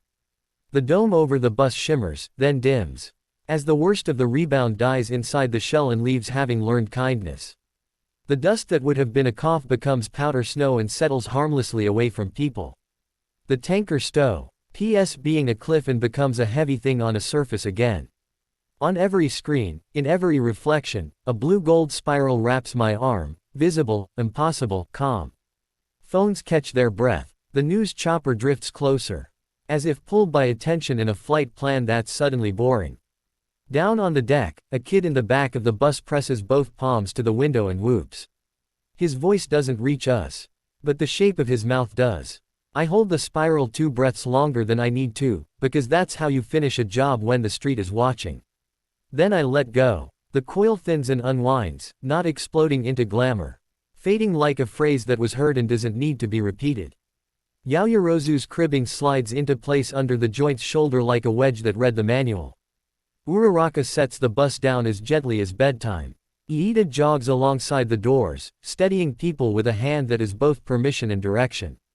Ciro's lines hold for the last swing and then Rel acts with the happiness of tape that did something real. The bridge is a bridge again. Aizawa exhales the breath he never admits to holding. Keep moving, he calls to the terrified, the fascinated, the humans. Out and down, eyes ahead, not at cameras. All Might gives me the smallest nod a person can give without losing the meaning. The corner of his mouth carries 3 answers to a question I haven't asked. The world, which has been pretending not to be a chorus, sings. The first push notification lands with the urgency of gossip, new hero technique. Blue gold, spiral, saves school bus on Kurigane. A helicopter's camera zooms, its feed crisp, my arm, the coil, the way the dome around the bus bent light without breaking glass. Commentators reach for words and pick the wrong ones, quirk glow, mystic field. Unknown support gear, because Aegis isn't in their alphabet yet. I hear the word before the anchor says it. Not quirk, not magic, something. The public loves something until something scares it. We stick to the board. Aizawa handles the first microphone that pushes past a line. Eyes on the exit, he says to the reporter, as if she is a student and he is not performing. We will answer questions once the road is safe. Nedzu has appeared with an orange safety vest and a clipboard that makes him immune to being ignored. He directs a street sweeper, a tow driver, and a stubborn man in a suit with identical cheer. 2 more minutes, he promises the air, which believes him. Doctor. Yanagi whispers into my shoulder without moving her lips. If they ask, you'll say, stability, and containment. Use those 2 nouns and safety, twice. Don't say Aegis. Don't say bloodline. Do not, under any circumstances, try to teach a seminar on metaphysics to a camera. Copy, I murmur. Recovery girl pops my elbow with 2 fingers and a look that says eat when I tell you to, young man, and also good job. She will later insist I drink something the color of caution tape. The children are first off the bus. They spill into the lane, crying because adrenaline is rude, laughing because children survive with style. One girl with a shield-shaped sticker on her backpack stops in front of me and squares herself like a cadet. That was pretty, she announces, decisive. Thank you, I say, because the word belongs. It didn't boom, she adds, suspicious. It's not supposed to. She nods as if I've answered a question the world forgot to ask and lets Iida escort her toward a paramedic who's learned to kneel at children's eye level. When the deck is clear and the BUS hums under its own weight again and the tanker behaves like a container instead of a headline, the press is allowed to do what it came to do. A ring of microphones forms with the politeness of a circle reading a chalk instruction. Cameras focus, red lights blink, the heartbeat of a culture that loves a story and will take one if we don't give it a better one. Nedzu steps forward in his vest and makes a brief statement with the confidence of a man who could pass any inspection he invents. UA heroes in training, under faculty supervision, used a stability technique to contain and disperse dangerous forces while evacuating civilians. No major injuries. Infrastructure crews will assess the joint. Thank you for staying calm. A reporter in a navy coat points her mic at my chin. Midoriya, what was that spiral? Is that your quirk evolving or is this some kind of support gear? I keep my voice simple. It's a stability technique we've been practicing, I say. It lets me contain and direct energy so we can protect people without causing more damage. Is it part of One for All? Another asks, too fast, too eager, a story already half written. All Might's shoulders square a half centimeter at my side. Aizawa's scarf lifts a thread. I don't lie. I also don't drop a map in their laps and beg them not to get lost. It works with my training, I answer. The point is safety. You saw that today, the shock stayed where it should. The bus didn't shake. Does it have a name? Navy coat persists, because names are how the world believes in things. In the lab, we call it spiral containment, I say. Out here, it's just keeping the bridge a bridge. That lands. People like bridges staying bridges. A man in a baseball cap nods as if I've apologized for the weather on behalf of a city. Is this the first time the public has seen this kind of technique? Someone asks from the back, tone more cautious, less hungry. Aizawa answers that one, voice dry enough to save a desert. It's the first time this technique has been used in a public rescue, he says. We don't experiment on streets. We practice in gyms. Are more heroes learning this? Another calls. Is UA teaching non-quirk methods now? Nedzu smiles like a trap disguised as a toy. We teach what works, he says. If it keeps people safe, we teach it. If it breaks windows, we tell it to behave. The cameras laugh because they were invited to. We don't overstay. We don't make a show. We escort the last paramedic off the deck and leave the bridge to engineers and cones in a city that will repaint scars to look like lines. The choppers follow us for a minute and then peel off to film a weather map that doesn't ask them hard questions. Back at UA, the teacher's lounge becomes a newsroom of a different kind. Mugs, soup, data. Dr. Yanagi screens the footage from 6 angles at once without sound, lips moving around numbers. Coil integrity held at 0.98, she narrates. Containment dome absorbed 73% of reflected impulse. No micro-stress spikes in your right ulna. Anchor coherence, Izuku, it went up under load. That's very good. I wash my hands like the day is dirt. The faint memory of BL. UE gold clings to the skin between knuckles. It fades when I breathe and thank it for showing up. My phone quivers into a small storm of messages even with do not disturb on for everyone but 3. Classmates. You okay? Dude the spiral, pretty dizzy, nice job not dying, Bakugo. Mom. 10 stickers, hearts, and eat fruit. Kenta. Ashai, your spiral sounded like a safe room. Sora. No number, just bridges are good doors when closed. We gather for the kind of debrief that writes the next outline. Nedzu starts with language. The phrases worked, he says, tapping the whiteboard where stability and containment now wear check marks. We will seed them gently. People repeat what you hand them if it fits in their mouths. Aizawa adds principle. We kept the policy, disperse and direct. He glances at me. You didn't chase attention. You didn't chase the chopper. All Might circles visual. That spiral is going to be on loop, he says, not unhappy. So will your face after. Calm. You looked like a person working, not a person performing. Doctor. Yanagi lifts data like a toast. From a physics standpoint, she adds, the way the Aegis coil kept the OFA impulse second order, contained before conducted, was, chef's kiss, as the youth say. She actually says chef's kiss. Science triumphs over dignity. We leave exit blank except for a small smile. People safe. Street clean. No grandstanding. Check, check, check. The after keeps arriving. A hero pundit on a muted screen points at a freeze frame of my forearm's coil and draws a circle that means mystery. A think piece headline blinks with a question mark pretending to be humility. A thread explodes with, "Is this magic?" and gets moderated with the speed of adults in the room. A civil engineer tweets 3 diagrams and the phrase honest upgrade. It gets more likes than speculation for 1 whole hour. In classrooms, kids draw blue-gold spirals on notebook margins and tell each other it's a seatbelt for power. In offices, 2 coworkers who ever agree on anything agree that the bus not shaking was the best part. Somewhere in a small apartment a parent tears up because her child came home and said, the hero made the loud thing be polite. Far from our warm soup and graphs and emojis, a man watches the same footage in a room without windows. He sees the coil and recognizes a thing that won't be stolen. He touches the screen where the spiral is brightest and smiles with teeth. Shigaraki sits in a different room and picks at his skin until Dabi says a bored word that is mostly vowel. Neither of them says hello. They won't need to for the echo to find us.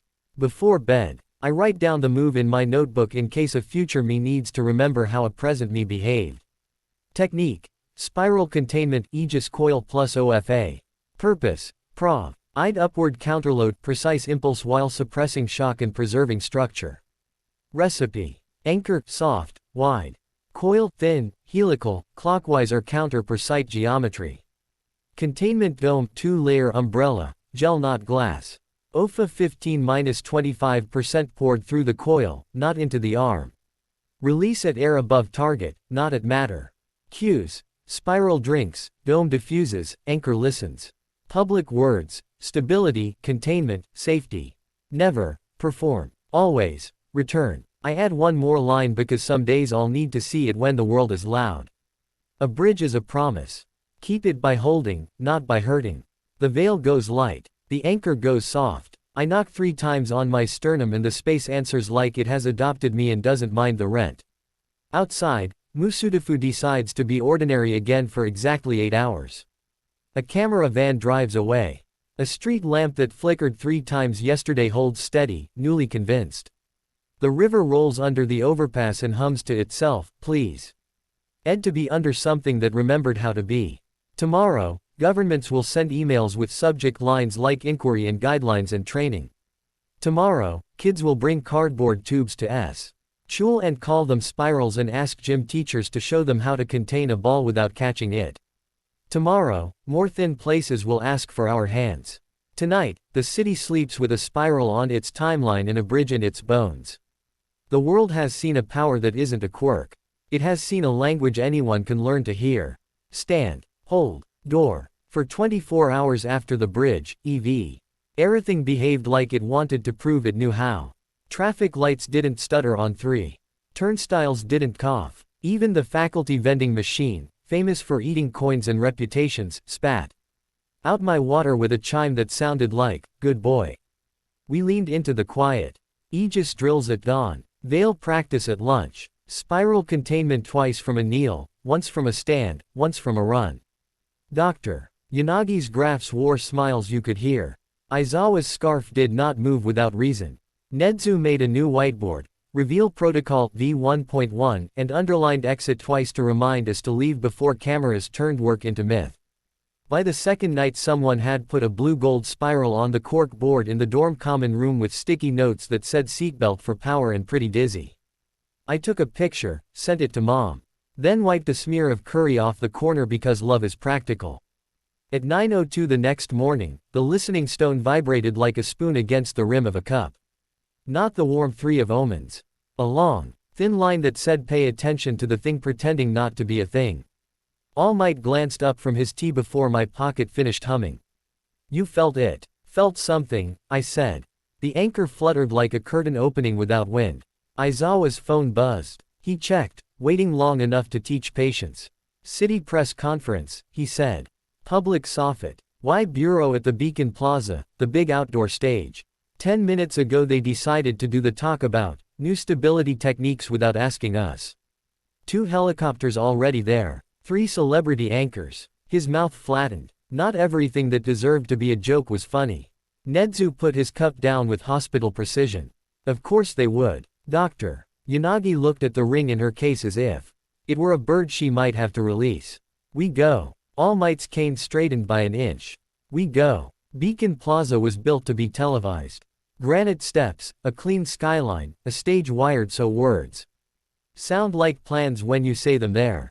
Today the stage looked like a toy on a table, cameras orbiting it like curious kids.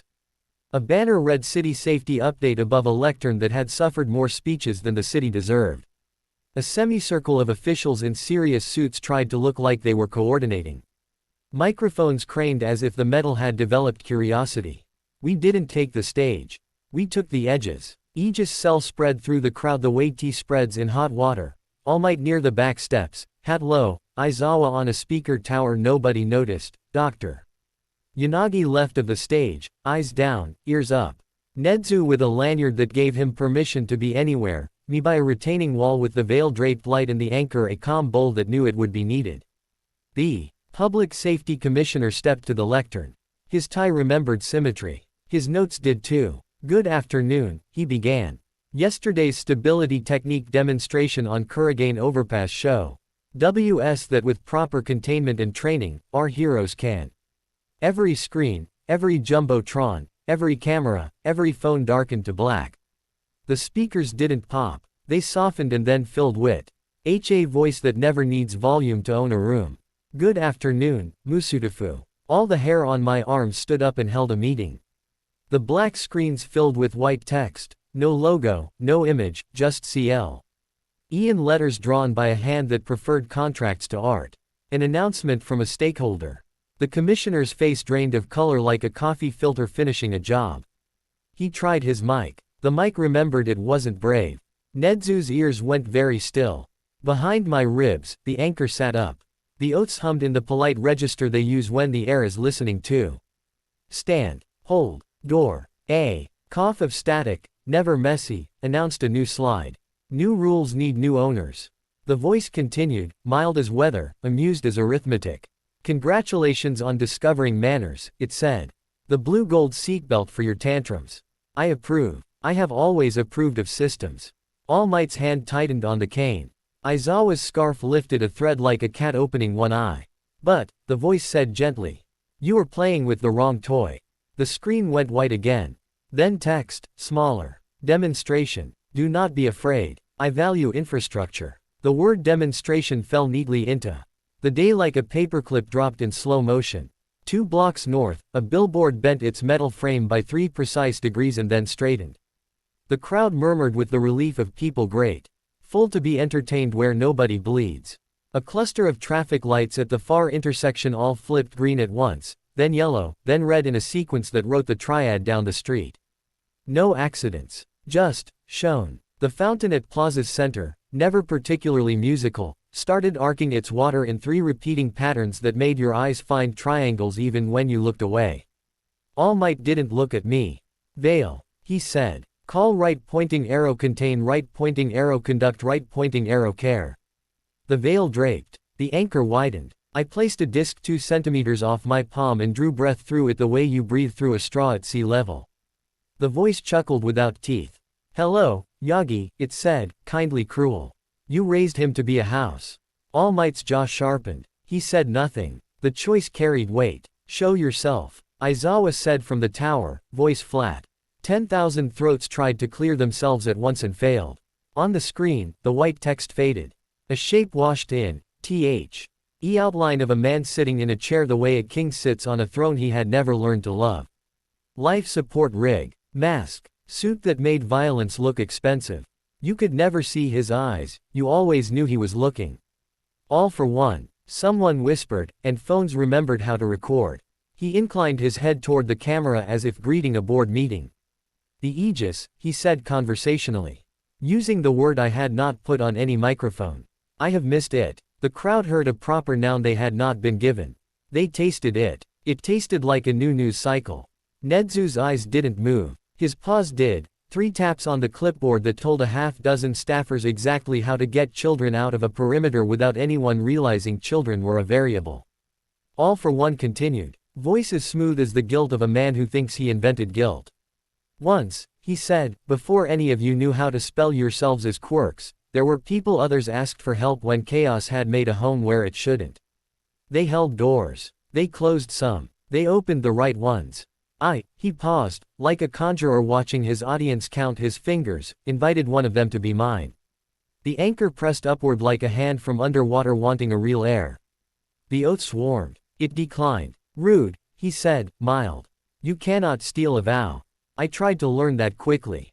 I learned it slowly. On the screen, if you knew what to look for, you saw a new crack in his masked glass, fine and mean. He looked sideways, as if to a memory that needed company. I killed that custodian by inconveniences, time, knives, plague. Flood, the things that happen when doors are not held. It did not give me what I wanted. I did not forget. Sora's quiet voice from the culvert, he tried. Once. Long ago. It did not fit in his pockets. All for one's chair did not move. The plaza did. The stage flexed along its long axis like a plank under too many dancers, 3 pulses, neat as metronome. The overhang above the commissioner quivered like sheet metal in a desert wind. People looked up. People always look up. Aizawa's voice snapped through the calm. Anchor your feet. Midoriya, All Might said. I know, I said. The shield rose from my palm into a panel at shoulder height. Gel, not glass, a door waiting to be a door. The voice sweetened. Lamp. The black bloomed. He stepped out of the screen. Not through wires and signal, through the space tack welded to the back of it by a quirk that thinks walls are cute. The air tore into a neat rectangle, not a rip, not a whirl, a door run by a man who believes he has always owned doors. He stepped through, boots on granite, wind touching his suit and deciding it liked it. The plaza's noise drew in like a breath. You always know when the story wants to start.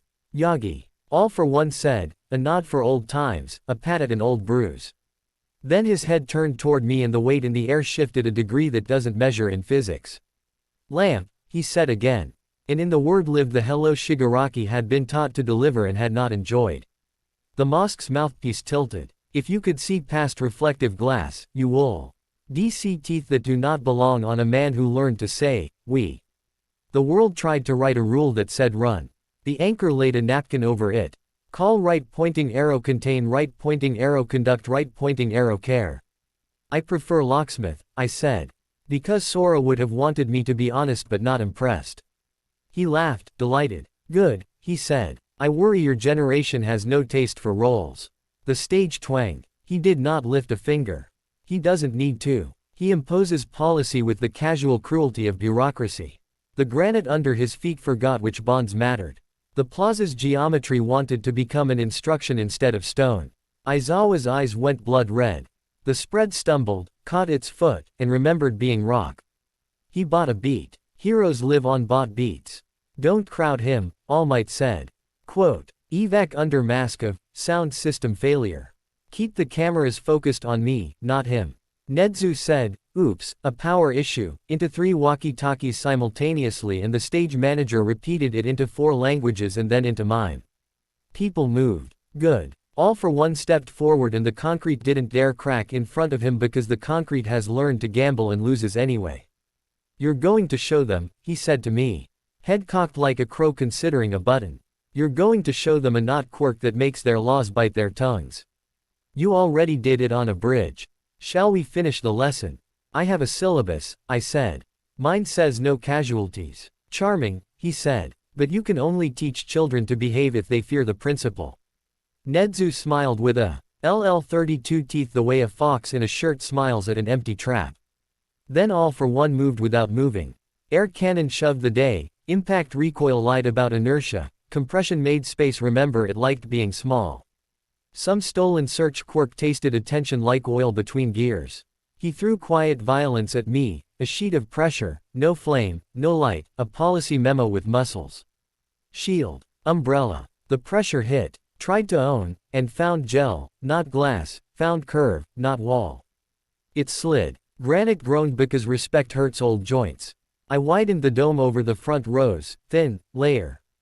Ed kept phones from becoming shrapnel in the wrong story.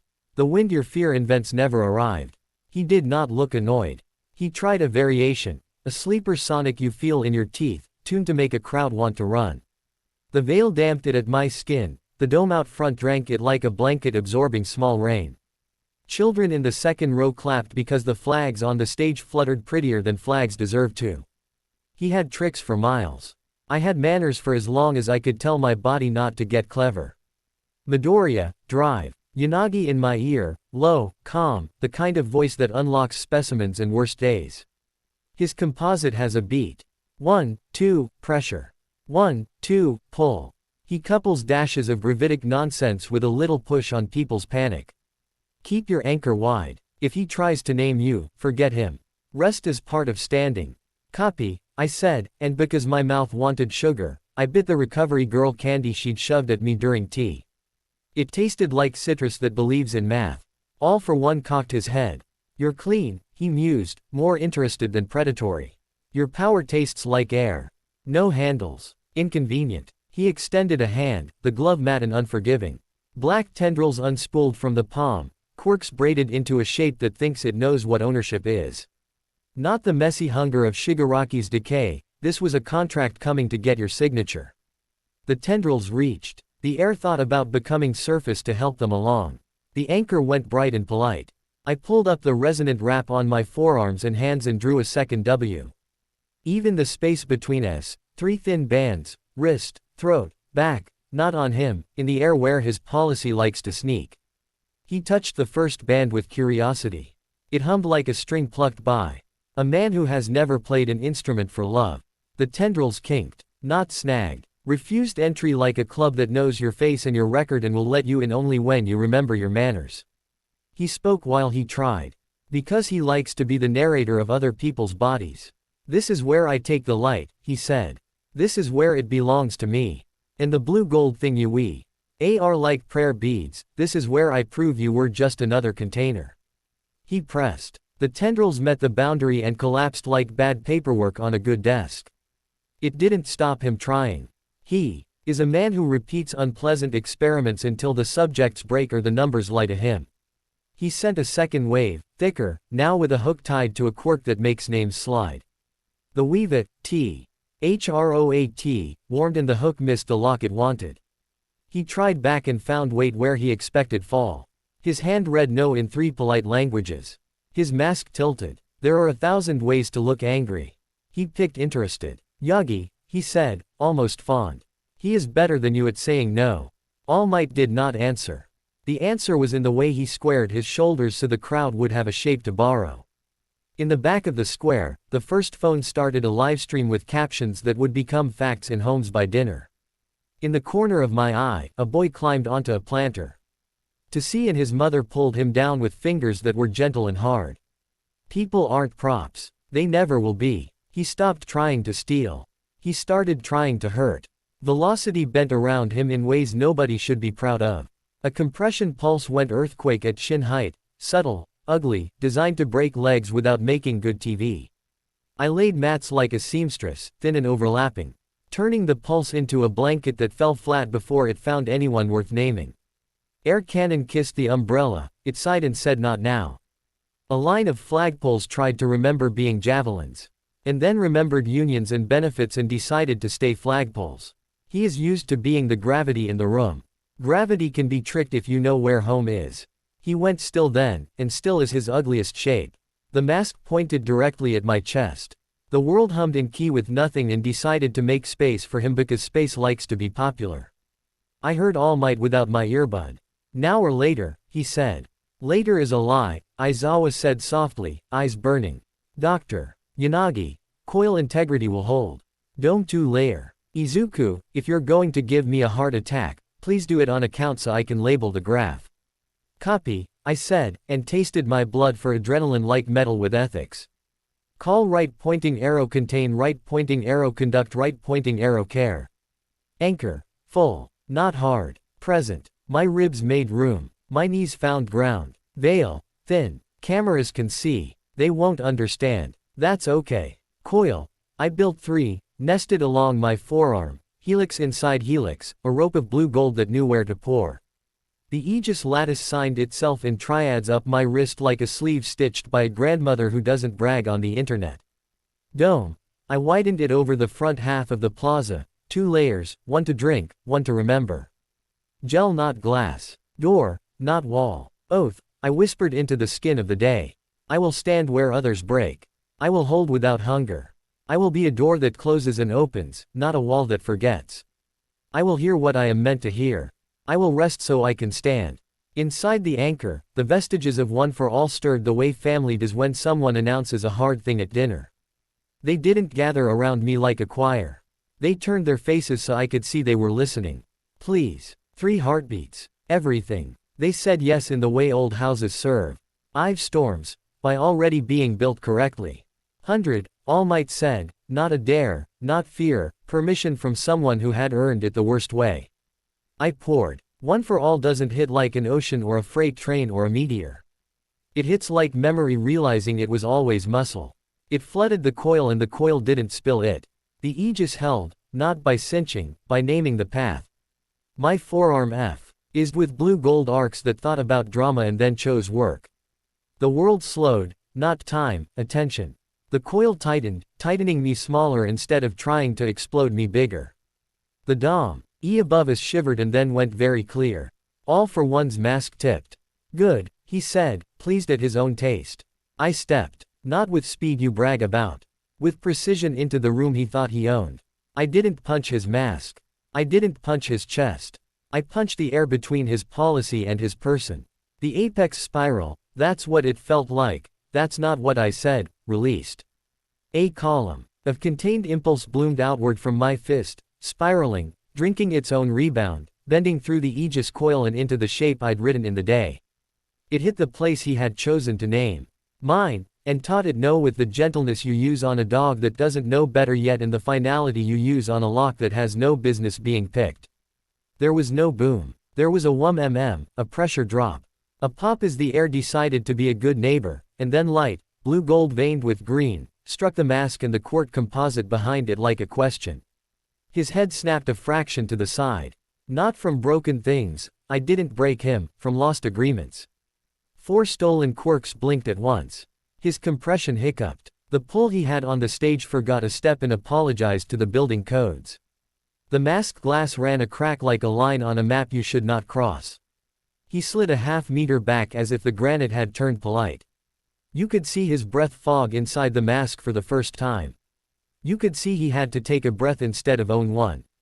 He looked surprised. That alone was worth a semester of sleep. I held the coil for 1 more heartbeat, because I had promised myself 3. The energy wrote itself in front of me like a pen held by a steady hand. Then I let it go. The crowd soundlessed itself for half a second so microphones would have something to do later. He didn't fall. He doesn't fall for anyone. He does one of 2 things, he breaks you or he leaves. He left. Not by running, the door behind him opened, neat as paper moving in a folder. He stepped backward through it, and the air around the edges of the rectangle sealed with a little sigh, like a book snapped shut in a library by a clerk who knows when to stop lending. His voice came through the speakers one last time, gentle, interested, a man making a dentist appointment. Next time, he said, as if we had agreed on a schedule. Bring your house. I will bring my storms. His screens went back to the commissioner mid-blink, mid-career. The helicopters wobbled as pilot attention returned to its proper place. A child laughed in the second row because moms laugh when they realize the worst thing did not happen in front of their children. My knees remembered they were knees. The anchor dimmed to a hum. The veil draped heavy and then light again when my breath caught up with the day. The coil burned off in a sugar smell that made my hands feel like they'd shaken 15 proud fathers and 6 nervous dogs. Recovery girl's hand was on my wrist without putting her hand on my wrist. How many? She demanded. Which is grandma for tell me the percentage out loud so you don't lie to yourself later. 100, I said, and then, because my ribs deserved the truth, for 3 heartbeats. She clicked her tongue like a metronome. Do not make a habit of buying groceries with a flamethrower. Yes, ma'am. Aizawa blinked slowly, twice, which is how he says good when the word would ruin you. All Might's mouth did a thing that can only be described as pride remembering how to be careful. Doctor. Yanagi cried once, quickly, and pretended to sneeze. We have the data, she said. Voice professional around the edges where it doesn't need to be human to be kind. It held. The dome drank 94% of reflection. The coil sank the rest. Ulna stress is normal. I hate you with love.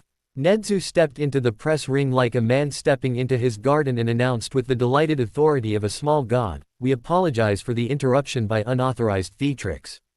The demonstration of stability and containment is now complete. Questions will be taken in a classroom, not a crisis. For once, the microphones loved being told no. We didn't overstay. We never overstay. We guided the commissioner to the edge of his own stage and let him pretend he was in charge because he has a mother who loves him too. We let engineers take over the YD. I didn't the lights work, part with language that would keep people asleep at night in the good way. We tucked civilians into the day without making them feel tucked. Back at UA, gym mats never looked so much like yes. I sat. I drank the recovery drink that tastes like flattery and vitamins. I wrote in my notebook because hands that write truths can hold more later. Technique. Apex spiral, 100-fold containment pulse. Purpose. Brief, total conduction of OFA through triple Aegis coil to disrupt hostile policy while preserving people in place. Recipe. Anchor full, wide, soft, veil thin. Triple coil, helix within helix. Aligned with joint geometry. Dome 2-layer, gel greater than glass, radius set by sight. OFA 100% for 3 heartbeats poured through, not into. Release in air at policy boundary, not on matter. Cues. Write the path. Keep the house, aim at the idea. Requires. Aizawa buying beats, support managing edges, crowd not in path. Never. Aim to damage person, always return space. After. Eat, veil rest, no heroics for 24 hours. Under that, I wrote the thing I had not expected to be able to write today. He tried to steal the house. The hinge refused him. It is not a thing to take. It is a way to behave. Sora texted without preface, he knocked and learned. He will bring wind next time. Close what should be closed. Open what should be open. Mom sent a video of a cat getting 2 paws tangle. D in a tissue box and freeing itself without breaking it. The caption said, you. I laughed until my shoulders let go of what they were holding. That night the city didn't pretend to be ordinary. It or its cameras like jewelry and asked its pundits to talk until they ran out of predicates. A blue-gold spiral trended alongside Is It Magic in Public Safety and Teach Us in a quieter tag that made my throat go warm. The bus didn't shake. Far away, in a room without windows and with a chair that had been made to look like a throne, a man breathed against new cracks in his mask and did not call them defeat. He called them data. In a different arc, in an apartment where a toddler was asleep and a guitar leaned against a folded chair, Kent awoke and put his hand to his throat and found nothing there that didn't belong to him. He slept again before he could be grateful out loud. I slept, too. Not the sleep of the righteous. The sleep of a person who has work tomorrow and has decided to love it anyway. The reckoning is an accounting, not a finish. He came to see if the house was real. It is. Next, doors will knock from governments and boards and fear. Chapter 13's heading has been on the whiteboard for a week, the geopolitical shift. Bring your maps. Bring your manners. Keep the bridge a bridge. By morning the spiral had a hashtag and a horoscope. Kids drew it in the margins of math. Engineers drew it on napkins like a seatbelt for earthquakes. Someone in marketing put it on a sneaker mock-up and sent 3 emails with the subject line opportunity. Talk shows seized the word stability until it sounded like a snack. A legislator called it non-quirk parametrics, and then asked his aide what he'd just said. A villain forum tried, ban magic, and got roasted a civil engineer with a blue check and no patience. UA did what UA does. Fed the kids, fed the teachers, fed the plan. Nedzu's office became a busy anthill with good tea. The whiteboard grew a new title, Aegis Guidance V0.1. Under it, 3 columns. Language, public, stability, containment, safety. Institutional, non-quirk manifold, constructive field etiquette. Private, Aegis, anchor, veil, weave. Boundaries, no public demos on request. No, borrowed, power tests. No contact with body politic without a teacher. People, custodian, Midoriya. Teacher, Yagi, Aizawa. Mind, Yanagi. Policy, Nedzu. Aizawa leaned against the bookshelf, arms folded, scarf a soft warning. The point is we don't let the story write itself, he said. We write the outline and keep the chapters short. Short and boring. Recovery girl added, pinning a notice to the corkboard, rest is not a character flaw. She underlined not 3 times, then glared at my elbows for no reason. Dr. Yanagi click. Ked through a deck that would make a senator faint and a grad student propose. We can publish a best practices memo without giving away the metaphysics, she said. Language like, construct etiquette, makes committees feel included. Nedzu bare pot a green marker like it owed him rent. We will give the world handles that do not start fights, and we will give heroes training that does not start trends. His smile was all molars. And we will say no a lot. My phone thrummed an impossible chorus even with do not disturb holding the line, the Hero Public Safety Commission requesting a briefing. A coalition of urban planners asking about water main compatibility, 3 different hero schools abroad asking if UA would share, non-quirk stability coursework, a talk show producer offering a couch, a mug, and questionable vibes. Mom texted proud with a spiral doodle that looked like a cinnamon roll. Bakugo sent don't ruin it, which in his language translates to you did good. Don't get weird. Sora's message arrived as a sentence made of rain. When cities speak, bureaucrats echo. Echoes can be kind. Or not. Hold doors. We started with the commission because cameras love a podium. Hero Public Safety Commission's glass headquarters gleamed like it had a cleaning sponsorship. Inside, everything was beige in a way that said beige had won an award. A long table weighted with water. Bottles placed precisely on 3 coasters. The city crest hung behind the dais like a medal on a suit. A commissioner in a silk tie practiced his smile as we took our seats. Nedzu in a booster so no one forgot scale is not authority. Aizawa in his best I'm tired because I work posture, drive. Yanagi with the ring case like an expensive lunch, All Might with a cane that made the room act like it had manners, and me, the house. Thank you for coming on short notice, Silk Tie said, extending the soft power of a grip that thinks it's policy. We're very excited to standardize this stability technique. Nedzu chirped. We are excited to standardize language. Aizawa tilted his head, unreadable.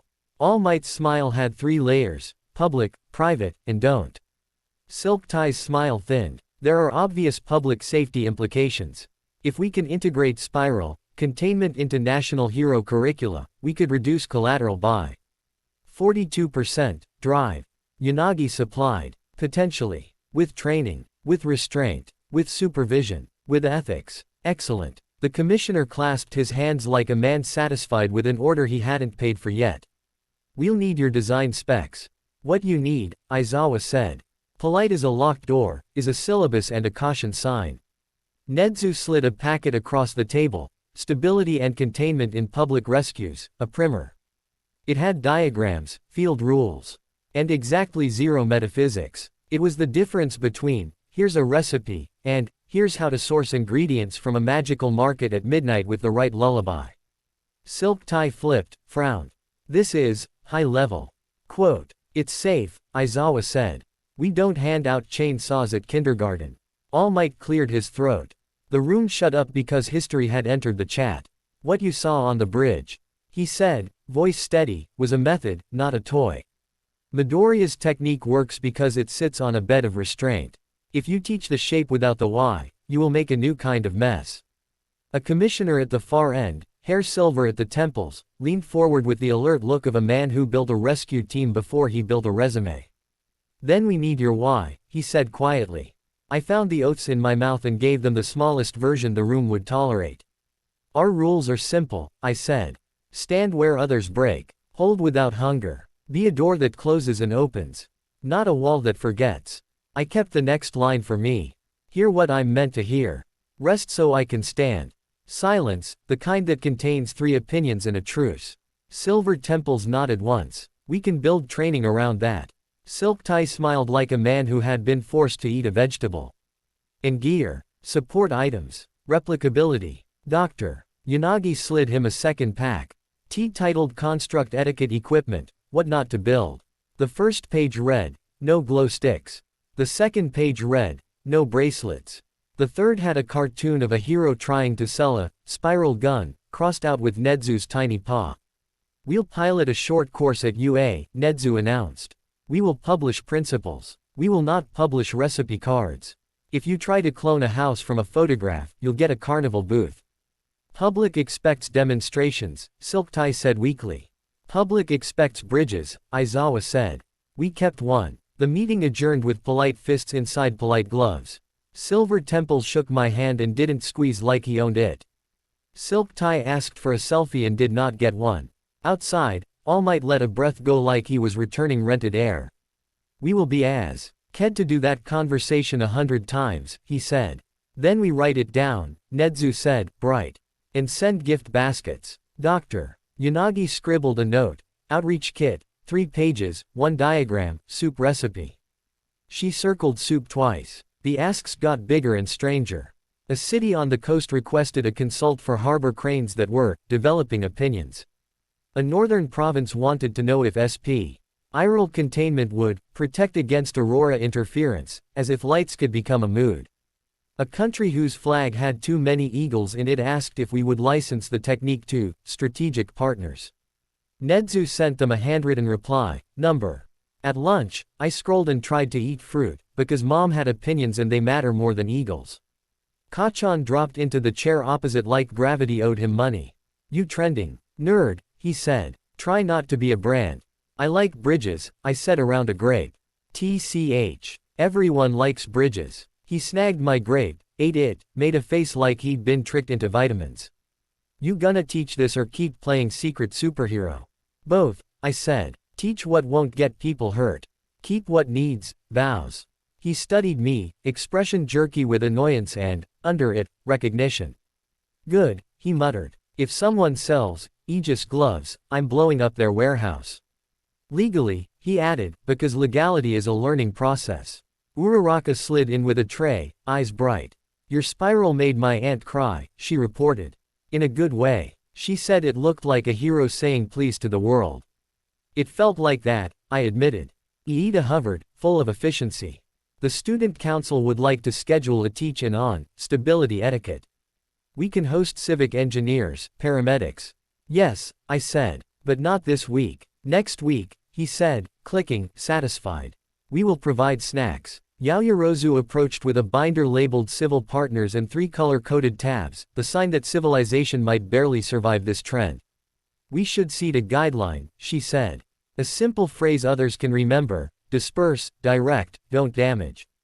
Dr. Yanagi overheard, lit like a small star, and wrote it on the whiteboard with hearts she immediately erased. Yes, she said. A bumper sticker for ethics.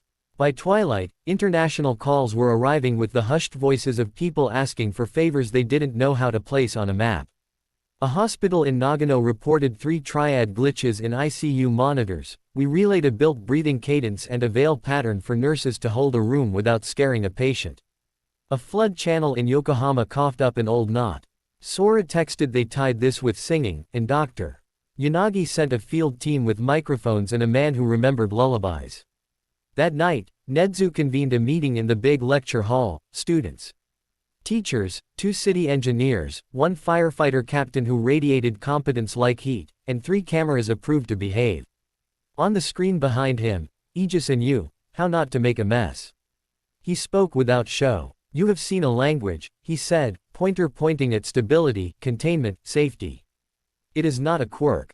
It is not a gadget. It is a way to ask the day to cooperate. This is a good thing. Good things need rules. Aizawa took the next block. Rule 1, don't. Most situations don't need a spiral. If you can solve it with talking, tape, or waiting 10 seconds, do that. Rule 2, Don't in crowds unless you have an Aegis-trained lead. Rule 3. Don't if your why is, it looks cool. Laughter, grateful because the room needed to breathe. I took the last bit. My palms were very warm. If you must, I said, do it small. Keep your anchor soft. Build gel, not glass. Hold only as long as you have to, then let go. And if you feel like you owe the day a show, sit down and drink water. The firefighter captain stood. As a person who rescues people from their own ideas, she said dryly, I second all of that.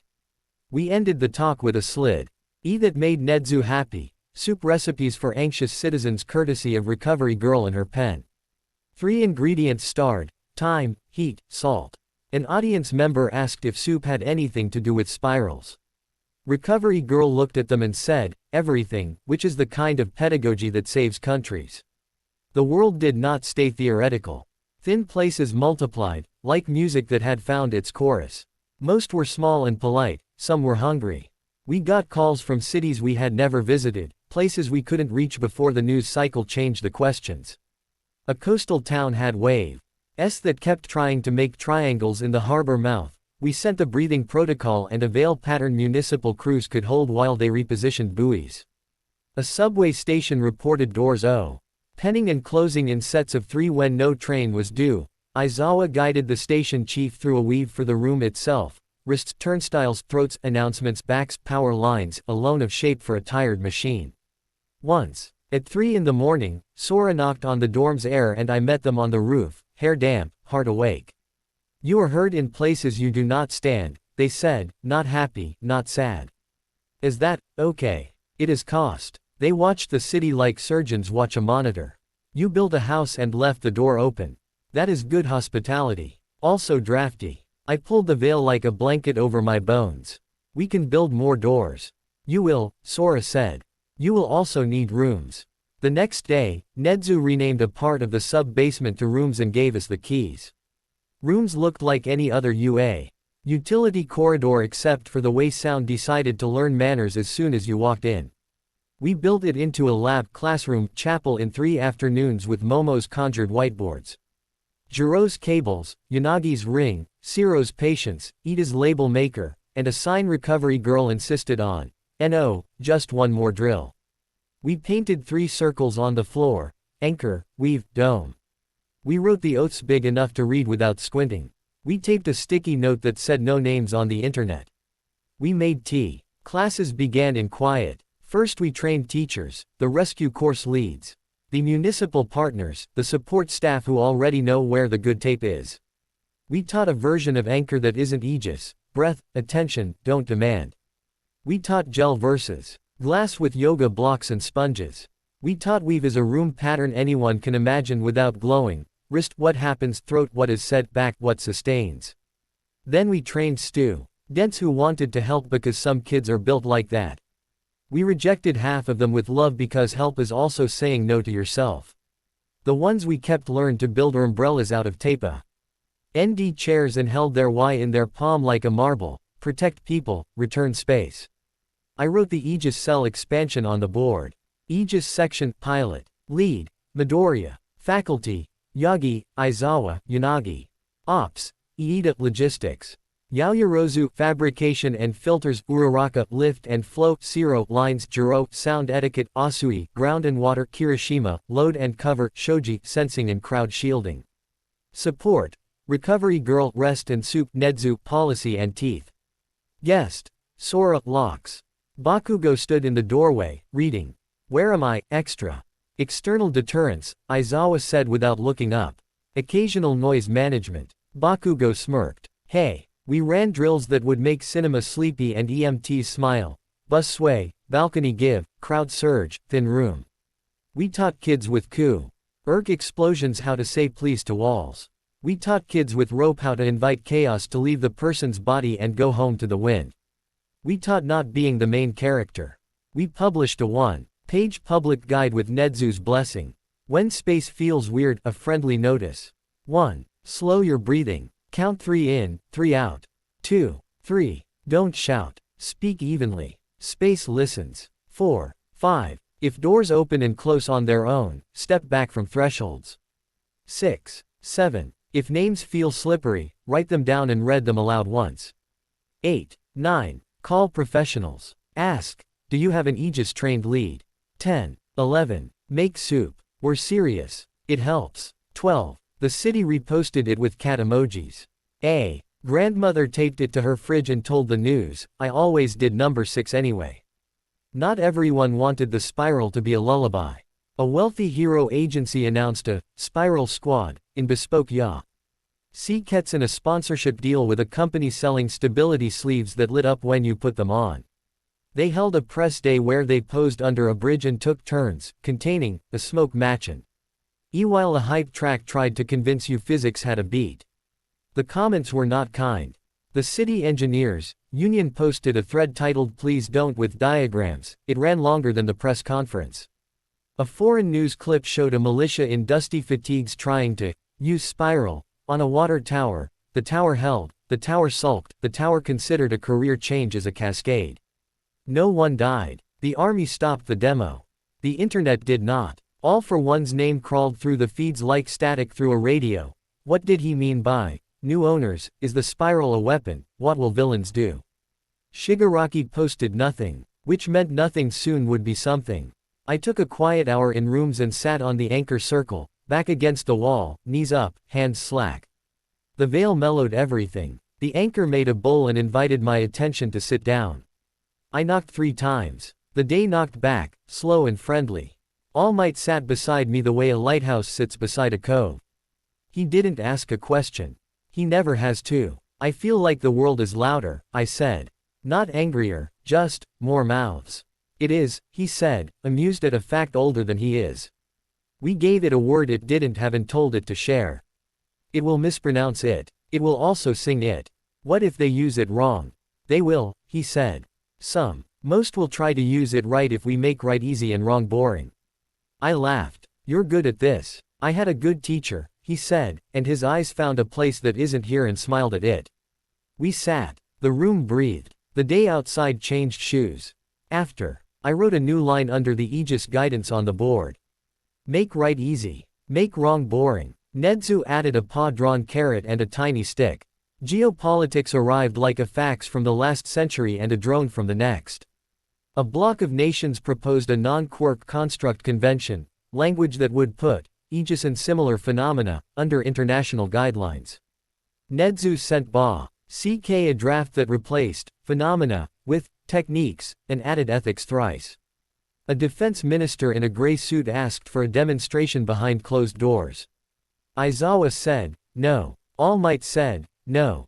I said, no. Because house rules are house rules. We offered a lecture instead. He did not attend. The Public Safety Commission asked for a national registry of Aegis-capable individuals. Nedzu gave them a pie. A real one. Apple. The cover letter said, enjoy cataloging this instead. The registry did not happen that week. Then came the first international thin. An old river city across the sea called it Fog That Forgets. 3 bridges showed triad ripples in their ancient bones. An opera house door would not remember its name long enough to close. Nurses reported patients misplacing mama on the 3rd try. We could not go. We could teach. We set up a call with a line of tired faces, a civil engineer with ink on his hands, a soprano in a wool hat, a fire brigade captain with the calm of 10,000 small extinguished disasters. Sora stood behind me and didn't show on camera. Hold the room, I said. Not with force, with invitation. Draw a weave on the floor with tape. Wrist. What moves? Throat. What speaks? Back. What holds? Then ask the space to borrow shape for an hour, the way you loan a jacket at a bus stop. The soprano smiled with salt in her eyes. A tape chorus, she said. We can sing that. The engineers sent pictures the next day. Kids with chalk drawing soft triads around the opera doors like lace. Firefighters standing with palms open at the bridge joints while the river hummed. A line of elderly women stirring soup in a church cafeteria because Recovery Girl had caused a transcontinental trend. The fog apologized. The doors remembered. Sora's text. They sang. The knot listened. I saved the photo and looked at it when the internet tried to make me pick between panic and sarcasm. Hero work didn't stop being hero work. Between briefings and drills and diplomacy. We still ran after a purse thief with an unfortunate quirk and caught him with conversation in a net. We still got called to a warehouse where breakers had forgotten duties and kept earning themselves off in threes until Ciro taped them into a brace pattern that made the panel feel seen. We still ate noodles on the stairs at midnight and argued about whether spiral containment LD have worked on that one villain last year. No, because the room would have screamed. We wrote it down for later. The last page of my notebook for the week had 3 lists.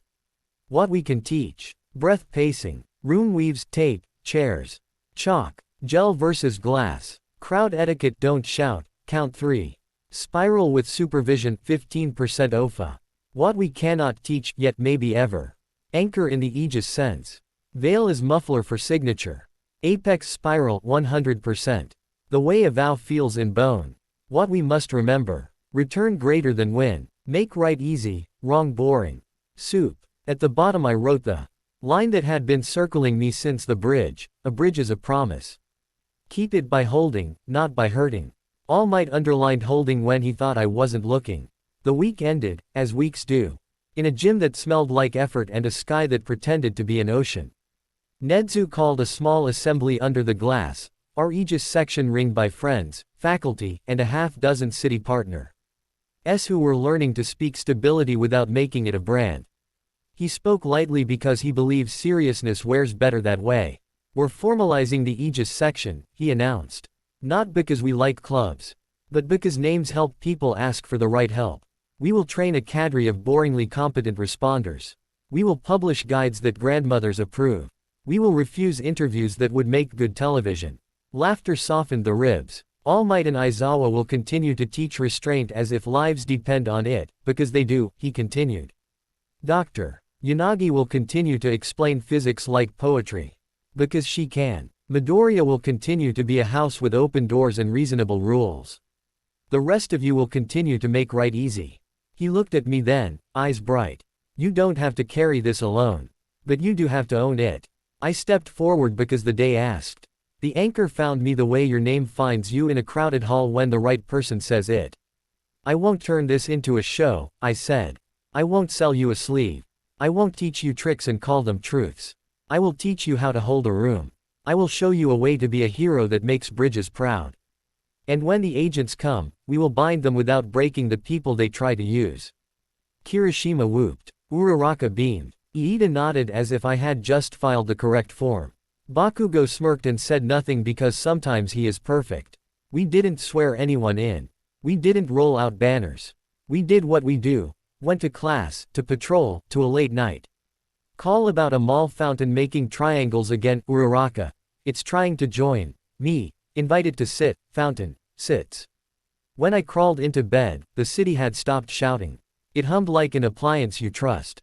The listening stone on my desk was quiet in the good way. I knocked 3 times, because rituals are little bridges inside the big ones. The room knocked back like a house learning its new occupant's schedule. In the dark, my phone lit with a message from an unknown number tagged international. It was a photo, a child in a knit cap standing with her grandmother in front of an opera house door. Chalk lines looped the threshold like lace. In the child's hand, a cardboard circle with a blue-gold spiral drawn in marker and a word underneath in careful letters, safety. I slept with my veil light, my anchor soft. My oaths like scaffolds you forget until the storm tests them and they hum, pleased to be there. Tomorrow we would build rooms in other cities without ever leaving ours. Tomorrow we would answer emails with no and here's soup. Tomorrow we would walk into chapter 14, where I learn how to be a hero without being the main character of my own story and make a space big enough for others to stand and hold too. The Aegis hero isn't a title. It's a job. And I'm ready to go to work. UA doesn't cut a ribbon. Instead, Nedzu screws a small brass plate to a door in the sub-basement and steps back with the satisfaction of a locksmith who's been waiting years to label the right room.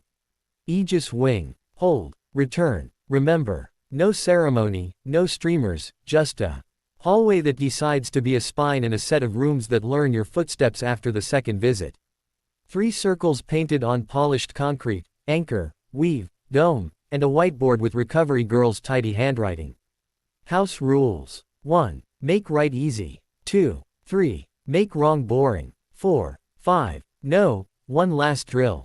Go home. Eat soup. 6. Welcome, Nedzu says. Palms tucked neatly behind his back. This is not a secret. It is simply not a performance. Aizawa leans in the doorway, scarf lazy as a housecat. You'll teach here, he tells me, tone even. Eyes proud in a way he'd never admit. You'll also sleep. Doctor. Yanagi sets the ring case on a shelf like a birdhouse and sticks a label above the switch, please be kind to topology.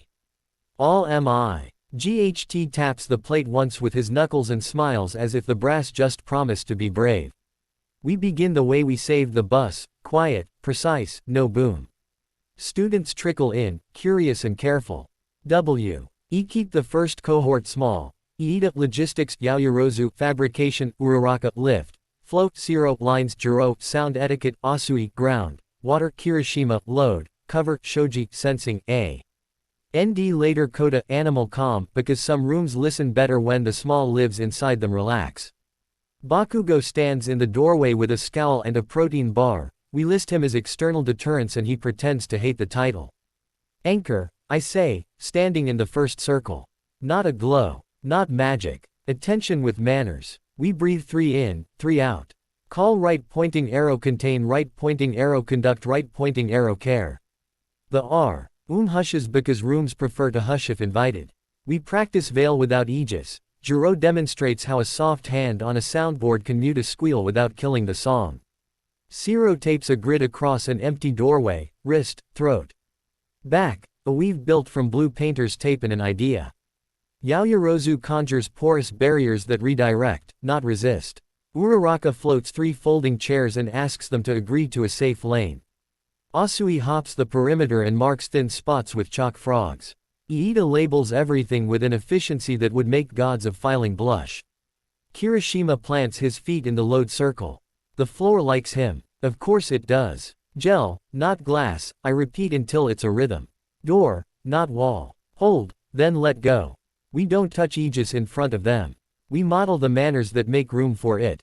By day 3, the wing feels like a house. Shoes stacked near the door, a soup thermos park, a shelf of cheap notebooks with expensive truths.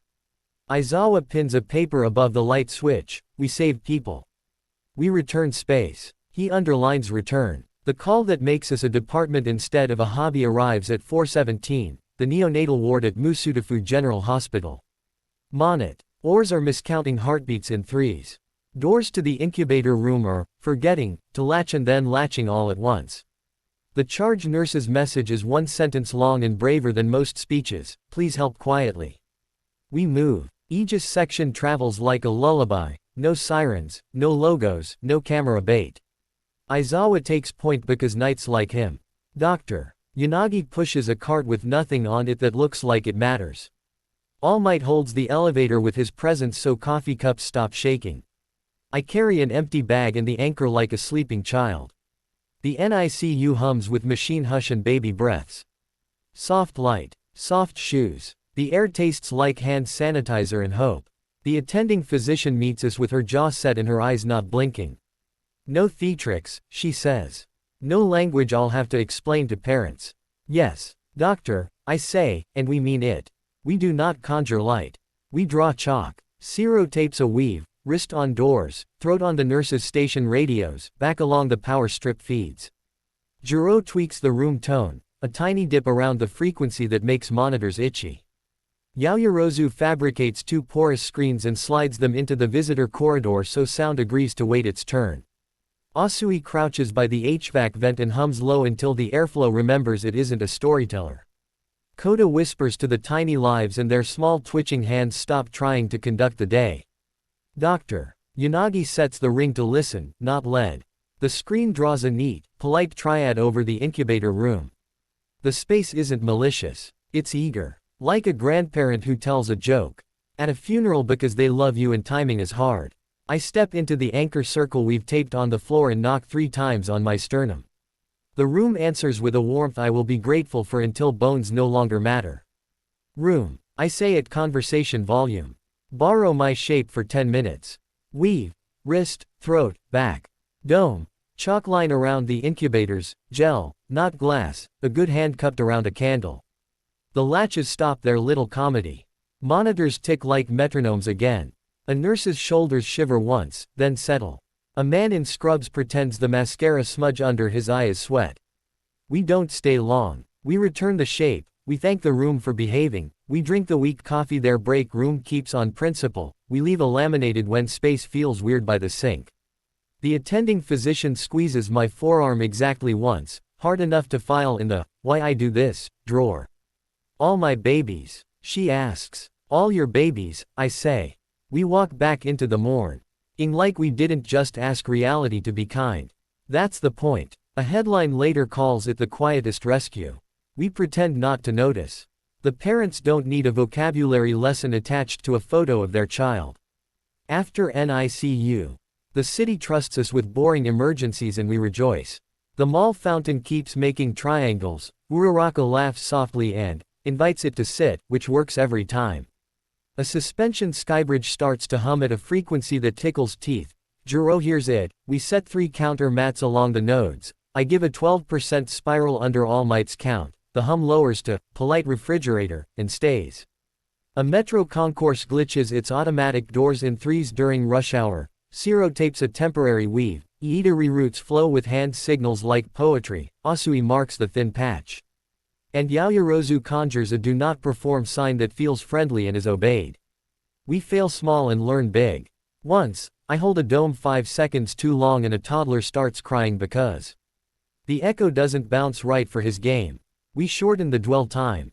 Once, Zero tapes a weave too tightly and the air feels like it can't stretch in its joints. He frowns and loosens a corner and laughs when the room sighs.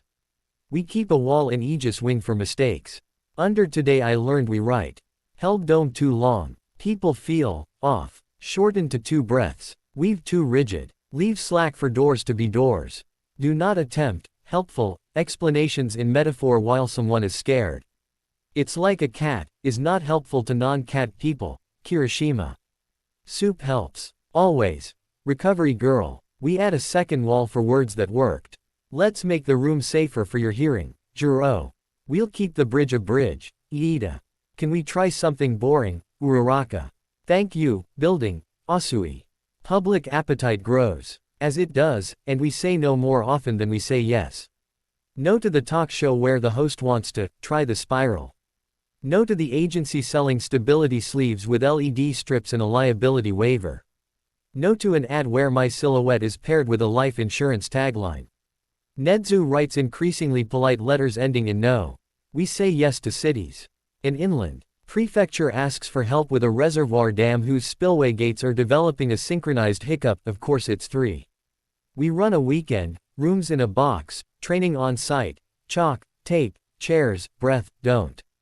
The dam relaxes. The foreman shakes our hands as if we didn't just save his retirement. Sora watches from a ledge, pleased that a door stayed shut when it needed to. An opera house AC. Ross the Sea sends a video of children drawing soft spirals on a stage door while their grandparents sing lullabies from the lobby. The doors remember their names. We cry in the break room and blame the soup. The Hero Public Safety Commission returns with forms. They want a pre-certification for Aegis techniques, they want a list of Aegis-capable individuals, they want oversight committees and mandatory spiral drills for middle schools. Nedzu replies with a 2-page civic stability kit, 3 laminated posters, a 5-minute breathing video narrated by Juro, a "don't shout" script, and a soup recipe. The commission grudgingly calls it a pilot. Make right easy, All Might says, signing the cover letter. Make wrong boring. I find I like the phrase more each time. Some nights, after the wing empties and the halls remember their age, All Might and I sit in the anchor circle and let the room put words in the right order. You're building something I can't hold, he says once, low. Almost amused about his own limits. It's good to watch. I'm trying to build something anyone can hold, I answer, honest. He nods. Then don't be the only door. He reaches into his coat and produces something wrapped in an old handkerchief. Inside, a small, unremarkable key, iron, worn, the bow stamped with a triangle made of 3 smaller ones. Nana found it in a custodian's box, he says. He gave it to her when he realized being on call wasn't the same as being alone. She didn't use it for anything you can hold. She kept it to remember. I kept it because I didn't know how to forget. He puts it in my palm. It isn't magical. It is heavy enough to count. I can't give you a quirk, he says softly. I can give you a roll.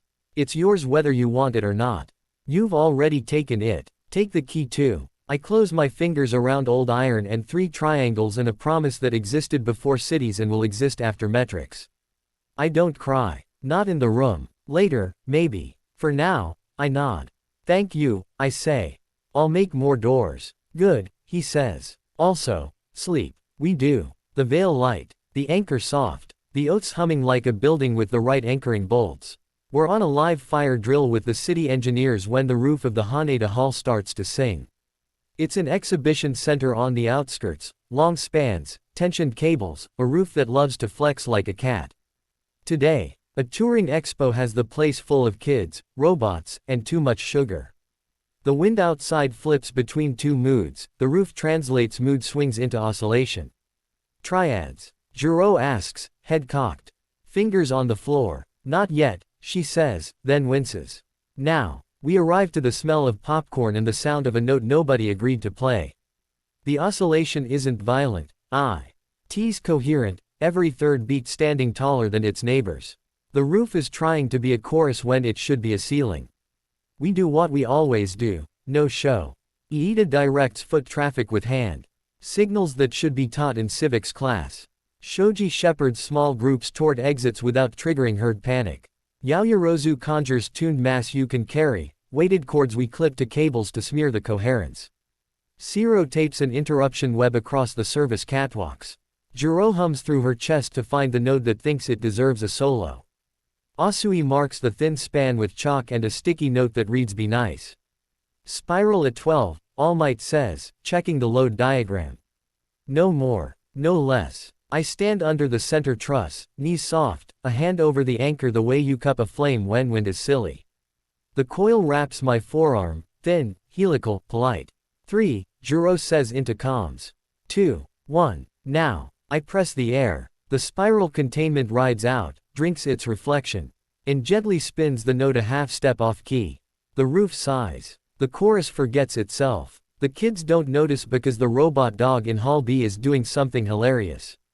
A man from facilities stares at us like we're witchcraft with clipboards. Later, he emails Nedzu a thank you that reads like poetry and a floor plan the wing will use to build a better kit. We go back to class. We write it on the board.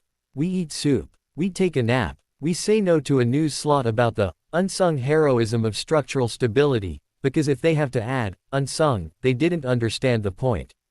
By Friday, Aegis Wing hums like a small city. Municipal crews drop by with questions and leave with language. Teachers squat in chalk circles and practice not being the main character. Students who won't touch Aegis learn how to hold a room with tape and chairs and kindness. Nedzu unveils the Aegis residency, 2 weeks, rotating slots, for first responders and civil engineers to learn stability etiquette. There is a waiting list before lunch. Recovery girl tax soup served daily to the sign-up sheet and a paramedic from Ward 6 cries in the hallway because someone else finally said the word S. He'd been using to get through double shifts. We take one photo. Not for the news. For the wall. No poses. No spiral sparkle. Just a ring of humans in a room that decided to belong to them. 8 pairs of tired eyes and 4 stubborn smiles and a brass key in my pocket that remembers hands older than mine. Bakugo enters as the camera clicks and scoffs. You look like a club. Club for keeping roofs, Kirishima says. Grinning. Whatever, Bakugo mutters. Just don't make merch. We made soup, Uraraka says. Want some? He takes it. He drinks. He pretends not to like it. He pours himself another bowl. We don't get a week of quiet. We never will again. That's okay. Late Saturday, drive. Yanagi calls us into rooms with a look that combines delight and the terror of having too much to label. She's projected a map onto the wall. A month of triad incidents, plotted not as points, but as phases: early thin, polite hiccup, rude door, agent sighting. The colored rings look like spilled coins. Like a galaxy that forgot how to stay in the sky. She layers one week over another. She adjusts time. The rings don't randomize, they drift, slowly, like a tide map written by a patient river. They're moving, she says quietly. Not toward us. Not away. In a spiral. Nedzu squints, ears finding a melody. A big one. Too neat for entropy, Aizawa says. Too kind for coincidence, All Might replies. Sora steps into the doorway the way fog apologizes for being indoors. A hearth draws mouths, they say. A storm remembers doors. Something that has been hungry for too long found a map. You put a house on it. Quote, is that good? I ask. It means the agents will stop being accidents and start being arrivals, Sora says. It means someone is walking behind the rain. All Might glances at me, not asking. Already knowing. We'll harden edges, he says. We'll teach more rooms to hold themselves. We won't need it alone. I look at the map, at the spiral that isn't ours and the houses we've made. At the lines that want to be journeys and the dots that are names, and I feel the weight of the key in my pocket and the lightness of a room that will not make me do this. It out chairs and soup and stubborn friends. The mantle doesn't fall. It rises, the way a roof rises over tables. I write Aegis Hero on the board because someone has to put the name where the job is. Under it, 3 verbs. Hold, return, teach. I add a 4th, because Sora's eyes ask for it and All Might's smile says I'm allowed. Rest. We set a schedule. We clean the wing. We put the chalk away. We put more chalk out because we know ourselves. We text our moms. We tell the commission no again, nicely. We send an email to the opera house with a thank you for the photo of the kid with the cardboard spiral. We plan to train 20 more people next week and turn 5 of them away with love. We sleep. Sunday knocks on the door like a neighbor with a casserole and a warning. The stone hums once, not frantic, not polite, present. The map on the wall glows from the projector fan. On one edge, 3 rings touch, then overlap, then resolve, agents planning, or being planned for. Tomorrow asks for our hands. Tomorrow will get them. For tonight, the Aegis wing breathes like a house that has decided to keep the rain off strangers. The brass plate on the door catches the light and doesn't show off. The key in my pocket warms like a word I will say often enough to mean it. I lie down, the veil light, the anchor soft, the oath steady. I will stand where others break. I will hold without hunger. I will be a door that closes and opens, not a wall that forgets. I will hear what I am meant to hear. I will rest so I can stand. Morning will come with maps and lists and a storm that knows our names. We'll answer with a house. The morning decides to be clear on purpose. Not meteorology, manners. The sky lifts its shoulder so the city can rise without bumping its head on clouds. Trains breathe on time. Crosswalks blink their rhythms like lullabies that learn to count. On the UA roof, the wind does the polite thing. It arrives, says hello, and doesn't knock over the paper cups. The stone on my desk hummed once at dawn, not warning, not omen, present. I tucked it into my pocket, the weight of it like a reminder to eat. The key All Might gave me sat on the dresser where E-Sun could find the triangles on its bow. I touched it, because you touch promises, and made my way to the Aegis wing. Someone, probably Yaoyorozu, chucked a tiny spiral next to the brass plate over N. Iden wrote welcome beneath it in a tidy, non-theatrical hand. Inside, the wing breathed sleep from its corners and fresh soup from its sink. Recovery girl had taped a new sign above the kettle. If you can't explain it kindly, you're not ready to explain it. Aizawa was already there, scarf looped once, coffee steaming like a thought. Doctor. Yanagi sat cross-legged by the projector, the ring in its box humming a friendly chord. Nedzu padded in with 3 folders and the look of someone who had set polite traps for the day and was waiting for them to succeed. I set my bag down, the anchor easing into place like a chair. The whiteboard still held last night's lines. Aegis Hero. Hold. Return. Teach. Rest. Under it, Sora had added in pencil, listen. Council meeting at 10, Nedzu chimed. Hopping onto the edge of the dome circle like a conductor on a stump. City wants to formalize the residency program. Also, 3 more schools requested the rooms in a box kit. Also, a reporter asked if soup is legally a technique. Dr. Yanagi without looking up, yes. Aizawa, no interviews. I told them to bring bowls, Nedzu said cheerfully. They were confused and grateful. All Might. Arrived a heartbeat later with the sort of quiet that makes rooms decide to tell the truth. He looked like a lamppost on his day off and still managed to straighten the air. His eyes took in the board, the ring, my hands. Maps? He asked. Doctor. Yanagi flicked the projector. The wall filled with a month of triad incidents, color-coded and patient. Once overlaid and time-lapsed, the rings didn't scatter, they drifted in a long, slow spiral that held the coastline like a hand learning to cradle.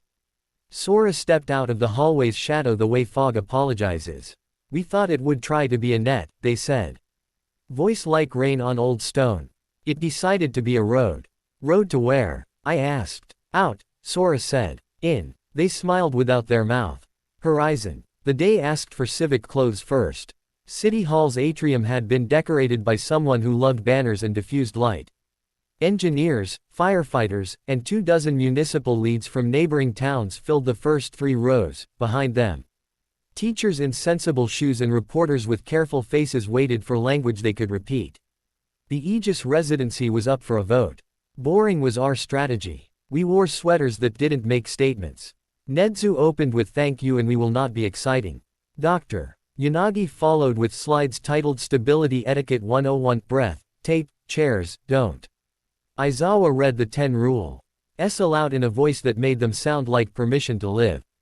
I ended with 5 minutes of how to hold a room, no glow, no metaphors to frighten grandmothers. Questions arrived like umbrellas, practical, not dramatic. How small can a weave be and still help? 4 chairs and tape, I said. Wrist for doors, throat for announcements, back for power.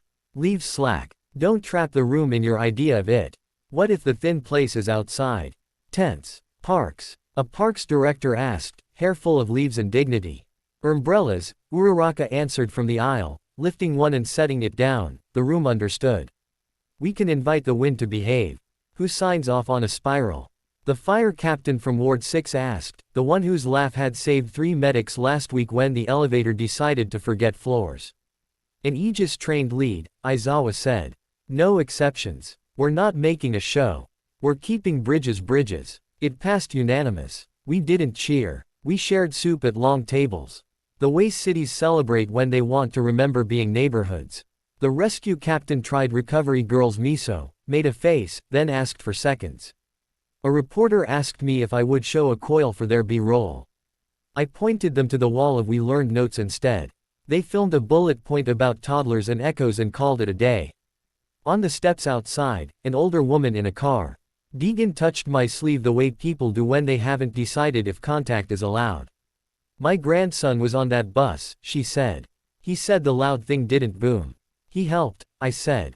He breathed. She nodded and wiped one eye with the corner of her cardigan and then scolded herself for it. Good, she said. Do that again. We planned to. We didn't plan the horizon. It arrived mid-afternoon as a rumor in the wind. Then a line in the light, then a thing the stone in my pocket insisted on. A long, delicate crease drawn across the sky, far offshore, too straight to be cloud, too steady to be air. Birds rose toward it and curved away without panic, as if someone had tied a ribbon they preferred not to touch. Telemetry. Doctor. Yanagi asked the tablet hummed and returned numbers that translated to yes. But please don't ask me to pronounce it. Jiro pressed her palm to the glass of the south side windows and winced. It's a note we don't have in our instrument, she said. Not out of tune. New. Aizawa's gaze found me on reflex. All Might's hand landed on my shoulder with pressure measured for bone and meaning. Not a stage, he said quietly. A place. Do not make it a stage. We didn't take to the sky. We took to our phones. Nedzu spun the Aegis section call tree without raising his voice. Iida turned the city grid into a living weave. Bridges called hospitals, parks called schools. Neighborhoods called grandmothers. Yaoyorozu dumped rooms in a box kits into municipal vans with an accuracy that implied time travel. Ciro and Jiro wrote a public post N words that felt like good street signage. Horizon notice. If the sky looks like it forgot how to be sky, here's how you can help. Breathe 3 in, 3 out. Don't point big lights at it. Stay off rooftops you don't need. If your room feels thin, tape a weave. Wrist doors, throat, announcements, back, power. We're already on it. Soup helps. Uraraka and Asui took crews to the river mouth. Kirishima, Shoji, and Shiro lined the bay with a porous net of lines and tuned weights, not to catch anything, to remind the wind it had lanes. Jiro tuned the harbor's hum away from curiosity. Yaoyorozu produced a crate of innocuous cylinders that turned out to be mass dampers you could cable to fences.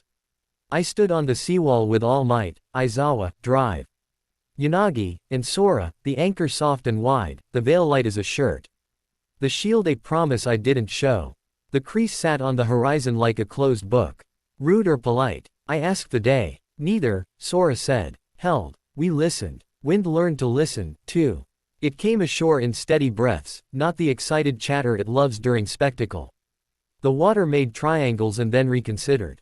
The crease drew no closer, drew no farther. It stayed. This, drive, Yanagi murmured, is the edge of someone else's map.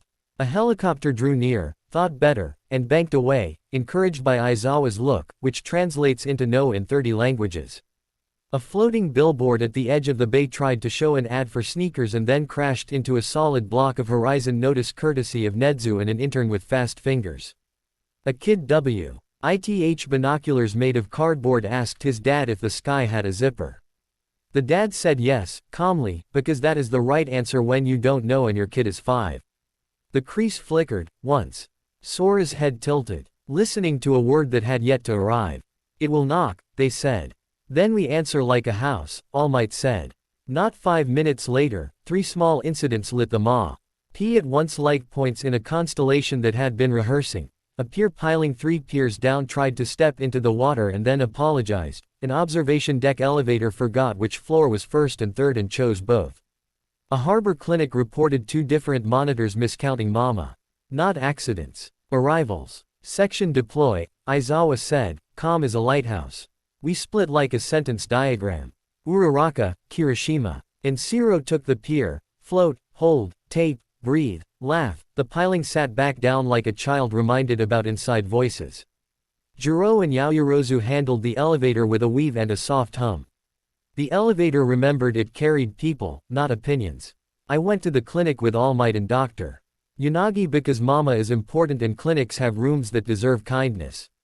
The clinic had already read the notice.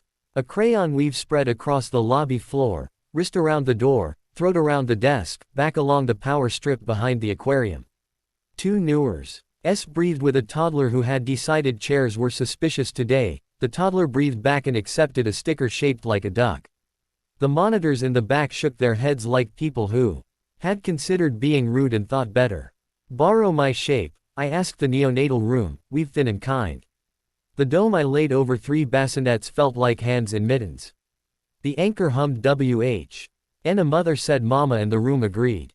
We stayed long enough to be boring.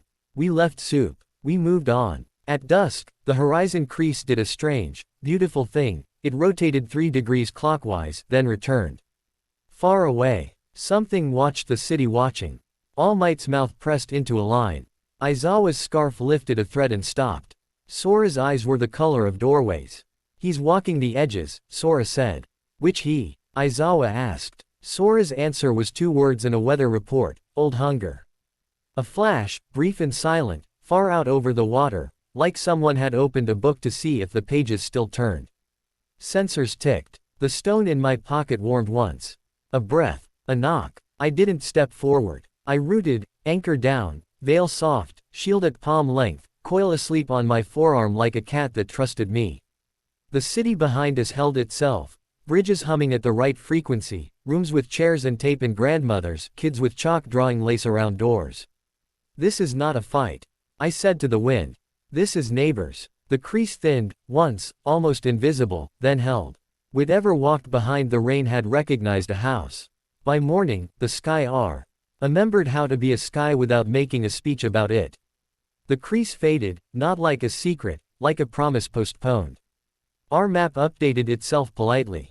The 3 arrivals near the bay marked themselves complete. Sora touched the ring in the rooms and nodded. Not today, they said. Tomorrow loves practice. We didn't declare victory. We declared chores. Yaoyorozu scheduled the next residency cohort. Iida built a template for cities to run teach-ins without waiting for us.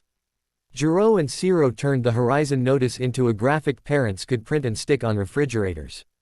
Uraraka had a meeting with Parks about umbrellas and tents. Recovery girl topped the soup and posted a sign that said leftovers are not a failure. Aizawa added a new rule to the wing board: no streaming from rooms. Nedzu posed with the city engineers for a photo that no one but our wall will ever see. All Might found me on the roof before lunch, the key warm in my pocket.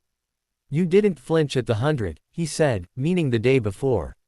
Meaning the apex spiral, meaning the mask that had cracked and the door that had closed.